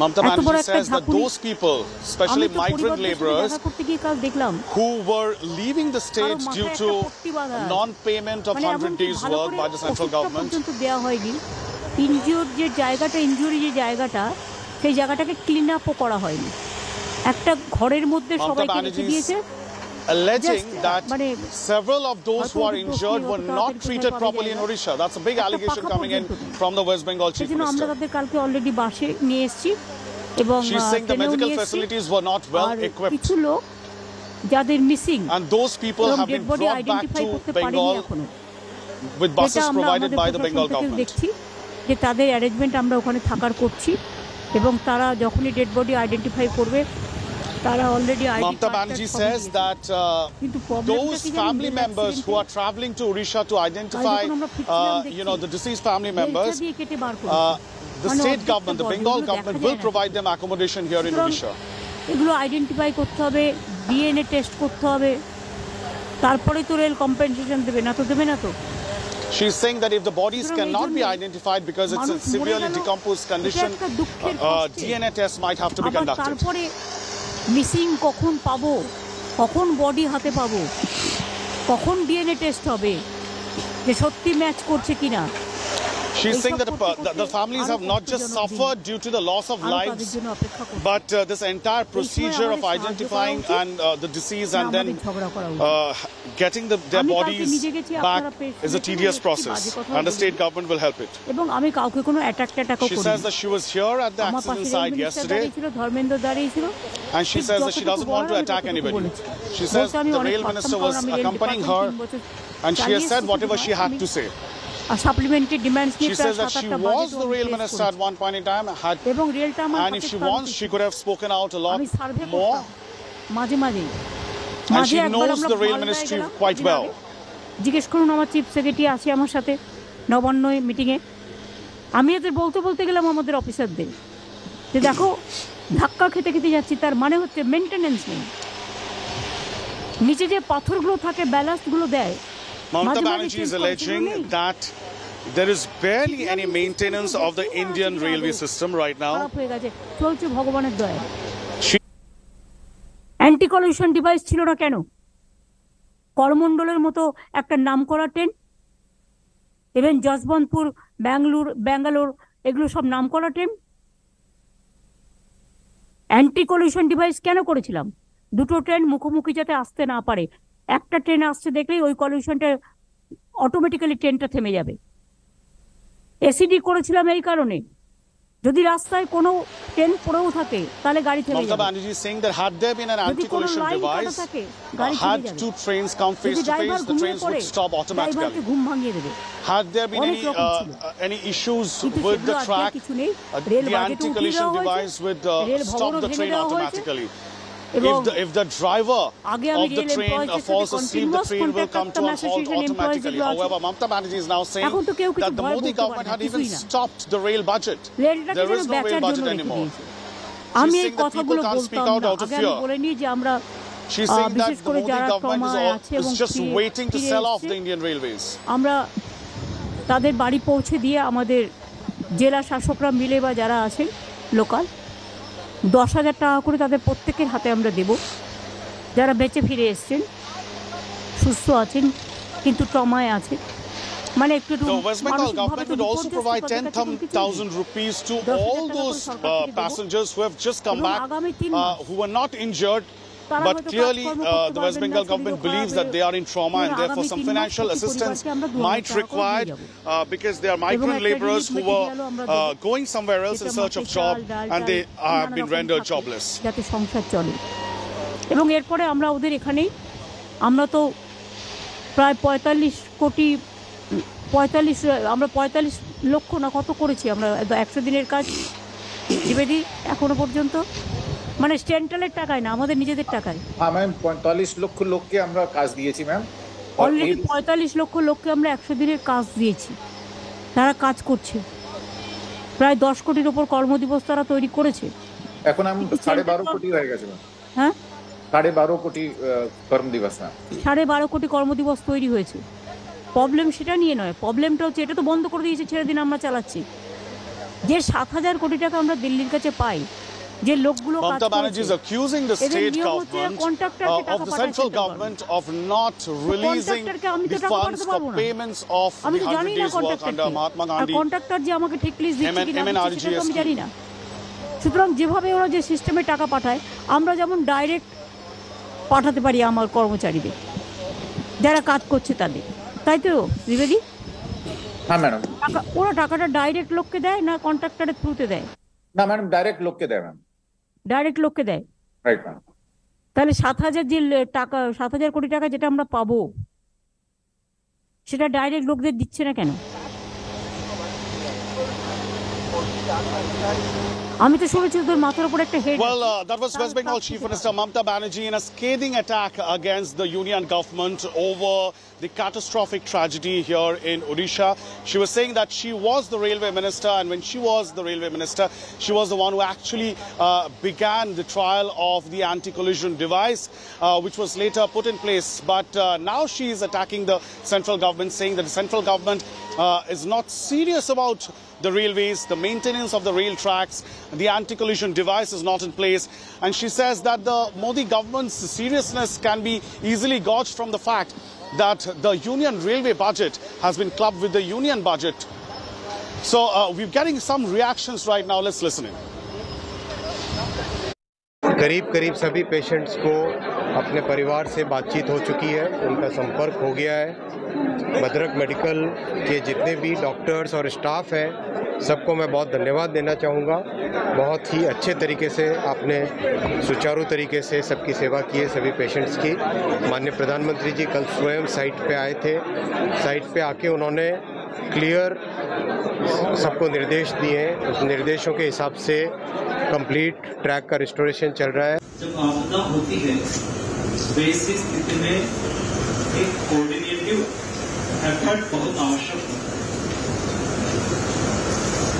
इंसिडेंट के बाद 3-4 स्टेक होल्डर, रेलवे एक स्टेक होल्डर है, स्टेट गवर्नमेंट एक स्टेक होल्डर है, भारत सरकार हेल्थ मिनिस्ट्री एक स्टेक होल्डर है।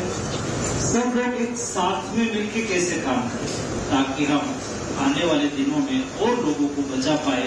अनेक पेशेंट सीरियस नेचर पेशेंट एठी आसीथिले रेफर होगी। एबे भी आज जो केंद्रीय स्वास्थ्य मंत्री तथा रेलवे विभाग मंत्री श्री मनसुख मांडविया और अश्विनी वैष्णव को सागरे आम एठी परिदर्शन कलु।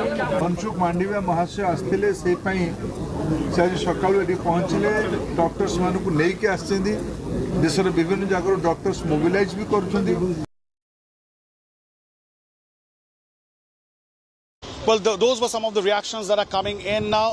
A high-level probe committee has been formed, and the probe is underway into this terrible tragedy that has taken place in Odisha.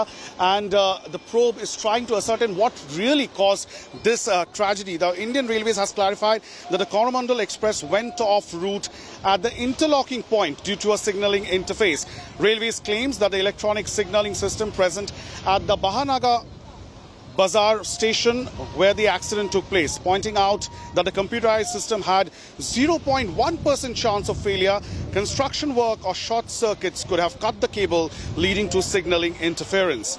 Railways further pointed out that the indigenous anti-collision system coverage couldn't have prevented the accident, as it couldn't have detected the last-minute route change. Now, India Today has accessed a letter written by the Southwestern Railways Chief Operating Manager, pointing out serious flaws in signalling system way back in February this year. The officials had warned that if the signal maintenance system was not corrected immediately, it could lead to reoccurrence and serious accidents. अक्सर देखेंगे आपकी कुछ काम चल रहा है, road बन रही है, कुछ हो रहा है, पेवमेंट बन रहा है, और अगर बिना उसने जानकारी के, बिना उचित परमिशन के वहां पे काम किया, पॉसिबल है कि केबल कट जाए, या इस तरह की चीजों से प्रॉब्लम आ सकती है सिग्नलिंग में, या किसी ने उसमें कुछ मतलब कोई शॉर्ट सर्किट हो गया, या कहीं ज्यादातर ऐसी चीजें होती नहीं है, नॉर्मली इस तरह का नहीं होता है, बट एक मशीन है ये, चाहे वो इलेक्ट्रॉनिक मशीन हो, चाहे मैकेनिकल मशीन हो, कोई भी मशीन फेलियर प्रोन होती है। एक मतलब 99.9% कोई फेलियर नहीं होगा, पर 1.1% चांस मशीन में फेलियर का होता है। तो वो पॉसिबिलिटी तो हमेशा ही है हर तरह के सिस्टम में। ठीक है, अगर फेल भी हो गया तो सिग्नल लाल हो जाएगा, मतलब गाड़ी रोक दो बेसिकली। अगर फेल हुआ तो उसमें फेल सेफ सिस्टम है, फेलियर कंप्यूटर समझता है, लॉजिक समझता है, और उसको डिटेक्ट करेगा अगर कि यहाँ पे कोई फेलियर है, तो वो सारे सिग्नल लाल हो जाएंगे, फेल सेफ हो जाएगा और गाड़ियाँ बंद हो जाएंगी कि पहले आप रुक जाइए, लेट अस चेक क्या प्रॉब्लम है, तभी आप आगे जाइए। तो ये फेल सेफ सिस्टम है as far as the tampering and the error part of it is concern. But however, as it is being suspected, there was some kind of a problem in the system. 9 फरवरी को ये एक आंतरिक report है जो ऐसा ही हादसा होते होते बचा, उसके पश्चात की रिपोर्ट है। ये रिपोर्ट भी मैं आपको सर्कुलेट कर रहा हूं, हस्ताक्षर हैं इस पे साउथ वेस्टर्न रेलवे के एजीएम के, principal chief operations manager South Western Railway, जब वो बता रहे हैं कि ये सिग्नलिंग जो इंटरलॉकिंग सिस्टम है इसमें खोट है, अगर जल्दी ही इस खोट को दूर नहीं किया जाए तो इस तरह के हादसे होते रहेंगे। 9 फरवरी को ये रिपोर्ट सर्कुलेट हुई रेलवे मिनिस्ट्री में, उसके पश्चात क्या कदम उठाए गए ये भी हम जानना चाहते हैं। That's all that we have for you in this bulletin. We'll leave you with visuals of the restoration process that's underway behind me at the Bahanaga station in Balasore. Hectic activity that is taking place right now is going to be taking place on a war footing for the next few days, till such time the railway track behind me is fully operational. The railways, of course, will test the track before this entire route can once again be completely operational, and there can be trial runs of the rail first, and then formal operationalization of normal train services on this route. But clearly it's going to be a tedious task, and officials, railway officials and the NDRF and other agencies are completely working on a round-the-clock basis to operationalize this track. That's all that we have for you in this newscast. Keep watching India Today for more.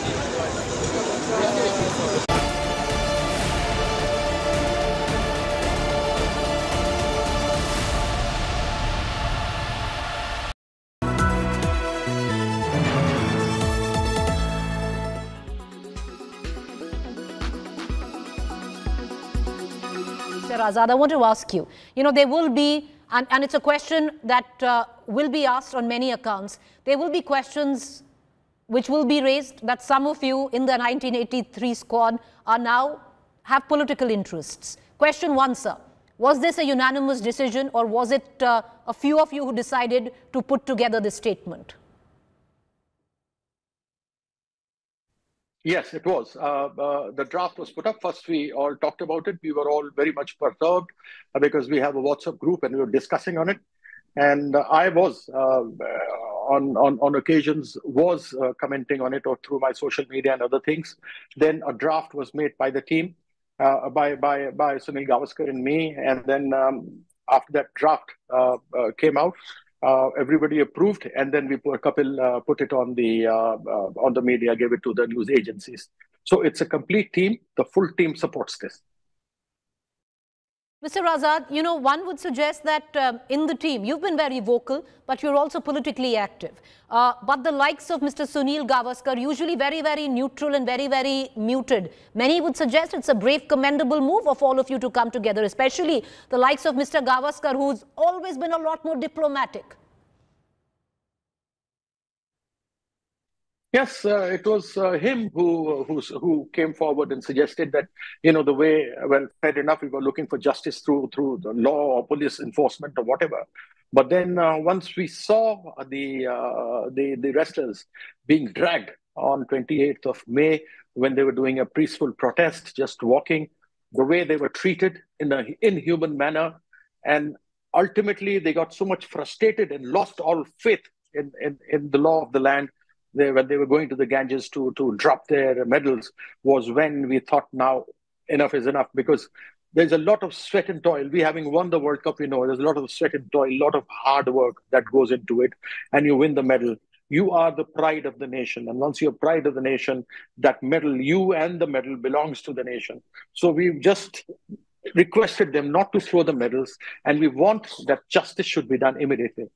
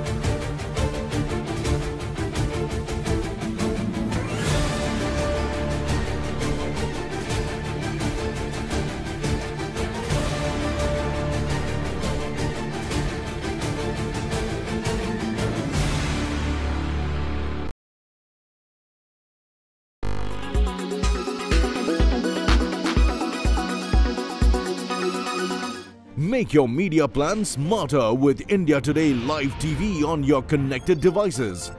Amplify your brand with 100 million smart internet viewers. To advertise, mail us at sales@aajtak.com.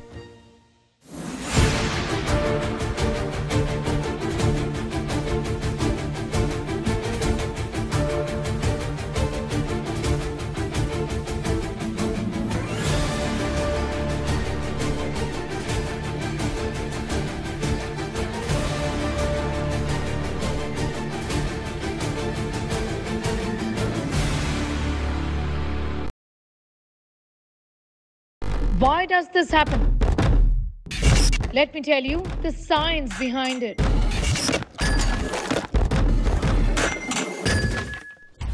For more informative videos like this, keep watching India Today News Mode.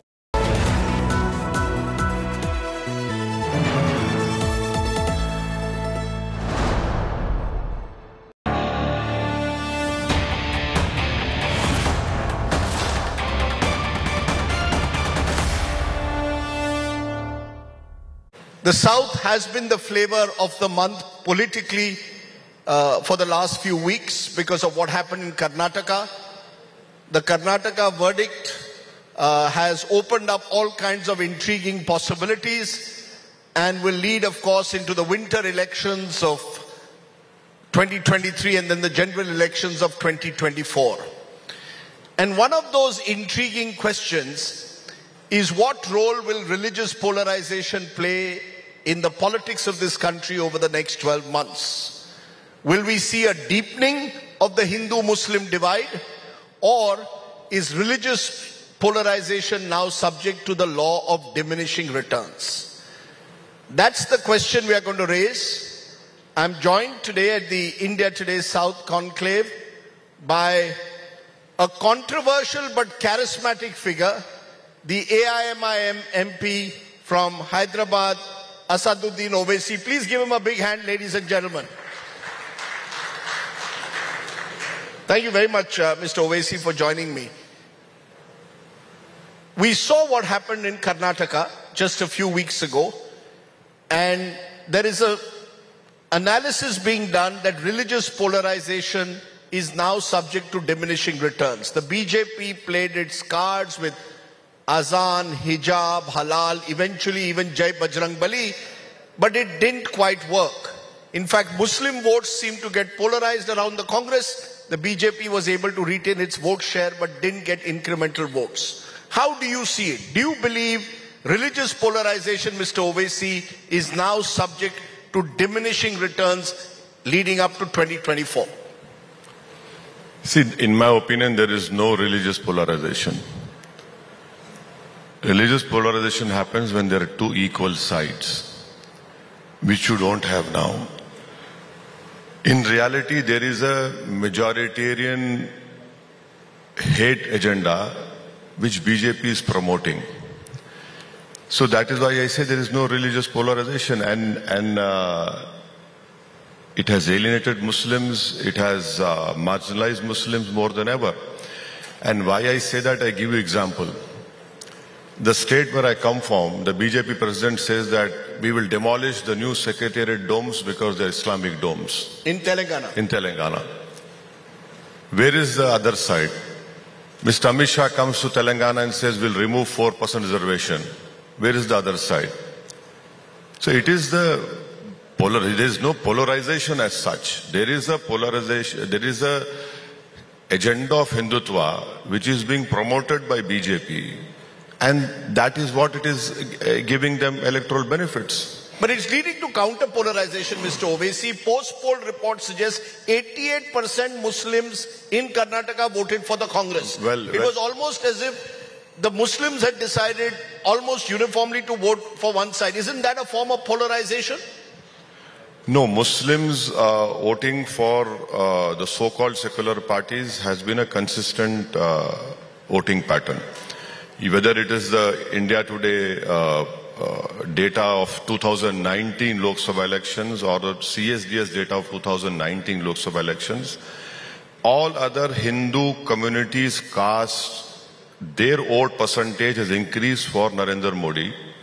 But it is the Muslim community which is consistently at 6% in 2014 and 19.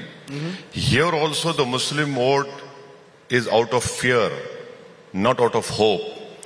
If it had been out of hope, then it will have led to many other issues, positive issues. But you have here a vote for fear, the fear of becoming second-class citizens. How is it that every 5 years we hold elections and the Muslim community have to vote out of fear, not out of hope? That is not the case in this state. That is not the case in this state.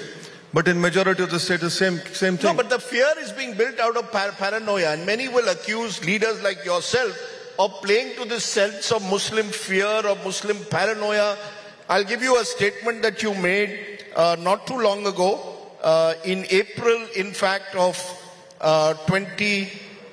December of 2021, where you said in a rally in Kanpur, "We will not forget the injustice. We will remember this injustice. Allah will destroy you through His strength. Things will change. Who will come to save you then? When Yogi will return to his mutt and Modi will retreat to the mountains, then who will come? So you are playing on Muslim fears. No. Listen to me. If you're quoting what I have said, why don't you book a case against me? There is no case against me at all. Have I made a statement against a community? No. I have made a statement against a government which does not run Uttar Pradesh on the basis of rule of law, but on the basis of rule of gun. That particular statement was made in Kanpur because a Muslim man was picked up by the police and tortured outside the police station and beaten up. His beard was pulled. It was made in that context. Now, if tomorrow I say that may the Almighty crush the killers of those two convicts who were in the police custody, what is wrong in that? Because you have failed in discharging the rule of law. Now, polarization is happening because of the Hindutva agenda. It is not because of me. If it was because of me, then I should have won seats in every part of India. The fact is, Mr. Owaisi, you have demonized Yogi Adityanath, Narendra Modi and the BJP to consolidate a Muslim vote wherever possible. Now it's increasingly possible that that Muslim vote is turning to the Congress because they think the Congress is in a better place to defeat the BJP than Asaduddin Owaisi is. But the overall narrative that you're pushing is Islam khatre mein hai, Muslims are in danger. No, Islam kabhi khatre mein. Islam will never be in danger till this world is alive. It is the country which is in danger. It is the social fabric of this country which is in danger. It is the constitution which is in danger. How is it that you and me see that a prime minister prostrating in front of a religious symbol when a parliament is opened? Is he a prime minister of one religion or of all the Indians who do not believe in religion also? How is it that a prime minister enters a parliament with Hindu Vedic scholars, not with scholars of other religions? Who's promoting? That is why I'm saying it is the one-way propaganda of BJP. And let me finish. There were other religious communities also there at that parliament opening. No. Listen to me. Now you talk about demonizing Yogi and Modi. So is Congress doing hero worshipping? One should not criticize them for what they have done. You kill people who are in police custody, and these people enter near the convicts with banned weapons, and nothing happens. And to counter your question, take the killing of Junaid and Nasir in Rajasthan. Who's in power, Congress party or Asaduddin Owaisi? Udaipur happened, everyone condemned. But it takes 15 days for the Congress chief minister to go and visit Junaid and Nasir, who were kidnapped and burned alive in Haryana. And still the killers have not been caught. When it comes to compensation, you give 50 lakh somewhere, you give 15 lakh over here. So there are inconsistencies within the so-called secular parties. Take Madhya Pradesh. Now Congress party is going to hold Hindu festivals to counter BJP. That is why I say that the secularism which the constitution talks about, I am for it. This political secularism has always been used against the Muslims to deceive them, to disempower them, to marginalize them, to alienate them. It's very interesting that you're referring to the way you claim the Congress has dealt with Muslims, because Rahul Gandhi, in a meeting in San Francisco only yesterday, said Muslims are under threat in this country, and likened it to the situation he said that Dalits and other minorities have faced in the past. Do you agree with Rahul Gandhi or not? I'll quote you the Government of India data, which is called intergenerational operability. That if my grandfather was earning 100 rupees, the grandson should earn more than the grandfather. You know what, in India, there's only one community which is earning less than what their grandfather was earning, are the Muslims. Now, whose grandfather was the Prime Minister or whose grandmother was the Prime Minister? And if Mr. Rahul Gandhi is saying this, 80s, he talks about 1980s. Muradabad, Eidgah killings, 390 Muslims were slaughtered on the day of Eid. Congress was in power. Hashimpura, Malyana, Congress was in power. And in fact, the Babri Masjid issue opened when Govind Vallabh Pant was the Chief Minister. He didn't do anything. He was a Chief Minister. The city where you come from, Mumbai, Sri Krishna Commission report, Where is it? Who was in power when the streets of Mumbai were used to kill innocent people? Whether post-Babri Masjid, pre-Babri Masjid, streets of Delhi were used to kill Sikhs. Genocide happened. You were in power for 10 years. You could not do anything to give justice to the victims of Gujarat. What are you talking about? I mean, it is like saying, oh, let others' MP's membership be gone, but my membership should not have gone. Does that mean that? How can he say that? I mean, he can explain what he is saying. I don't know. I don't understand him. No, it's very interesting the way you're targeting the Congress and questioning the Congress. Rajdeep, this is not targeting. These are historical facts. Let the Congress party disprove what I'm saying. They were in power. It happened over there. And you know what? The state where I come from, their PCC president says that tomorrow if we win Telangana, we will construct 100 Ram Mandirs and 100 assembly segments at the cost of 10 crores each. What is this? The whole fight between the so-called secular parties and BJPs, who's a bigger Hindu? Whether Mr. Gandhi is a bigger Hindu or Mr. Modi is a bigger Hindu. That is the real fight. Rahul Gandhi has said in the same San Francisco speech, and it's been saying it in Bharat Jodo Yatra as well, नफरत की इस माहौल में मैं मोहब्बत की दुकान लेकर आया हूं. How do you see it?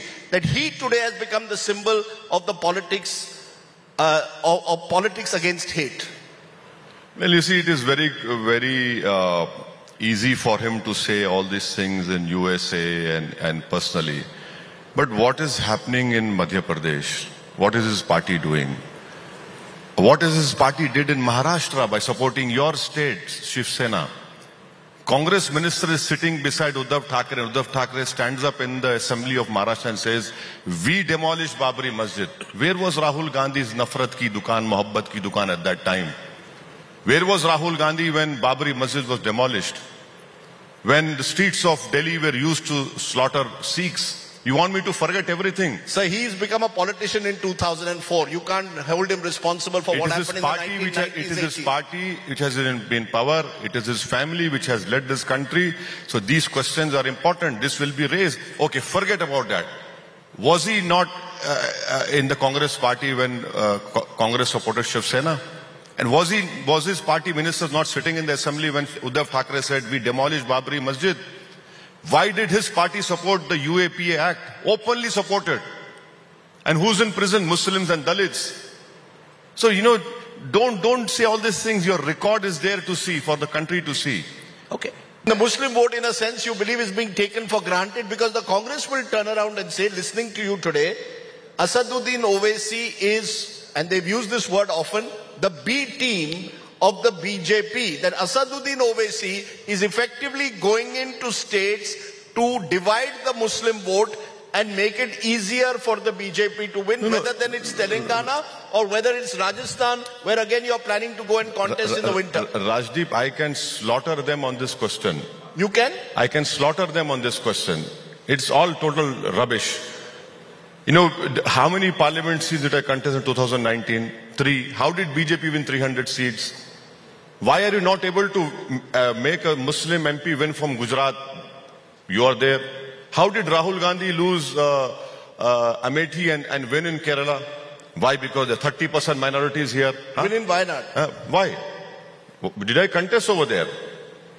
As long as you try to follow BJP, that we will do religious festivals, we'll construct this mandirs, you will never defeat BJP. You want to defeat BJP? Defeat them on the basis of ideology. Turn the youth of this country against them. You know, ask them pointed question on China, how China is occupying 2,000 square kilometers. You don't do that. So you're saying in a way, you believe that the real battle is actually in this country leading up to 2024 for the Hindu vote. The real battle which is taking place is both the Congress and the BJP are looking for ways to reach out to the Hindu voter. Am I correct? Yes, it is very true. It is very apparent. I know I need not be a psephologist or even your data proves it. Your Karnataka data proves it that if tomorrow Lok Sabha elections are held, 11% of people who voted for Congress will vote for Modi. Where does Asaduddin Owaisi then fit in? Because you seem to have worn the hat of some kind of, you seem to be appealing to a narrow Muslim identity. Let's be very clear. You are today targeting the Congress for playing vote bank politics with the Muslims, taking the Muslim vote for granted. You are targeting the BJP, saying the BJP demonizes Muslims. What is your role? You are also, in a way, accused of playing communal politics by only appealing to a single community's vote. Well, you see, both BJP and Congress believe in George Bush ideology. Either you are with us or you're not with us. So that cannot happen. You know, in a democracy, you need diverse voices. You need differing political opinions and voices. That is what I'm doing. How is it that if I am with Congress party, I become secular? If I oppose BJP, I'm not a nationalist? How is it? And you're saying narrow Muslim. What is narrow? Have you read the speeches of mine in Parliament? I have consistently criticized BJP for decreasing the minority budget. I have consistently criticized BJP on doing a constitutional breach on Article 370. I have consistently asked BJP, why did they decrease the pre-matric scholarship? Why have they finished the Maulana Azad fellowship? I have consistently criticized BJP on China. And the highest number of my criticism on China has been against BJP because they're quite on it. What is this narrow identity of Muslim? What is this broader identity of Muslim? And I want to know, what is a broader Muslim identity? A person who comes and drinks wine with you. So you condemn any group that uses violence, then whether it's a Popular Front of India or whether it's a Hindutva vigilante group? When the Udaipur incident happened, I condemned it. When in this state, when a professor's hand was chopped, I condemned it. Violence has no place. But please understand, what if it is a state-sponsored violence? What would you do? It was state-sponsored violence in Hashimpura, Malyana, Sikhs genocide in Gujarat, pogrom, Mumbai streets. It was a state-sponsored. Nelly massacre was state-sponsored massacre.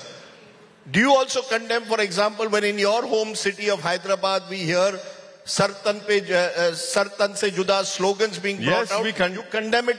Rajdeep, should all those individuals be behind bars? This is like a headmaster sitting over here and giving me marks. I'll give you 10 marks if you condemn it. Rajdeep, stop it. You know, I'm a member of parliament. I have taken oath on the constitution in the name of Allah subhanahu wa ta'ala. If I believe in constitution, I have to condemn violence. I mean, and who has become the leader of this country? Under his watchful eyes, a genocide happened in Gujarat. Who rewarded him? The majority community rewarded him, not once, twice. And you're asking me this question. You are, of course, Asaduddin Owaisi, a member of parliament. A number of the opposition parties boycotted the parliament inauguration. Do you believe that was the right step to take? I boycotted not because of what these so-called opposition parties who are saying that the president should have inaugurated it. Their knowledge of constitution is very limited. They should have read Article 53(1). The president is part of the executive. The speaker is a custodian of the house. The speaker should have inaugurated. And we have in our country called theory of separation of powers, which is basic structure of the constitution. The prime minister wants to walk forward and the speaker walking behind him. What is this? The prime minister is the superstar over there. It is the speaker who's the superstar over there. How can that happen? You know, how can the executive enter into a domain of legislature? No, the speaker is the authority in the Lok Sabha. When you bring both the houses together, possibly it's the president, the prime minister though, and the government says he represents the will of the majority and therefore he's there because he's won an election. Now this is disputable. Is that what troubled you, or is it the religious ceremonies that took place that troubled you? I have been consistently saying since the day he did that inauguration of the parliament with all Hindu religious scholars being present, I have condemned and criticized when that emblem was shown. And thirdly, the speaker is the custodian. The prime minister has no role. If a crime commits inside parliament, the Delhi police cannot enter. The speaker can give a sentence also.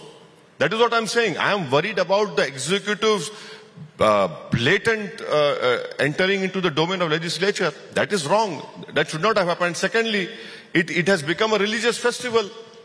that opening of parliament. You know, but Mr. Owaisi, today in this here you're targeting the Congress, you're questioning the Congress and its commitment to secularism.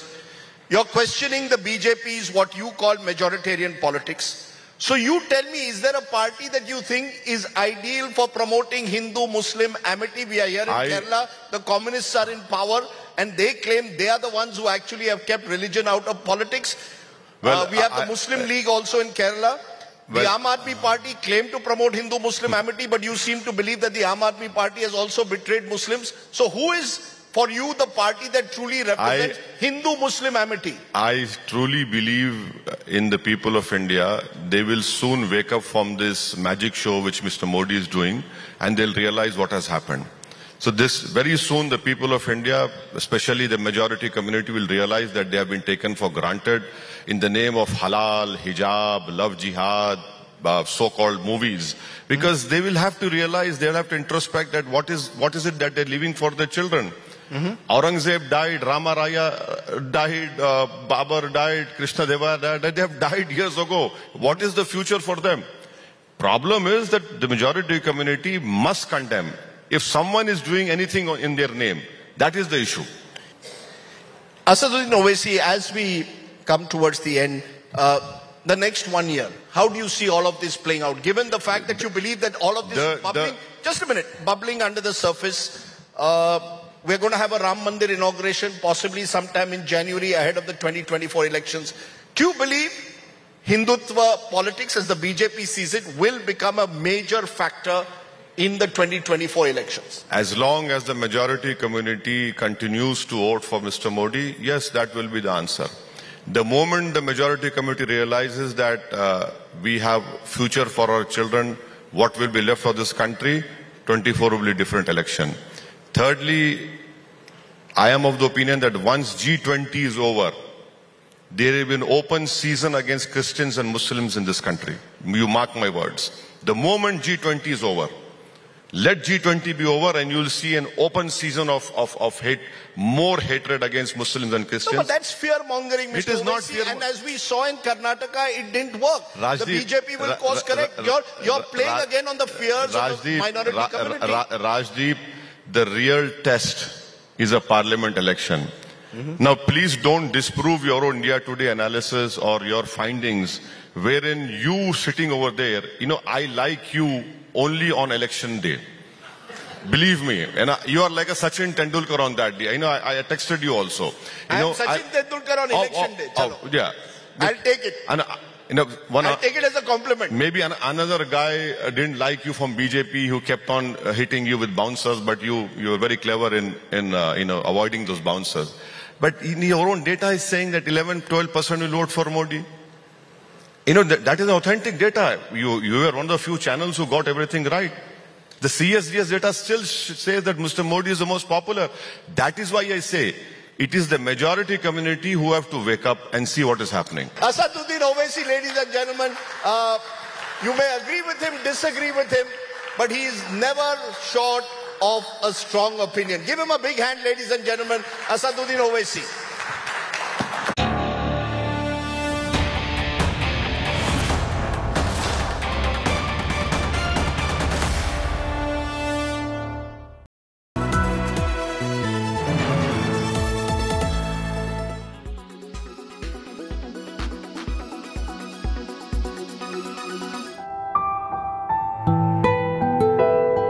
Pranav Salkar saw his mother struggle to get water after coming back from work every day. The nearest source of water was half a kilometer away. Pained by this sight, the 14-year-old took matters into his own hands. He started digging a well, and in 4 days, he struck gold. त्याला मी एक सूचना दिली होती काही ते खून कण थोडंसं पाणी लागतो का आपण बघूया. नंतर आम्ही मग कामावर जायची सुरुवात केली. मग त्यांनी मनापासून सुरुवात केली खोदायला. त्याच्याकरता त्यांनी खोदता 3-4 दिवस त्यांनी लावले आणि पाणी लागलं. Pranav's parents speak fondly of their son's efforts. They recount how he had made a ladder to dig out soil from the pit. मजुरी करतो आणि संध्याकाळी येतो काम करून. मग मला त्रास होतो म्हणून माझ्या मुलाने विहीर खोदली 4 दिवसात. मला आनंद वाटतो. ते पाणी तुम्ही वापरता का? त्या पाणी आम्ही वापरतो. Kelve village in Palghar gets piped water thrice a week. To Pranav's parents, who work as labourers, the well is a relief. And it goes without saying, Pranav is now a hero in his village. Bureau Report, India Today.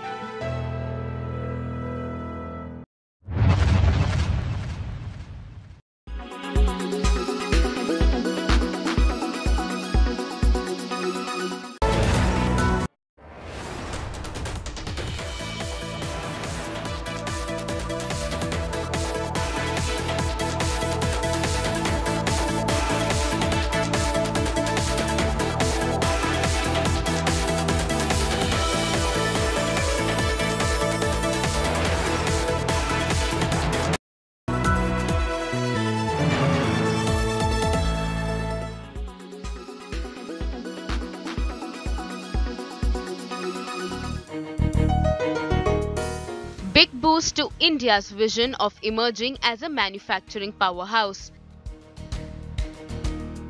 Taiwanese giant Foxconn will start manufacturing iPhones in Bengaluru by 2024. While Foxconn's expansion is undoubtedly advantage to India, an embarrassing fight for credit has erupted in Karnataka.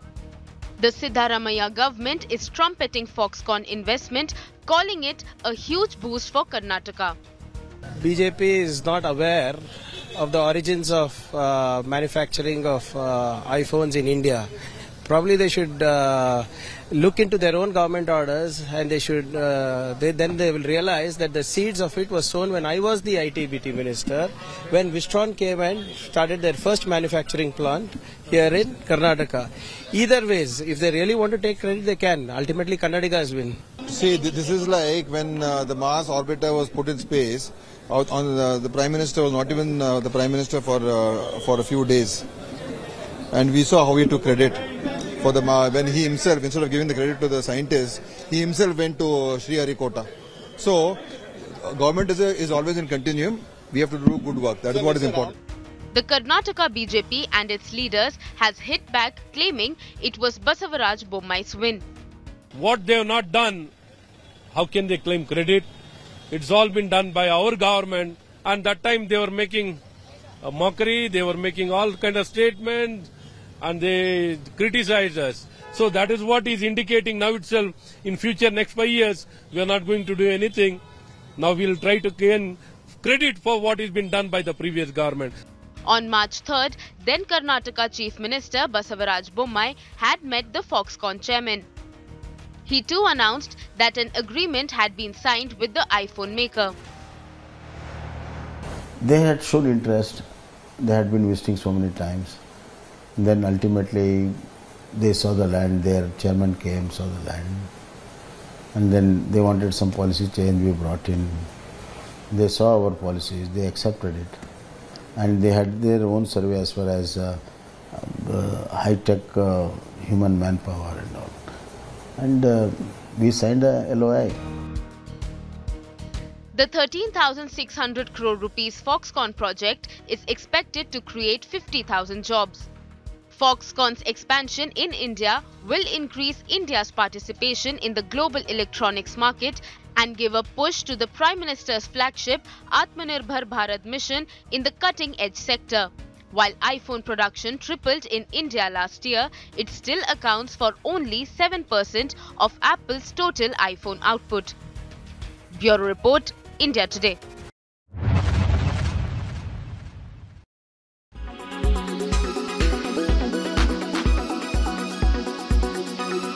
Why does this happen? Let me tell you the science behind it.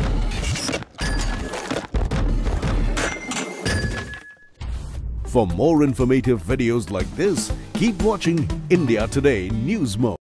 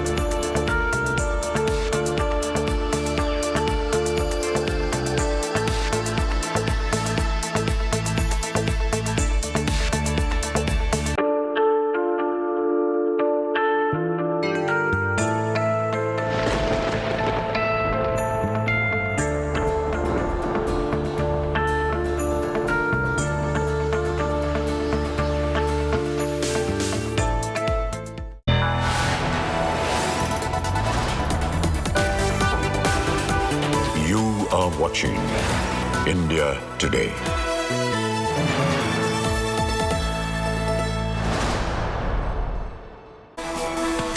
Very good evening, viewers, and thank you for being with us on India Today. I'm Chaiti Narula, getting you all the top stories. Let's start with the headlines. Train tragedy, toll mounts to 275. Rail Mantri says accident on the back of change in electronic interlocking. Preliminary report points to signal glitch. इसका root cause इस इतने दर्दनाक, इतने भयानक accident का root cause already identify हो गया है. A big India Today exclusive news break. Official flagged serious flaws in signalling system in February, sought immediate action. Was red flag ignored? West Bengal Chief Minister Mamata Banerjee's scathing attack at the BJP, says centre downplaying death toll, and Odisha government did not provide medical treatment to the victims. Amidst the opposition backlash, government comes out in full support of Vaishnav, says earlier rail ministers limited to photo ops. The opposition demands resignation of Ashwini Vaishnav. External Affairs Minister Jai Shankar takes pot shot at Rahul Gandhi over his remarks on Modi in the US, says there are things bigger than politics when you go overseas. There is a national interest, there is a collective image. There are sometimes things bigger than politics. And when you step outside the country, I think that's important to remember. Chandrababu Naidu meets Home Minister Amit Shah in Delhi amidst talks of TDP interest in getting back to NDA fold. Sources say BJP, TDP to contest Andhra, Telangana polls in alliance.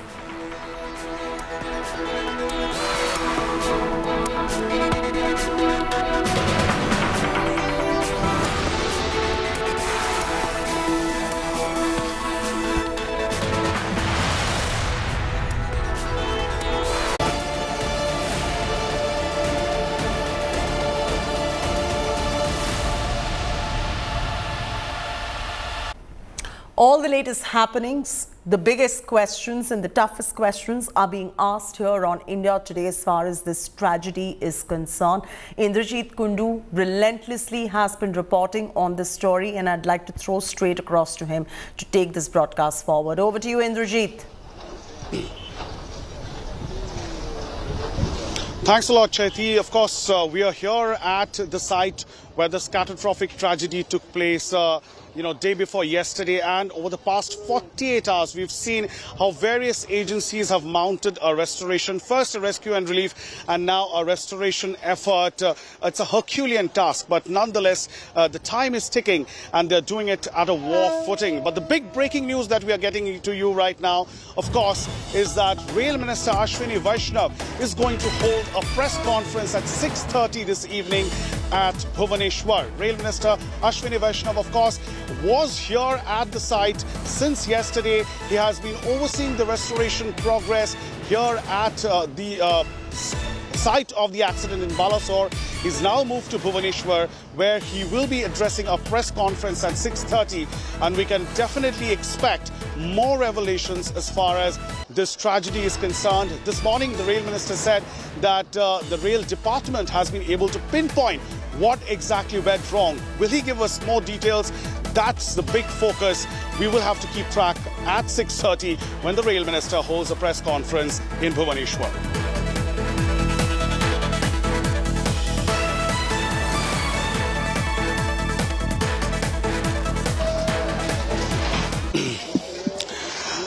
We have been coming to you live from Balasore for the past 48 hours, giving you each and every detail of this crisis that is unfolding before our eyes. But let's just show you some of the defining images of this crisis that we have been able to capture in the past 48 hours.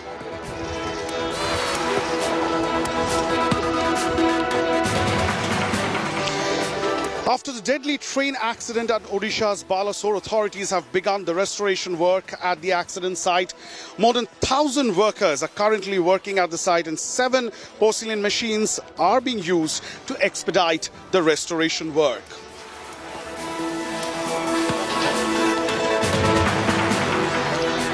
Union Health Minister Mansukh Manvia along with Railway Minister Ashwini Vaishnav took stock of the medical assistance being provided to survivors of the train accident here in Odisha.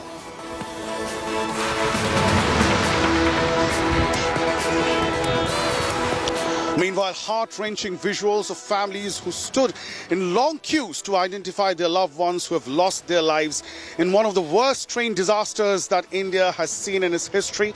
Dead bodies of the deceased are kept in cold storage and pictures are being displayed to help identify the body of the victims.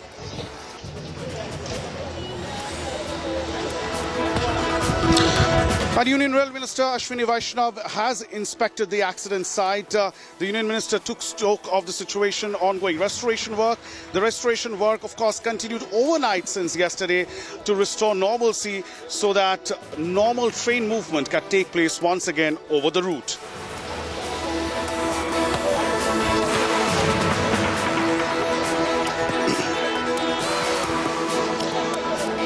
And death and destruction continues to haunt people. Ambulances carrying unidentified bodies arrived at the All India Institute of Medical Sciences in Bhubaneswar today. Remember, so far, 275 people have lost their lives and 1,100 have suffered injuries in this train tragedy.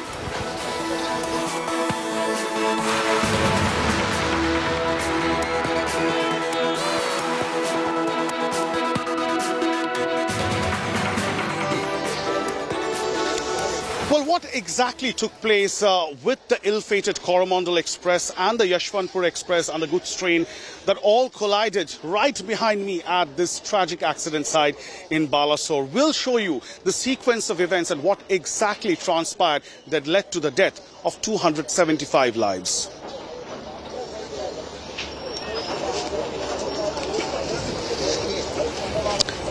At 6:40 p.m., Coromandel Express left Balasore for Bhadrak in Bhadrak, Odisha. 6:52 is when Coromandel Express approached Bahanagar railway station after it was given a green signal. It was at 6:55 that the Yashwantpur-Howrah Express approached the Bahanagar station in one of its downline.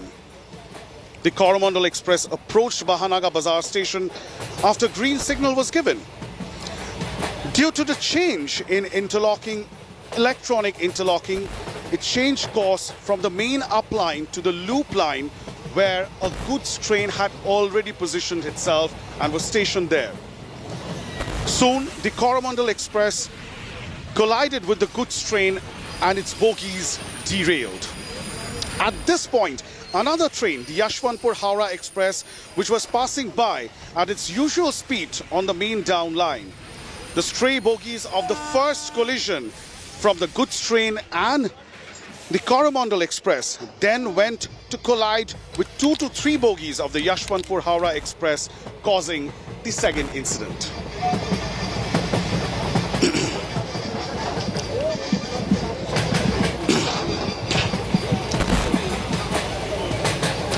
Well, even as relief work has been completed and the full focus is on the restoration work, the focus, of course, is also on the probe.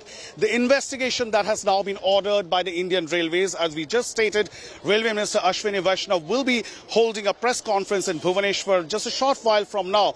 But what exactly led to this catastrophic tragedy? A high-level probe is underway to ascertain the reasons behind this tragedy. Indian Railways has clarified that the Coromandel Express went off route at the interlocking point due to a signalling interference. Railways claim that the electronic signalling system present at the Bahanagar station where the accident took place, pointing out that the computerized system had only 0.1% chances of failure. Construction work or short circuits could have cut the cables leading to the signalling interference. Railways further pointed out that the indigenous anti-collision system Kavach couldn't have prevented the accident as it could not have detected the last-minute route change. India Today has also accessed a letter written by South Western Railway's Chief Operating Manager pointing out serious flaws in signalling system back in February this year. The official had warned that if signal maintenance system was not corrected immediately, it could lead to recurrence and serious accidents. Had Kavach been here, it would have been on the locomotive, it would have been on the track. Now, from what we understand what happened, this locomotive, even if it went on a wrong route and it found that the track ahead was occupied, it had only barely maybe 100 meters to go before that obstruction was to come. So in this particular scenario where the reaction time was so short and the distance was so short and the speed was so high, it was just a question of a few seconds before it went and hit an obstruction. 9 फरवरी को ये एक आंतरिक report है जो ऐसा ही हादसा होते होते बचा, उसके पश्चात की रिपोर्ट है। ये रिपोर्ट भी मैं आपको सर्कुलेट कर रहा हूं, हस्ताक्षर हैं इस पे साउथ वेस्टर्न रेलवे के एजीएम के, principal chief operations manager South Western Railway. जब वो बता रहे हैं कि ये सिग्नलिंग जो इंटरलॉकिंग सिस्टम है इसमें खोट है, अगर जल्दी ही इस खोट को दूर नहीं किया जाए तो इस तरह के हादसे होते रहेंगे। 9 फरवरी को ये रिपोर्ट सर्कुलेट हुई रेलवे मिनिस्ट्री में, उसके पश्चात क्या कदम उठाएगा ये भी हम जानना चाहते हैं। So as you can see, these are the screens, these are the rescue operation efforts that are currently going on. This is the signal part, this entire area, this entire train coach that has still been, lying and being removed by the people here. Earth movers and JCBs have been deployed to dig into the tracks because the tracks have been completely destroyed. The effort right now from the railways is that the maintenance being done smoothly and on time so that the train up and down lines are ready and moving once again. It's a massive tragedy and an accident, but the root cause behind it will need to be ascertained, and a high-level inquiry has already been put in place to check whether the train derailed first and then moved into the loop line, or derailed after hitting the goods train that was on the loop line. We've been told by the railway officials that there has been the driver ascertaining that he did see the green signal, and that is why he moved forward. This is all part of the investigation which the railways is currently working on, but inside the war room, monitoring goes on continuously, even several hours after the horrific Balasore accident has taken more than 250 lives.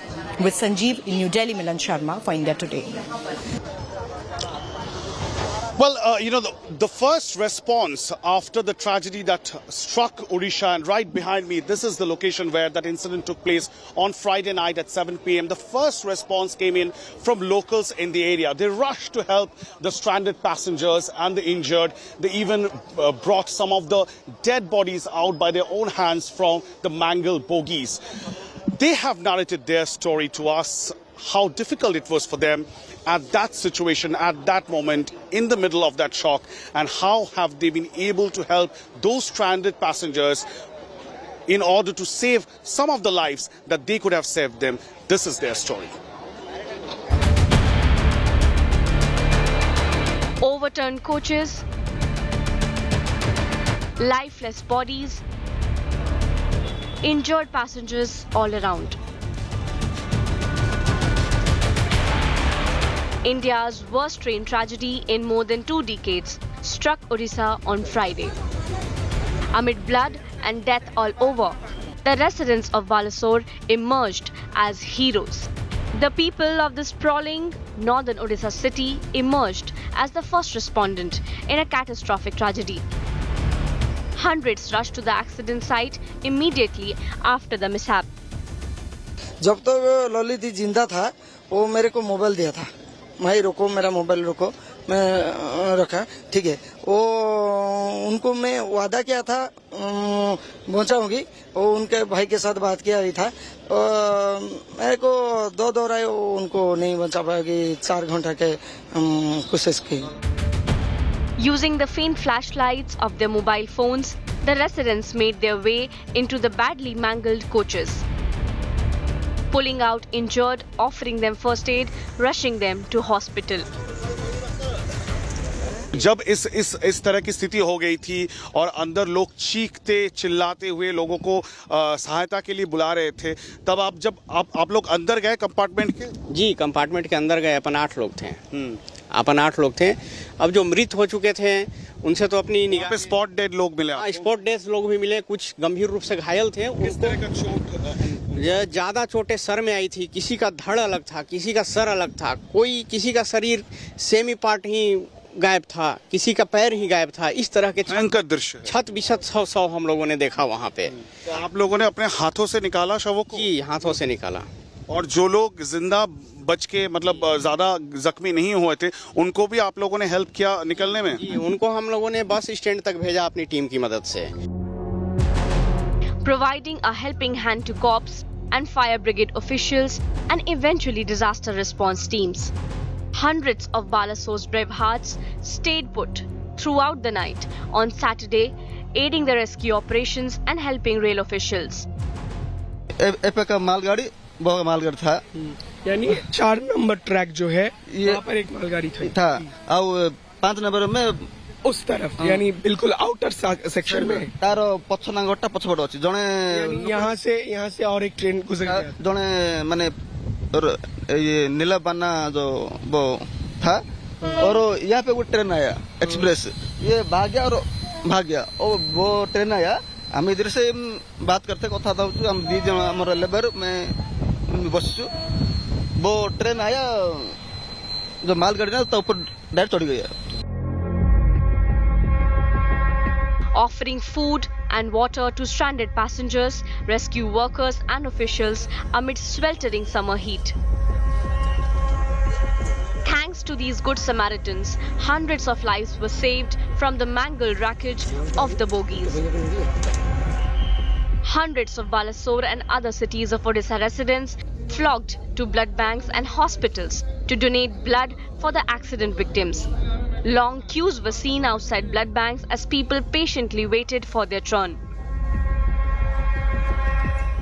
The selfless rescue work, Prime Minister Narendra Modi lauded the courage and compassion of the people, saying, "Thank you, Odisha." मैं उड़ीसा सरकार का भी, यहाँ के प्रशासन के सभी अधिकारियों का, जिन्होंने जिस तरह से इस परिस्थिति में अपने पास जो भी संसाधन थे लोगों की मदद करने का प्रयास किया, मैं यहाँ के नागरिकों का भी हृदय से अभिनंदन करता हूँ। In the darkest moment, the people of Balasore shined with exemplary courage and selflessness. With Indrajit Kundu and Satyajit in Balasore, Bureau Report, India Today. Well, ever since this tragedy struck, the big question that's on the mind of each and every person, each and every Indian Railways passenger, of course, is that whether or not there were several red flags that were ignored. Now, India Today is going to explain to you what exactly are these red flags that possibly could have been ignored, and had they not been ignored, possibly we could have averted this tragedy. The 12649 Sampark Kranti Express had a close shave. The train was about to enter a loop line. Driver noticed abrupt change of route. Then driver applied brake on type and stopped the train. The loco pilot averted crash with good strain. Probe hinted at a circuit malfunctioning. Now, flaw in signal interlocking has been reported. Rail officials have written to Chief Signal Officer February 2023 at Hosadurga in Karnataka. This near miss happened in Hosadurga in February 2023. It is eerily similar to the Balasore mishap that has taken place now. Last time, the locomotive driver saw the goods train and, of course, applied the brake.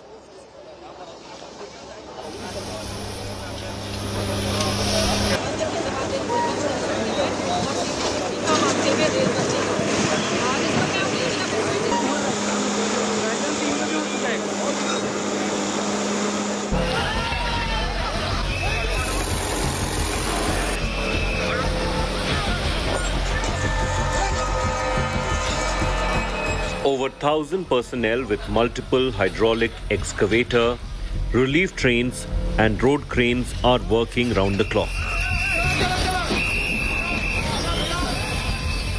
माननीय प्रधानमंत्री जी कल स्वयं site पे आए थे।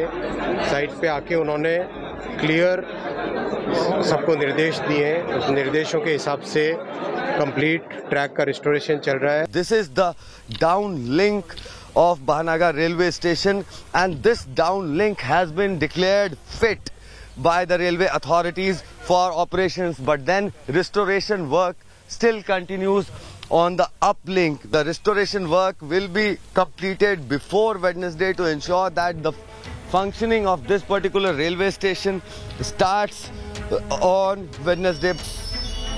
Railways ran test train from Howrah to Balasore with stops in between to check viability of the track. The rail minister announced that the down main line, which was shut after the accident, has been restored.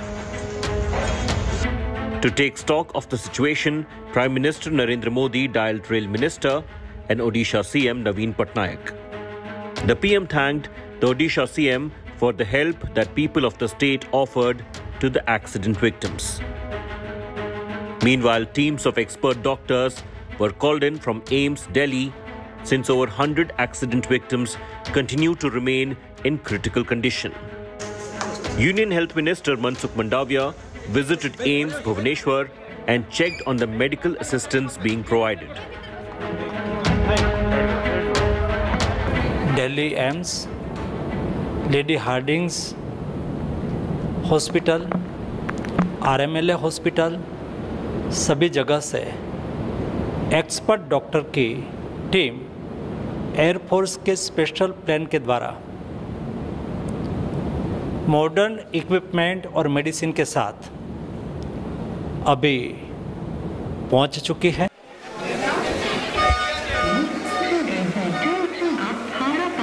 Trains carrying the rescued survivors meanwhile reached Chennai in special trains. There is a special train carrying some of these passengers who of course had a miraculous escape, and some of them who've sustained very minor injuries. So all of them are being brought back to Chennai. There's a special train that is arriving here at Chennai from Bhadrak. Once these passengers arrive here at the Chennai Central Railway Station, they'll be taken here where they'll undergo a health checkup, a minor health checkup. But as per families, many passengers still remain unaccounted for. The Odisha government has uploaded images of the dead on websites to help families. With Ritik, Anirban and Indrajit in Balasore, Odisha, Bureau Report, India Today.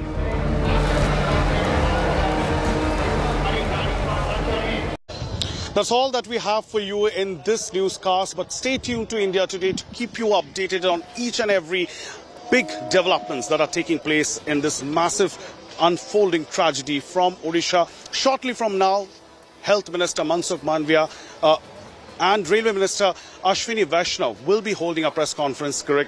I correct myself. It's Railway Minister Ashwini Vaishnav who will be holding a press conference in Bhubaneswar. We'll keep an eye on that and we'll keep you updated.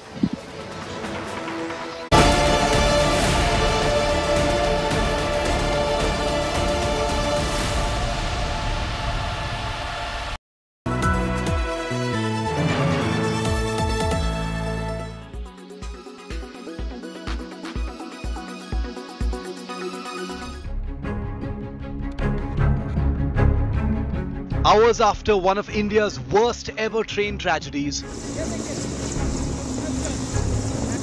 Prime Minister Narendra Modi reached Balasore, Odisha. He waited till the rescue work got over before making the visit to the accident site. The Prime Minister was accompanied by Railway Minister Ashwini Vaishnav and Union Minister Dharmendra Pradhan, both from the state of Odisha. Later, he headed to a hospital to meet the injured. West Bengal Chief Minister Mamata Banerjee had visited the accident site earlier. She met Minister Vaishnav and took stock of the situation. Railway को specially treat नहीं करने से क्या होता है, coordination gap हो गया है। मैंने जब मिनिस्टर था, मैंने एंटी कॉल्यूशन डिवाइस तैयार किया था। इसमें एंटी कल्यूशन डिवाइस नहीं लगाया, जितना तक मेरे का जानकारी है। अगर एंटी कल्यूशन डिवाइस लगाता था तो कोई इंसिडेंट नहीं होता। While Mamata claimed that the time wasn't right for politics, her party men slammed the centre for not installing anti-collision devices on passenger trains on this route. One must find out what are the causes of the accident. Responsibility must be fixed. In a similar accident in Gaisal, few years earlier, Nitish Kumar, who was the railway minister, had resigned. The railway minister, Ashwini Vaishnav, should consider whether he should resign also. The Congress urged against any politicization of the tragedy. I have to ask many questions to our great Prime Minister and also the Railway Minister. They have to answer why such things are happening and who is responsible for this. But today we have to extend the relief to the suffering people.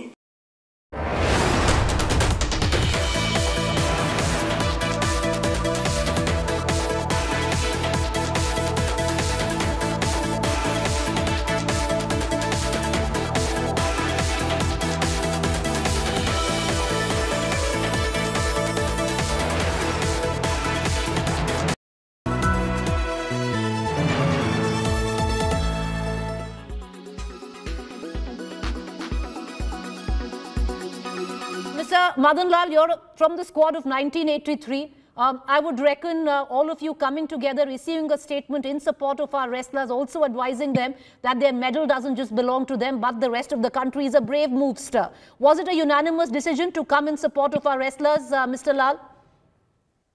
Yeah, definitely. It's a unanimous decision taken by the 1983 team, a winning team. But, I entirely support this wrestler, whatever they are saying. And at the same time, once the FIR is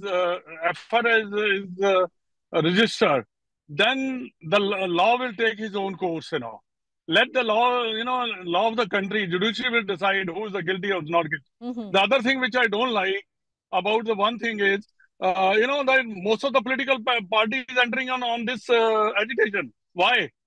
Because this is the agitation for a wrestler, not for other parties, a political party. So let the judiciary decide. FIR is there.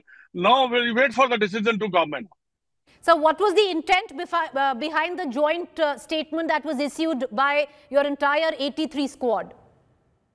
We are concerned about them, We are definitely. I'm first.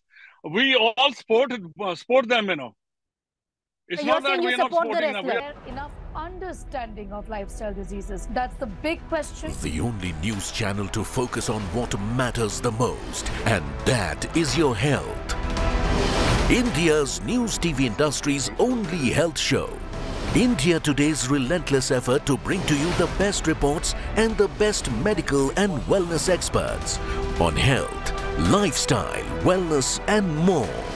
Watch Health 360 with Sneha Mordani at these times, only on India Today.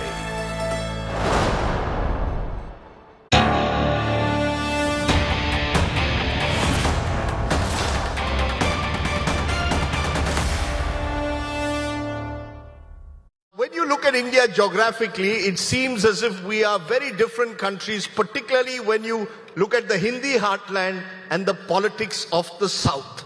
And as we build up to the big 2024 elections, the question is, who will win the South?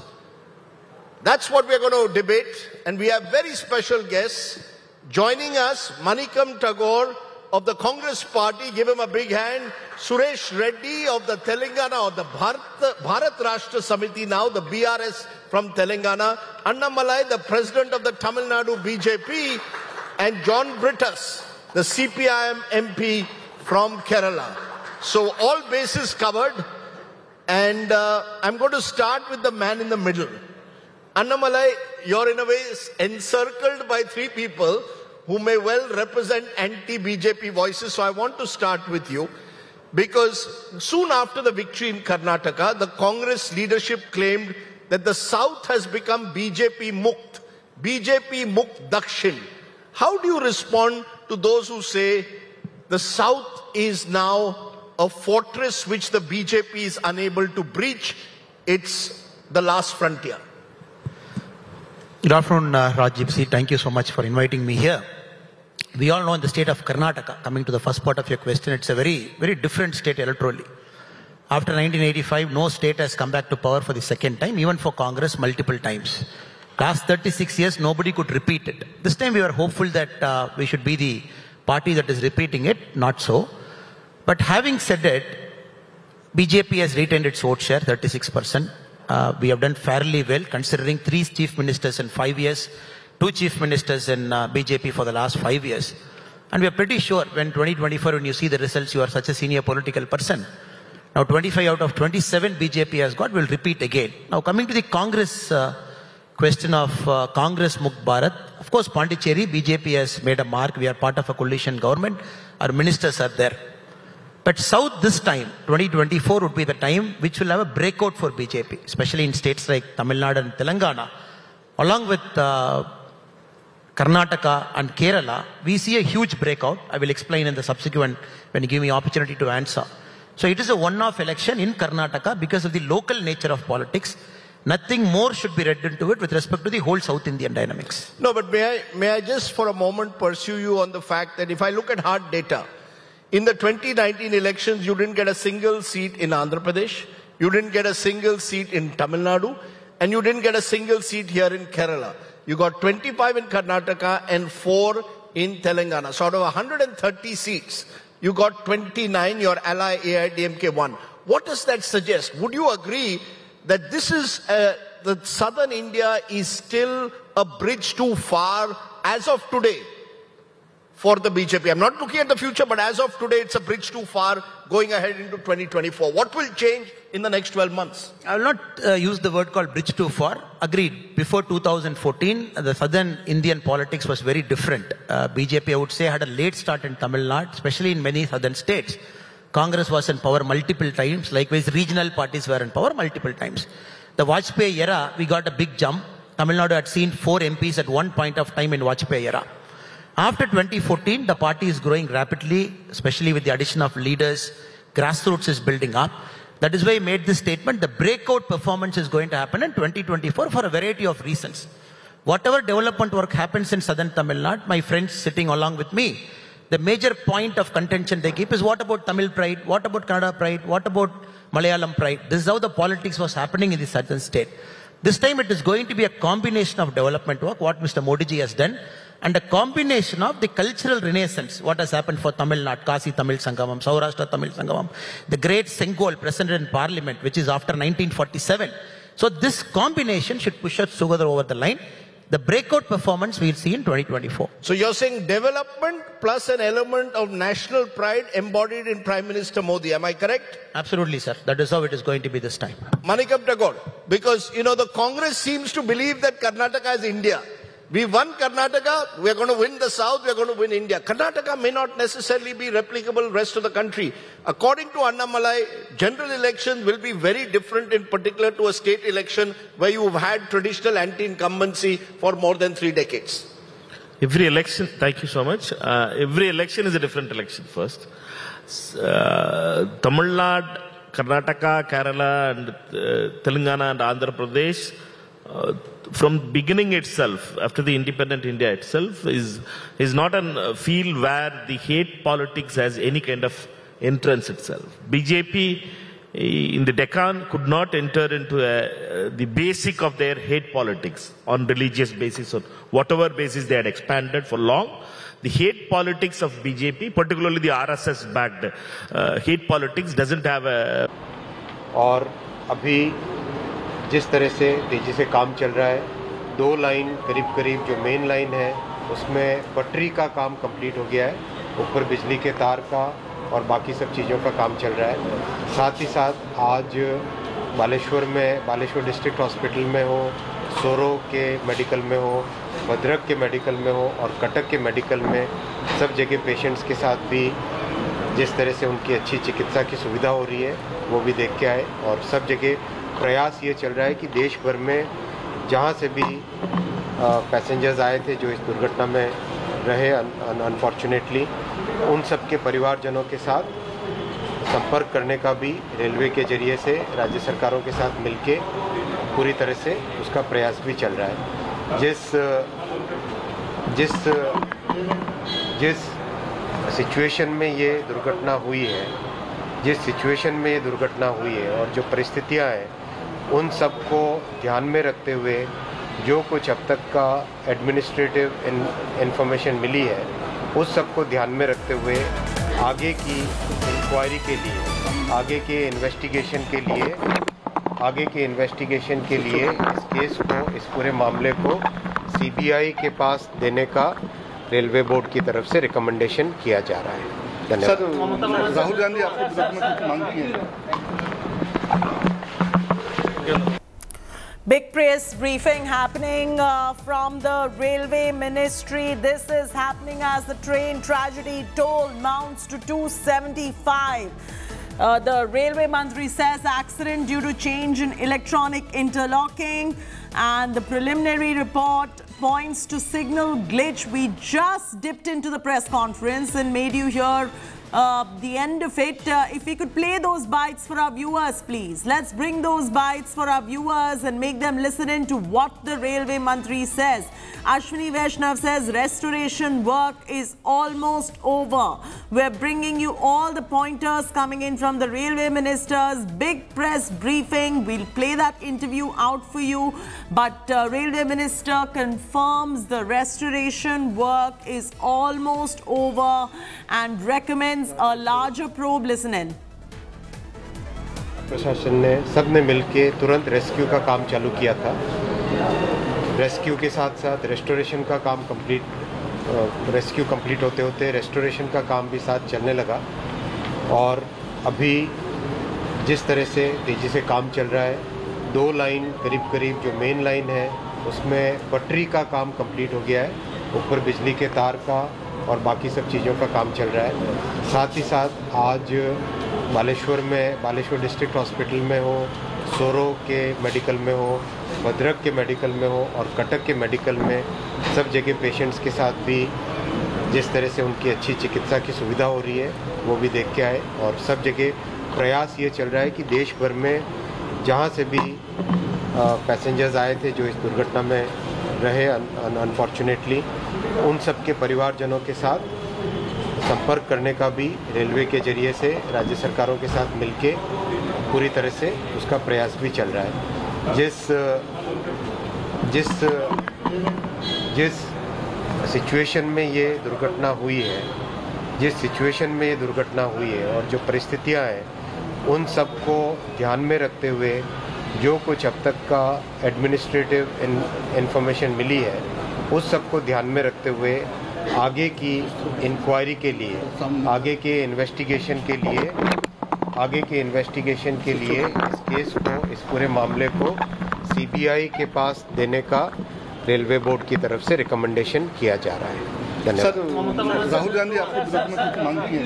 जिला प्रशासन ने सबने मिलकर The minister did not answer any questions as far as the politicking on the back of this is concerned, but he said that the restoration work is almost complete. This was going on alongside the rescue and relief operation that was taking place. He also says CBI is going to be probing this particular tragedy, and Ashwini Vaishnav, the railway minister, has now recommended a CBI probe into this matter. That was the railway minister taking stock of the situation and briefing the press and the viewers on what is going on. A couple of key pointers. Number one, he says that while the rescue and relief operation was going on, the restoration work was over. Number two, he says there will be a CBI probe into this train tragedy. Indrajit Kundu is now joining us. Indrajit, the situation of course does merit a larger probe, and the railway minister has recommended a CBI probe. Are you picking up any first up reactions from the next of kin of the victims and the deceased? Well, Chaiti, these are early times, but this is definitely a big announcement coming in from Railway Minister Ashwini Vaishnav, handing over this case to the Central Bureau of Investigation. There will be several questions that will now be asked, because generally, whenever the CBI is involved in any cases, and just a few days back we saw what happened in Manipur, where the Home Minister went there and handed over the case to CBI as well. So, starkly different, two different cases. So when there is a security challenge and when there is a law and order issue, that's when the CBI is called in. This is a real tragedy. This is an accident. And for the CBI to probe an accident does hint at something else. So is there a foul play angle that is now being probed by the government? That would be the big question for the Rail Minister and the government to answer. But this does come in as a very surprising move on part of the Modi government to hand over the probe to CBI of a rail tragedy of this scale that has taken place. That has never taken place in India before. It clearly would raise some more questions. It would rather raise more questions than answer some of the questions that have already been there, Chaiti. Absolutely. This is going to be raising many more questions than answers. And now Ashwini Vaishnav has said that the CBI probe will be probing this particular train tragedy. He said situation does merit a probe by the CBI. And as Indrajit pointed out, too early to get reactions on how the next of kin of the victims and deceased are feeling about the manner in which the Railway Minister has handled the situation. So we'll continue getting those reactions for you in moments from now. But this is a story that is fast moving. Let's listen in to Ashwini Vaishnav once again. परिस्थितियां हैं बालेश्वर में जो दर्दनाक दुर्घटना हुई उसके तुरंत बाद सभी ने मिलके रेलवे ने बालेश्वर के सोरो के भद्रक के साथियों ने बंधुओं ने जिला प्रशासन ने सब ने मिलके तुरंत रेस्क्यू का काम चालू किया था। रेस्क्यू के साथ साथ रेस्टोरेशन का काम रेस्क्यू कंप्लीट होते होते रेस्टोरेशन का काम भी साथ चलने लगा। और अभी जिस तरह से तेज़ी से काम चल रहा है, 2 लाइन करीब जो मेन लाइन है उसमें पटरी का काम कंप्लीट हो गया है, ऊपर बिजली के तार का और बाकी सब चीज़ों का काम चल रहा है। साथ ही साथ आज बालेश्वर डिस्ट्रिक्ट हॉस्पिटल में हो, सोरो के मेडिकल में हो, भद्रक के मेडिकल में हो और कटक के मेडिकल में सब जगह पेशेंट्स के साथ भी जिस तरह से उनकी अच्छी चिकित्सा की सुविधा हो रही है वो भी देख के आए। और सब जगह प्रयास ये चल रहा है कि देश भर में जहाँ से भी पैसेंजर्स आए थे जो इस दुर्घटना में रहे अनफॉर्चुनेटली, उन सब के परिवारजनों के साथ संपर्क करने का भी रेलवे के जरिए से राज्य सरकारों के साथ मिलके पूरी तरह से उसका प्रयास भी चल रहा है। जिस सिचुएशन में ये दुर्घटना हुई है, और जो परिस्थितियां हैं उन सब को ध्यान में रखते हुए जो कुछ अब तक का एडमिनिस्ट्रेटिव इंफॉर्मेशन मिली है उस सब को ध्यान में रखते हुए आगे की इंक्वायरी के लिए, आगे के इन्वेस्टिगेशन के लिए इस केस को, इस पूरे मामले को सीबीआई के पास देने का रेलवे बोर्ड की तरफ से रिकमेंडेशन किया जा रहा है। Baleshwar My colleague Munish Pandey is now joining us on the phone line for the very latest on this story. Munish, the Railway Minister has been clear that he would like this to be probed by the CBI because the situation merits a probe by the CBI. At this point, where does the investigation stand and how is the CBI planning to take this forward? Well, Chaiti, at this point of time, the criminal angle in this entire tragic incident has not been ruled out. Apart from that, if there was any negligence from any railway officer or not, that is also not ruled out. And that is why the Railway Minister, Ashwini Vaishnav, has recommended CBI inquiry into this matter. The recommendation first came from the Railway Board, and now the Railway Minister has confirmed that they will be recommending this matter to the Central Bureau of Investigation. Chaiti, remember earlier Prime Minister Narendra Modi, when he visited Odisha and Balasore, then also he said that those who are behind this, those who are responsible for this incident and accident, they will not be, the government will not leave any stone unturned to punish them, and there will be a severe punishment to all those who are responsible for it. And that is why taking a view from the center, the railway minister is of the opinion that the matter should be investigated by the Central Bureau of Investigation.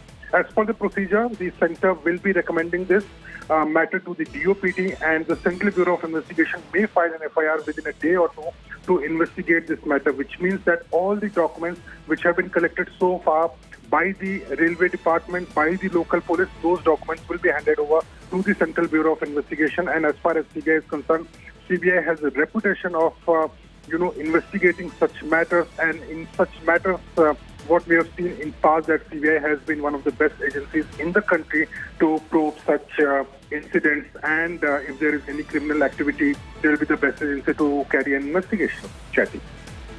Interesting, Munish. The bigger question that Munish put forth is about whether there was criminal negligence or not, and CBI will now be probing this particular matter entirely. Aditya Vaibhav is also with us. Aditya, there was an official who warned that there was a signal maintenance system that was not corrected and that needed to be corrected immediately. We are also in possession of that particular report. It's clear that the warning signs and the red flags were clearly ignored.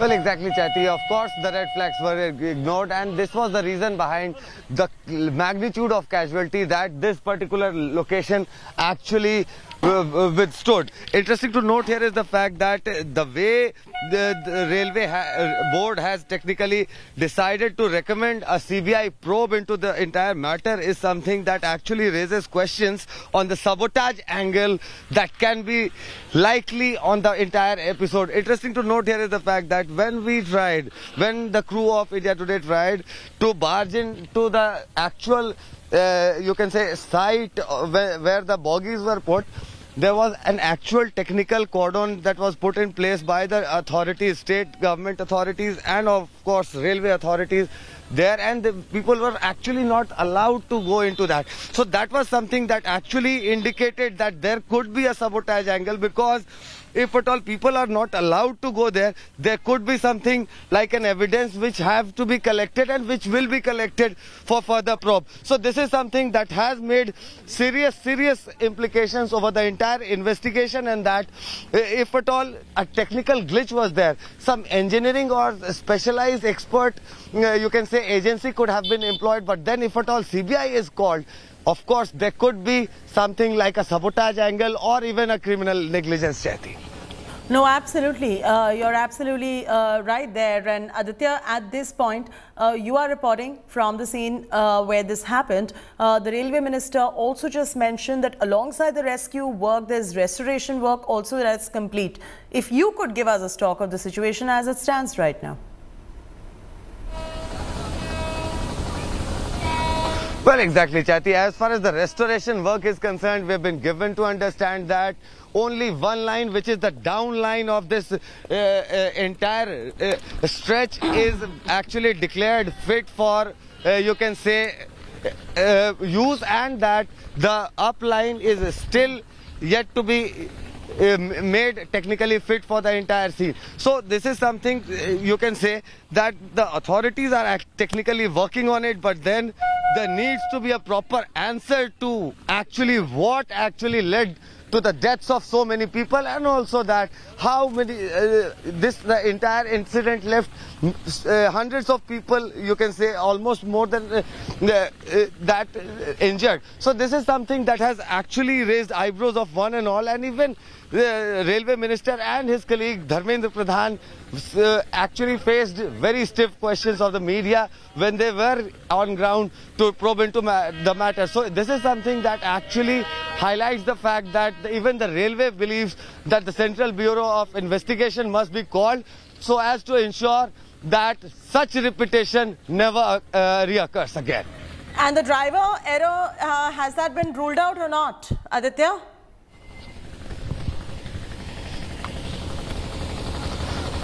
Well, this is something that needs to be understood and also deciphered very properly, because negligence is something that is very subjective and that is to be dealt with by the subject matter experts. But then, if at all there is negligence that led to the deaths of as many people as was caused in this particular railway mishap.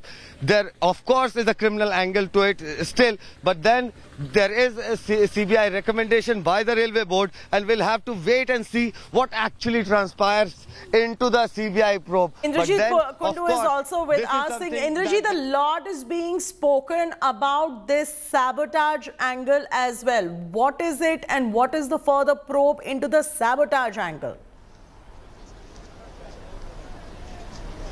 Well, Chalti, let's put things in context first. You know, the Prime Minister came yesterday and he held a press conference at the hospital saying that strict action would be initiated against those who are found responsible, or those who are found responsible behind this terrible tragedy, this accident that took place. Now, that was a hint, it seems. And then this morning, the railway minister said that they have been able to identify the root cause of this entire accident. So, as I said, it's highly unlikely that the CBI deals with such cases. It deals with criminal investigation. It deals with a lot of scams, but a railway accident, and the CBI is going to probe that, of course, raises a lot of questions. And the first question that, of course, comes to mind is that, is there a sabotage angle to this entire thing? So clearly, all angles will be proven, whether, there was a mistake, whether there was a technical fault, whether there was a human error. As is being said that there could be a signal failure. What could be behind that signal failure? Was that an unintentional human error? Was that a mechanized fault? Or was there something else? That's the question that, of course, is getting fueled with this decision. The railway minister, of course, saying that this was a recommendation of the railway board, and which the railway ministry is going to accept. So in that sense, the CBI taking over this case is going to be very, very crucial. 275 lives lost. There has to be some amount of accountability. Somebody will have to be, taken to task. The buck needs to stop somewhere. The opposition, of course, has said that a buck stops at the railway minister's desk. He's the one who actually should resign. However, we've seen how Prime Minister Narendra Modi came to this very spot yesterday. He was flagged by the railway minister. Be with us. For our viewers who have just tuned in, we're going to be playing out that particular address by the railway minister once again for our viewers to know what he has to say on this. Baleshwar में जो दर्दनाक दुर्घटना हुई, उसके तुरंत बाद सभी ने मिलके, रेलवे ने, बालेश्वर के, सोरो के, भद्रक के साथियों ने, बंधुओं ने, जिला प्रशासन ने, सब ने मिलके तुरंत रेस्क्यू का काम चालू किया था। रेस्क्यू के साथ साथ रेस्टोरेशन का काम रेस्क्यू कंप्लीट होते होते रेस्टोरेशन का काम भी साथ चलने लगा। और अभी जिस तरह से तेज़ी से काम चल रहा है, 2 लाइन करीब जो मेन लाइन है उसमें पटरी का काम कंप्लीट हो गया है, ऊपर बिजली के तार का और बाकी सब चीज़ों का काम चल रहा है। साथ ही साथ आज बालेश्वर डिस्ट्रिक्ट हॉस्पिटल में हो, सोरो के मेडिकल में हो, भद्रक के मेडिकल में हो और कटक के मेडिकल में सब जगह पेशेंट्स के साथ भी जिस तरह से उनकी अच्छी चिकित्सा की सुविधा हो रही है वो भी देख के आए। और सब जगह प्रयास ये चल रहा है कि देश भर में जहाँ से भी पैसेंजर्स आए थे जो इस दुर्घटना में रहे अनफॉर्चुनेटली, उन सब के परिवारजनों के साथ संपर्क करने का भी रेलवे के जरिए से राज्य सरकारों के साथ मिलके पूरी तरह से उसका प्रयास भी चल रहा है। जिस सिचुएशन में ये दुर्घटना हुई है, और जो परिस्थितियां हैं उन सब को ध्यान में रखते हुए जो कुछ अब तक का एडमिनिस्ट्रेटिव इंफॉर्मेशन मिली है उस सब को ध्यान में रखते हुए आगे की इंक्वायरी के लिए, आगे के इन्वेस्टिगेशन के लिए इस केस को, इस पूरे मामले को सीबीआई के पास देने का रेलवे बोर्ड की तरफ से रिकमेंडेशन किया जा रहा है। We'd also like to play out what the Prime Minister said yesterday. Listen in. सरकार के लिए ये घटना अत्यंत गंभीर है। हर प्रकार की जांच के निर्देश दिए गए हैं और जो भी दोषी पाया जाएगा उसको सख्त से सख्त सजा हो, उसे बख्शा नहीं जाएगा। All right, we'll continue asking the right questions, demand accountability as well from those who are responsible to give out the right kind of answers. This is one of the worst tragedies seen by the country as far as the railways is concerned. We'll get you more updates as we go along the way. For now, that's it from me, Chaiti Narula, on this bulletin. Keep watching India Today.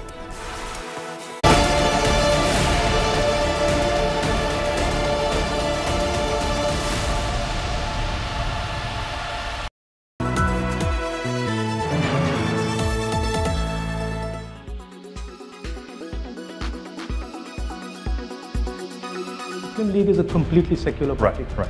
There's nothing non-secular about Muslim League. Rahul Gandhi's description of the Indian Union Muslim League as a secular party has triggered a political storm.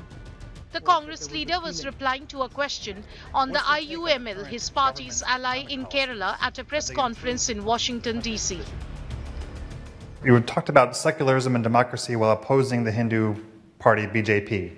However, Congress in Kerala has been in alliance with the Muslim party, Muslim League in Kerala, the state from which you were MP for more than, the state you are the MP for more than 70 years. Muslim League is a completely secular party. Right. There's nothing non-secular about the Muslim League. The BJP claims the IUML has its roots in Muhammad Ali Jinnah's Muslim League and blamed it for dividing India on religious lines. I don't blame him. It's in his DNA. But I think it's extremely unfortunate. You know, certain people worship the family. He goes abroad, denigrates the country, the Prime Minister and all its citizens. I think this is not acceptable. तो हम सब लोगों ने सुना होगा पहले कि किसी का दिमाग 7वें आसमान पे पहुंच जाए तो उसे कुछ समझ में नहीं आता। मुझे लगता है राहुल गांधी जब 7 समंदर पार जाते हैं तो उनका दिमाग पता नहीं कहां हो जाता है। ये वो मुस्लिम लीग है जिससे The Congress, however, drew a clear distinction between Jinnah's Muslim League and the IUML. The party points out that the RSS and Jinnah's Muslim League stayed out of the civil disobedience movement. जिन्ना की मुस्लिम league अलग है और यहाँ केरल में मुस्लिम league है वो अलग है। दिग्भ्रमित करने के लिए लगातार इस प्रकार की बातें वो कर रहे हैं। जिस मुस्लिम लीग का उन्होंने उदाहरण दिया है वो केरला की है और उस मुस्लिम लीग में हिंदू भी मेंबर है, ये आपको जानकारी नहीं होगी और एक समय पर हिंदू मुस्लिम लीग का अध्यक्ष हुआ करता था। Rahul Gandhi represented Wayanad, a Muslim majority seat in the Lok Sabha, before being disqualified from parliament. The BJP has mocked Rahul, claiming he made the remark to remain acceptable in his constituency. Bureau Report, India Today.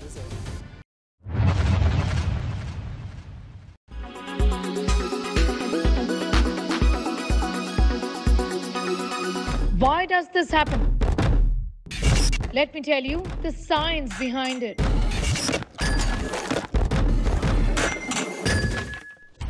For more informative videos like this, keep watching India Today.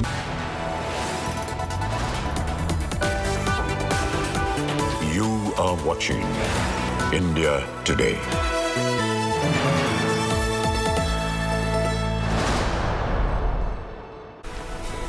Very good evening and thank you for being with us on India Today. I'm Chaiti Narula, getting you all the top stories. Let's begin this broadcast with the top headlines first. As the train tragedy toll mounts to 275, Railway Minister Ashwini Vaishnav recommends a CBI probe Odisha train tragedy after Prime Minister Modi's promise. आगे के investigation के लिए इस case को, इस पूरे मामले को सीबीआई के पास देने का रेलवे बोर्ड की तरफ से रिकमेंडेशन किया जाए। Big India Today exclusive news break. Official flagged serious flaws in the signalling system in February. Sought immediate action. Was the red flag ignored?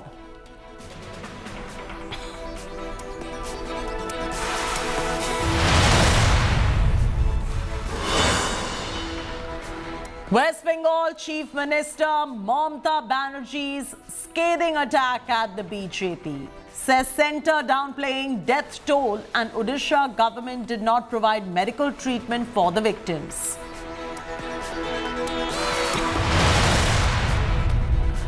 Amidst the opposition backlash, government comes out in full support of Ashwini Vaishnav, says earlier rail ministers limited to photo ops. Opposition reiterates demand for Ashwini's resignation. The External Affairs Minister S. Jaishankar takes potshots at Rahul Gandhi over his remarks on Modi in the US, says there are things bigger than politics when you go overseas. There is a national interest, there is a collective image. There are sometimes things bigger than politics. And when you step outside the country, I think that's important to remember. Chandrababu Naidu meets Home Minister Amit Shah in Delhi amidst talks of TDP interest in getting back to the NDA fold. Sources say BJP, TDP to contest Andhra, Telangana polls in an alliance.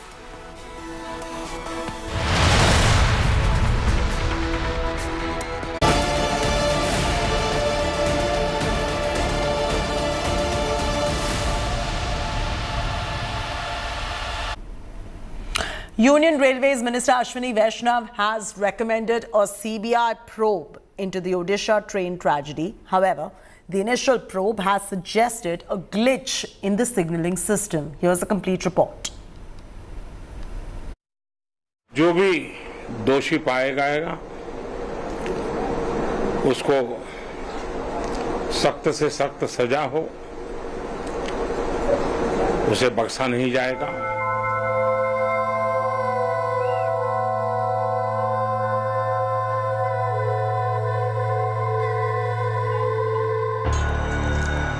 A day after Prime Minister Modi vowed strict action against those responsible for the Odisha train tragedy, the Railway Board has recommended a CBI probe into the matter.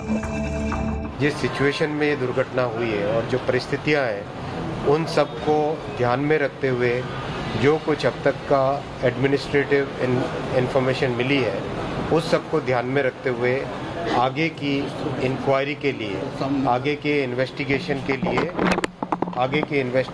के लिए इस case को, इस पूरे मामले को CBI के पास देने का रेलवे बोर्ड की तरफ से रिकमेंडेशन किया जा रहा है।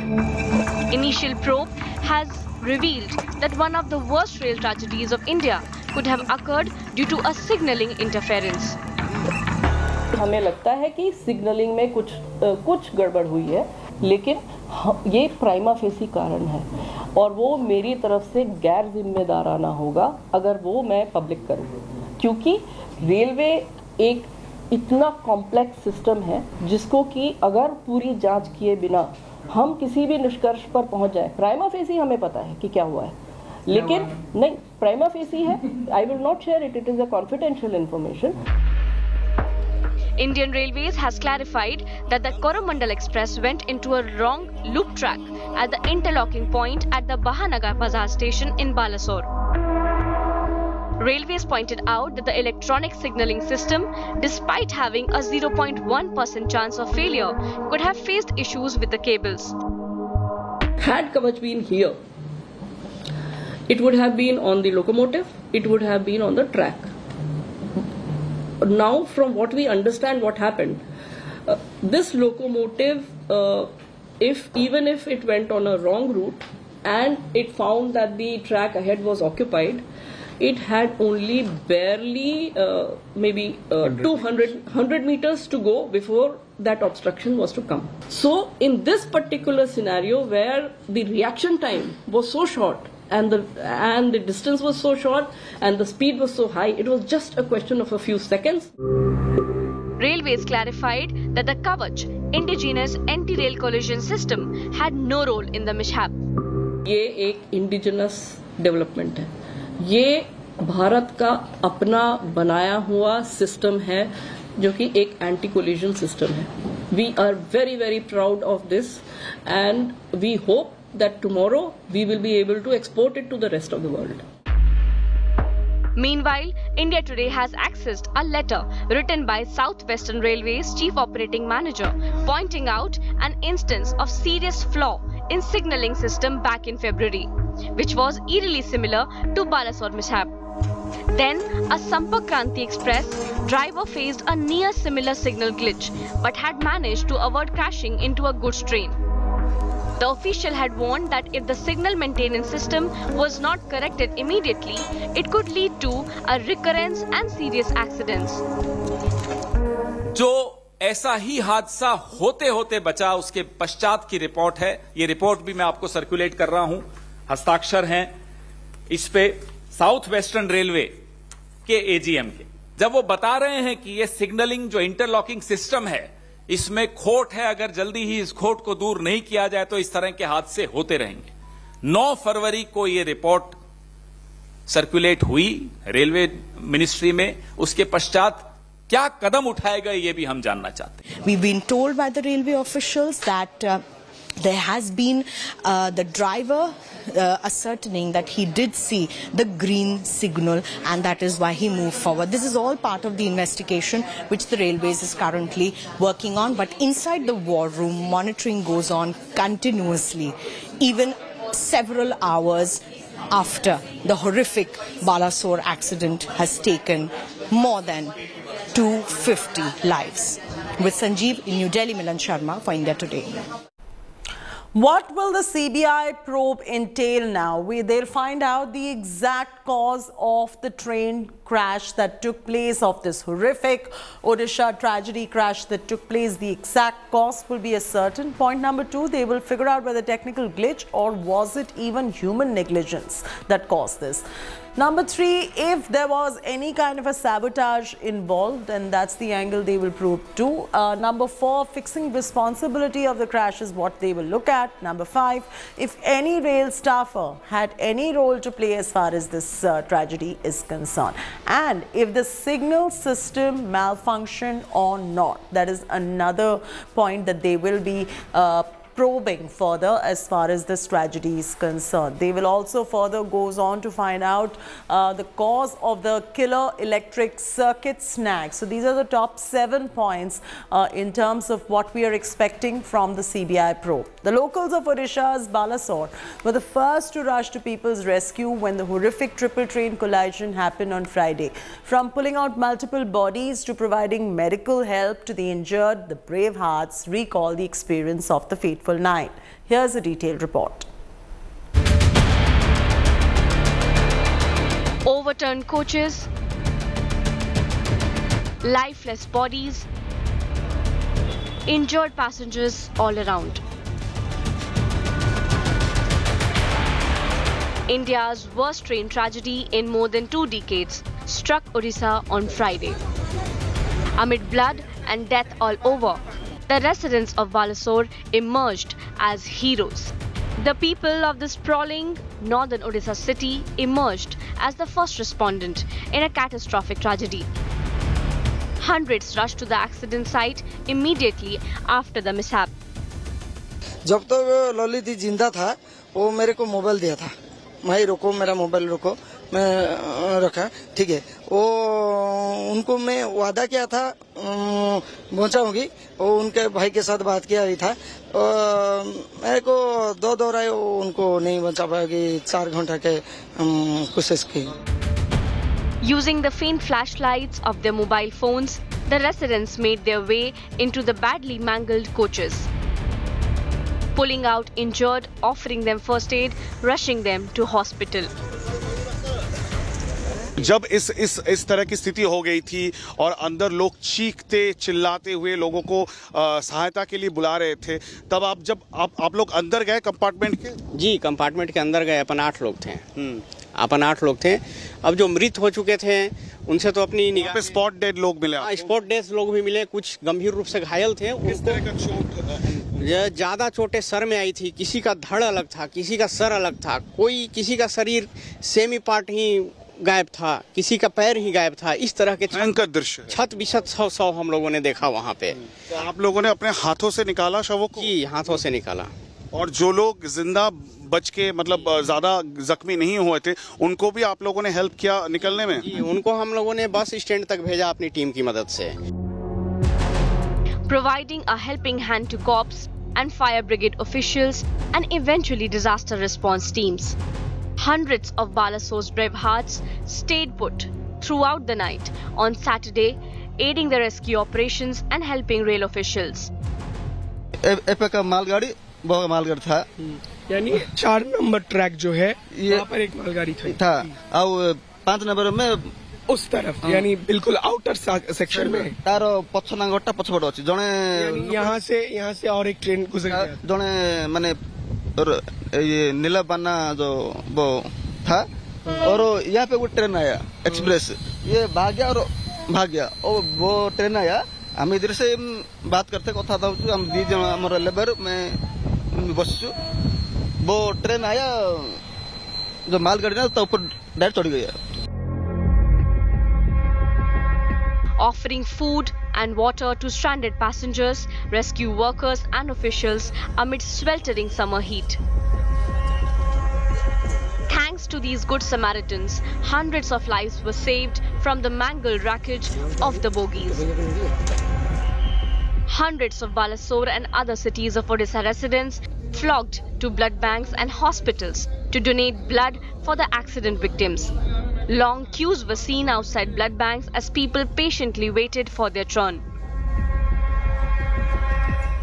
The selfless rescue work, Prime Minister Narendra Modi lauded the courage and compassion of the people, saying, "Thank you, Odisha." मैं उड़ीसा सरकार का भी यहाँ के प्रशासन के सभी अधिकारियों का जिन्होंने जिस तरह से इस परिस्थिति में अपने पास जो भी संसाधन थे लोगों की मदद करने का प्रयास किया, मैं यहाँ के नागरिकों का भी हृदय से अभिनंदन करता हूँ। In the darkest moment, the people of Balasore shined with exemplary courage and selflessness. With Indrajit Kundu and Satyajit in Balasore, Bureau Report, India Today. Heart-wrenching visuals as families stood in long queues to identify their loved ones who lost their lives in one of the worst train disasters in the country's history. Dead bodies of the deceased were kept in cold storage. Efforts are currently underway to identify 200 unclaimed bodies. Here's a detailed report by Indrajit Kundu. 48 hours have passed since the terrible tragedy struck Odisha, and several families, especially of those migrant laborers who were traveling via Coromandel Express, they're yet to identify their loved ones who may have perished in this accident, and the entire process has turned very, very tedious. The Odisha government is trying its level best to help families identify the bodies. In fact, the bodies have now been shifted from various locations to 2 places, AIMS Bhubaneswar and the Nosi Business Park here in Balasore. You can see this is the huge hall in which the bodies have been kept, and also there has been a help desk that has been created with police officials, other officials creating the database. Photographs have been put up so that somehow number of numerous families who are traveling from various locations can come and identify their loved ones, the dead bodies of their loved ones. We can't show these photographs, of these decomposed bodies. The challenge, of course, is that as time passes by, the bodies are decomposing very, very fast. This location, this facility is air conditioned, and therefore the bodies have been brought here. There is a giant screen that have been put in place where the bodies are also being shown, and the family members are desperately looking into these photographs somehow to identify, get some information. There are some families who have been able to, identify the photograph, but they are trying to locate the body. There are others who are yet to locate the body or get any information about the whereabouts of their loved ones. These officials are somehow trying to assist those families, whoever is seeking information. So this is, of course, a challenge that's unfolding 48 hours after the terrible catastrophic tragedy that took place at the Bahanagar station in Balasore. With camera person Prasun, Indrajit for India Today in Balasore. The Data Intelligence Unit of India today has collated some very critical data to give you a little bit of perspective on what's going on with this attack. Now, the deadliest rail accidents across the world is what we've collated for your understanding. The death toll, I must say, is as of 4 p.m. June 4, 2023. And these are major incidents since 1980. That's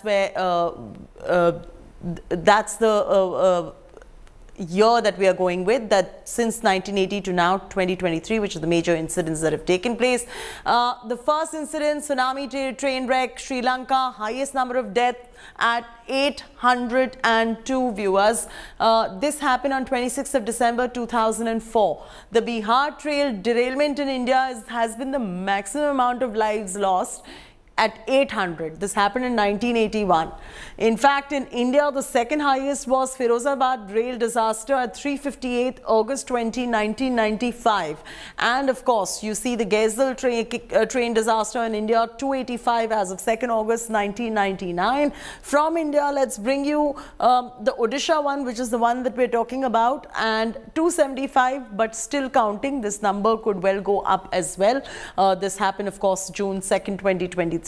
As you know, because we've been continuously reporting on this incident. The Khanna rail disaster also took place in November 26 in the year 1998, and the death toll is here at 212. Now, just to also tell you which are the other ones. Ulfa train disaster, Soviet Union in 1989, 575 is the death toll. The Avash rail disaster in Ethiopia in 1985, 392 is the death toll. The Al Ayad train disaster in Egypt, 2002, 361 is the death toll, as you can see. Then comes India, which I already spoke to you about, the Firozabad one at 358. The Nishapur train disaster took place in Iran. 320 lives were lost. This happened in 2004. The Tolunda train disaster took place. This happened in Angola. How many lives were lost? 300. September 22nd, 1994 is when this took place. Baku metro fire, this happened in Azerbaijan. What happened in Azerbaijan? 300 lives were lost in the year 1995.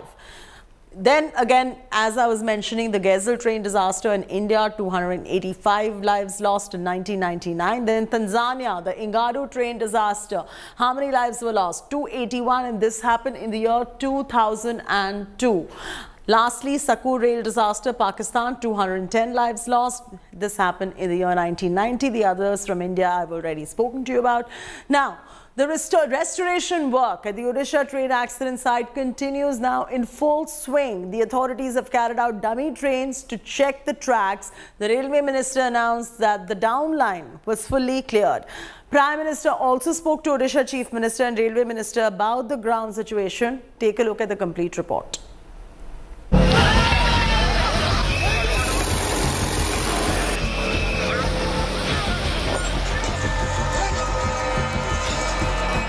Over 1,000 personnel with multiple hydraulic excavator, relief trains and road cranes are working round the clock.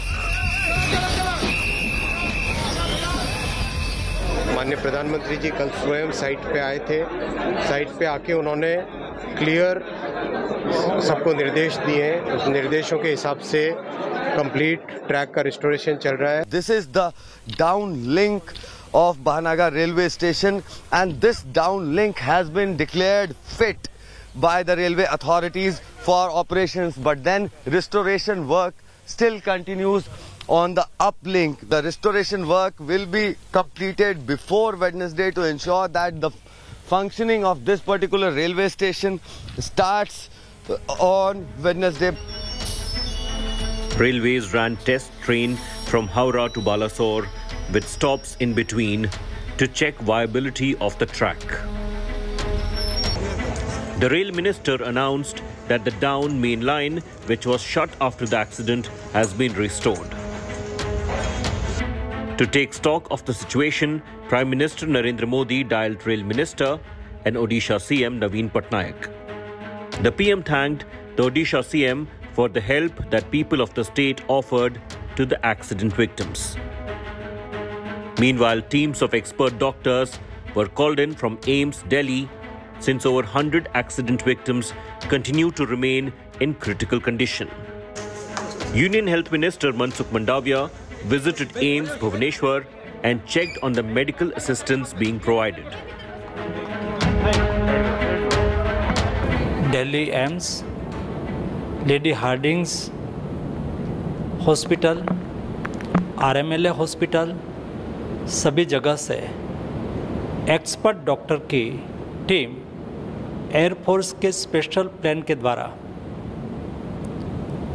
Modern equipment और medicine के साथ अभी पहुंच चुकी है.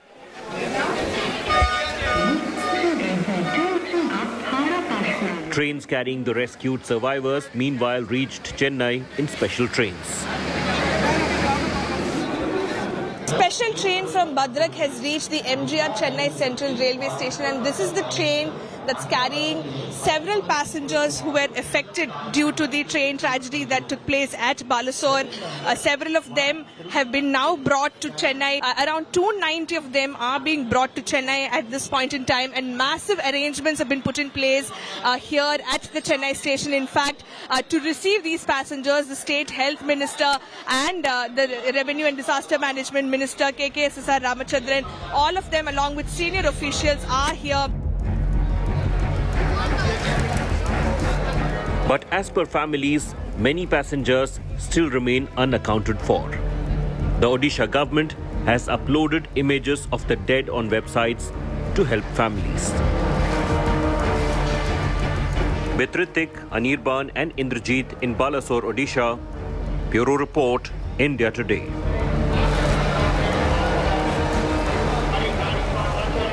Well, that's it from me, Chaiti Narula, on this bulletin. Keep watching India Today and don't forget to log on to indiatoday.in or go ahead and download the India Today app.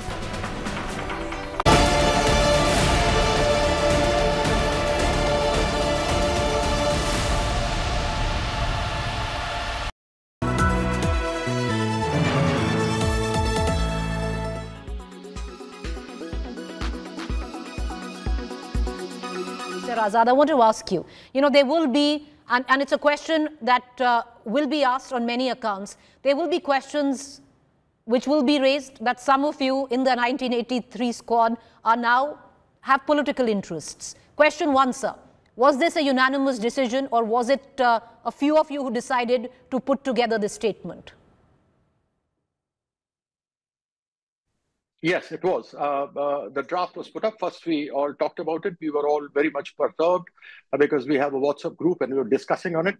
And I was, on occasions, was commenting on it or through my social media and other things.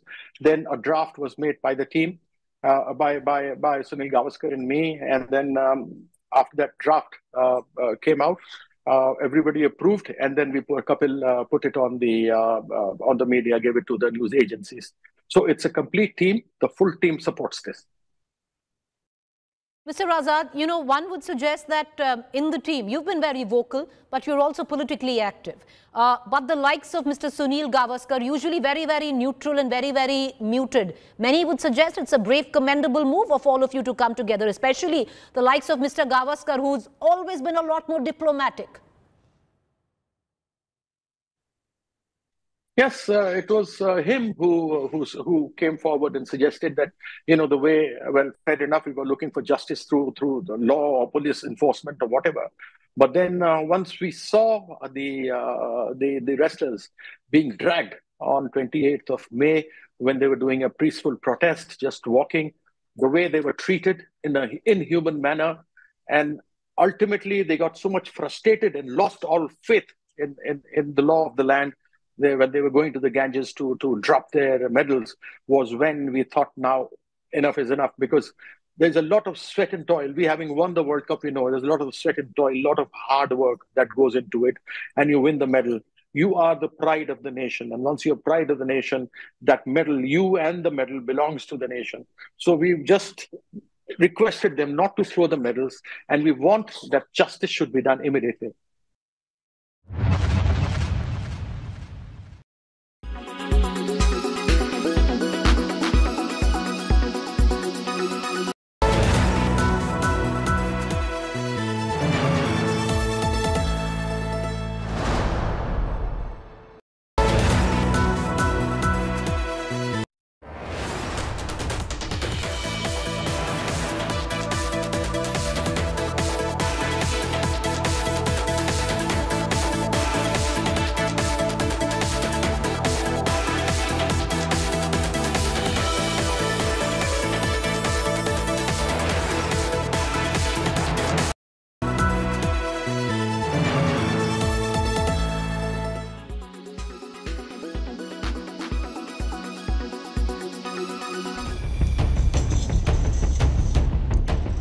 It is a historic moment for women in armed forces.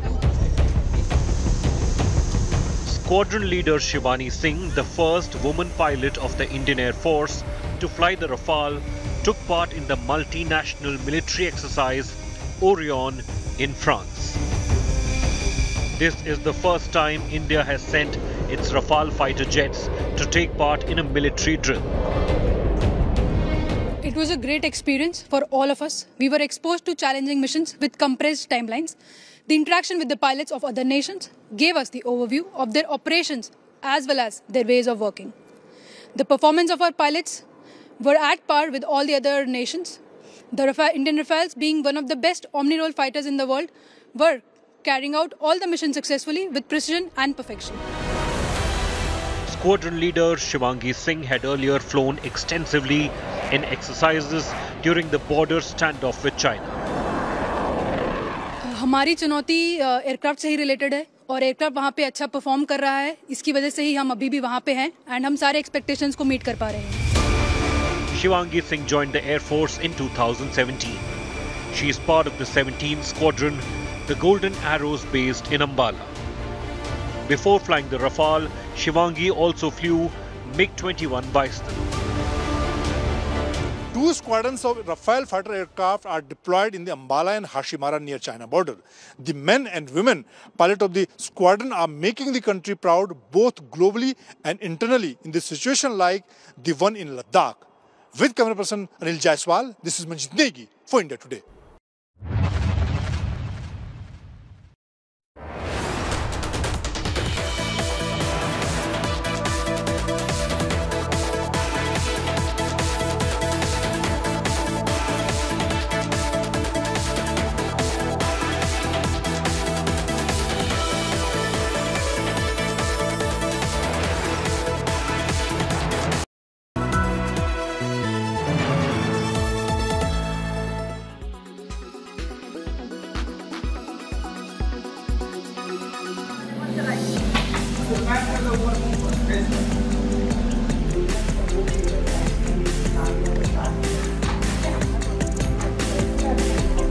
A bold experiment in women's empowerment.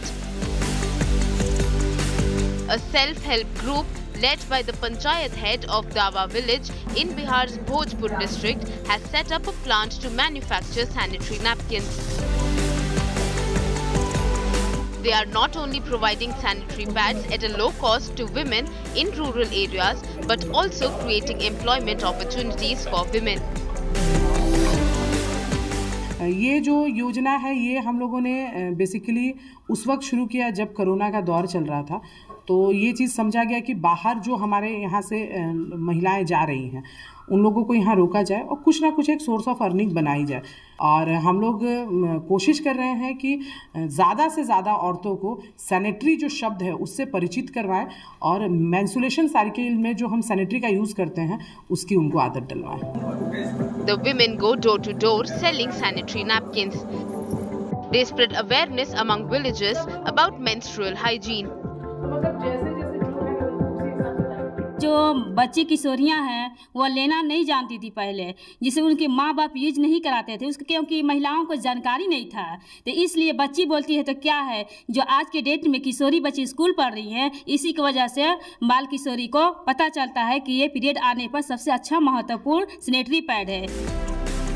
The unit in Dawa makes 4,000 to 5,000 sanitary pads a day. Their product, branded as Sangini, is available in markets in villages and towns in the district. Bureau Report, India Today.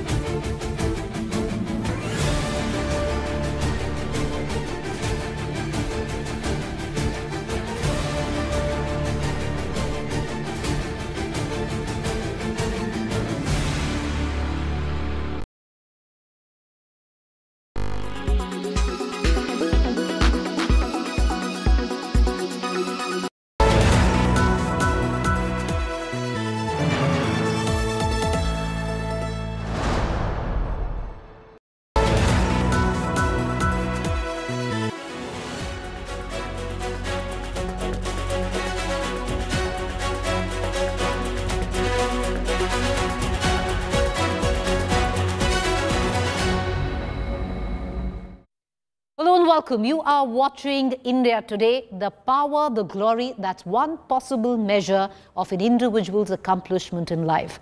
But it only traces the outer circumference of what is essentially an inner journey.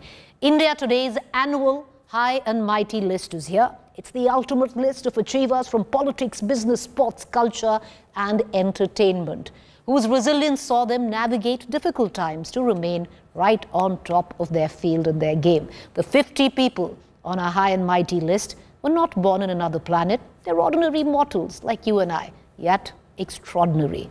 Their little and big kingdoms were built out of each one's special blend of savvy, will, imagination, tenacity, and sometimes the sheer force of personality. Here is the top 10 of powerful people of India's Today's High and Mighty list 2023. At number 10 of the most influential Indians is the evergreen superstar of Bollywood, Amitabh Bachchan. At the age of 80, he continues to defy age, excelling on the big and small screens. Last year, the Big B scored one of his biggest box office hits to date with Brahmastra Part 1, Shiva, which netted 230 crore rupees in India. Alongside, he hosted yet another successful season of Kaun Banega Crorepati. Mr. Bachchan Sr. is constantly reinventing himself to stay relevant. It is not the duration of a role, but its significance that matters to him. Last year's Jhund saw him play an everyman football coach to slum kids, and the upcoming multilingual film Project K, where he injured himself while filming an action sequence, are proof that he does not believe in resting on his laurels. At number 9 is the father-son duo of the Premji clan. 77-year-old founder-chairman of Wipro, Azim Premji, is India's leading philanthropist. He's transferred most of his personal wealth to the Azim Premji Foundation, be it his shareholding in Wipro, Wipro Enterprises, or a range of assets owned through Premji Invest. This has created an endowment worth nearly $29 billion.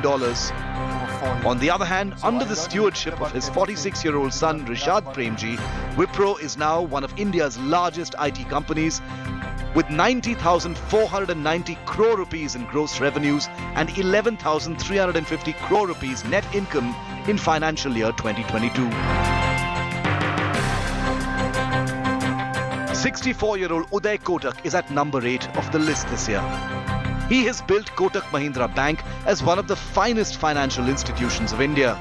With significant assets under management, Kotak Mahindra Bank is currently worth 4.21 lakh crore rupees. Global institutions too have entrusted over $8 billion in alternative assets. Uday Kotak's childhood passion was playing the sitar. This gentle and persuasive banking behemoth is the government's go-to person to resolve complex banking issues today. The chairman of the Adani Group, Gautam Adani, is Mr. Resilient at number 7 spot this time. This 60-year-old's appetite for expansion is only growing. Never mind that nasty hit by a company named after a Zeppelin that crashed, the down-to-earth clean energy pioneer plans to invest $70 billion by 2030 to build 3 gigafactories for solar modules, wind turbines and hydrogen electrolyzers, aligning his group's plans with the green energy thrust of the Indian government led by Prime Minister Modi, with whom his relationship goes back several years. N. Chandrasekharan is the consolidator-in-chief at number 6. This 59-year-old is the first non-Parsi and professional executive to head the Tata Group. The amiable and confident Chandrasekharan is transforming the $128 billion salt-to-software conglomerate. His coup de grace is a year after it bought the beleaguered Air India. The Tatas ordered 470 new planes from Airbus and Boeing in February with $70 billion per listed prices. It's the biggest such purchase in aviation history. Telecom titan Sunil Bharti Mittal is at number 5. Laser focused on business, the 65-year-old telecom tycoon constantly wants more despite a consumer base of 390 million and 6 million wired homes. Through tough times, Airtel has more than held its own as India's second largest player in mobile telephony and internet services after Reliance Jio. The first out with 5G, the high-energy Mittal is feverishly rolling out pan-India coverage, which he hopes to complete by the end of the next financial year. One can expect a tariff war between the two majors once that happens. And it's one of the biggest slums. 63-year-old Sajjan Jindal is spreading his wings at the number 4 spot of Power People this year. The diversified JSW Group, with overall revenues of $22 billion, is firming up its presence in several growth sectors of the economy besides its flagship area of steel. It's aiming at energy, infrastructure, cement, paints, venture cap and sports. The group is powered by a 40,000-strong employee base. At 85, Ratan Tata is Eminence Greece at number 3 of this high and mighty list. As head of Tata Trust, the philanthropic arm that holds 66% share in Tata Sons, he remains the most venerated figure in the pantheon of Indian industrialists. He has a key role in the appointment of the chairman of Tata Sons, the holding company of the Tata Group. Tata Trust has developed and augmented 10 cancer care facilities across the country in Assam, Jharkhand, Andhra Pradesh and Karnataka.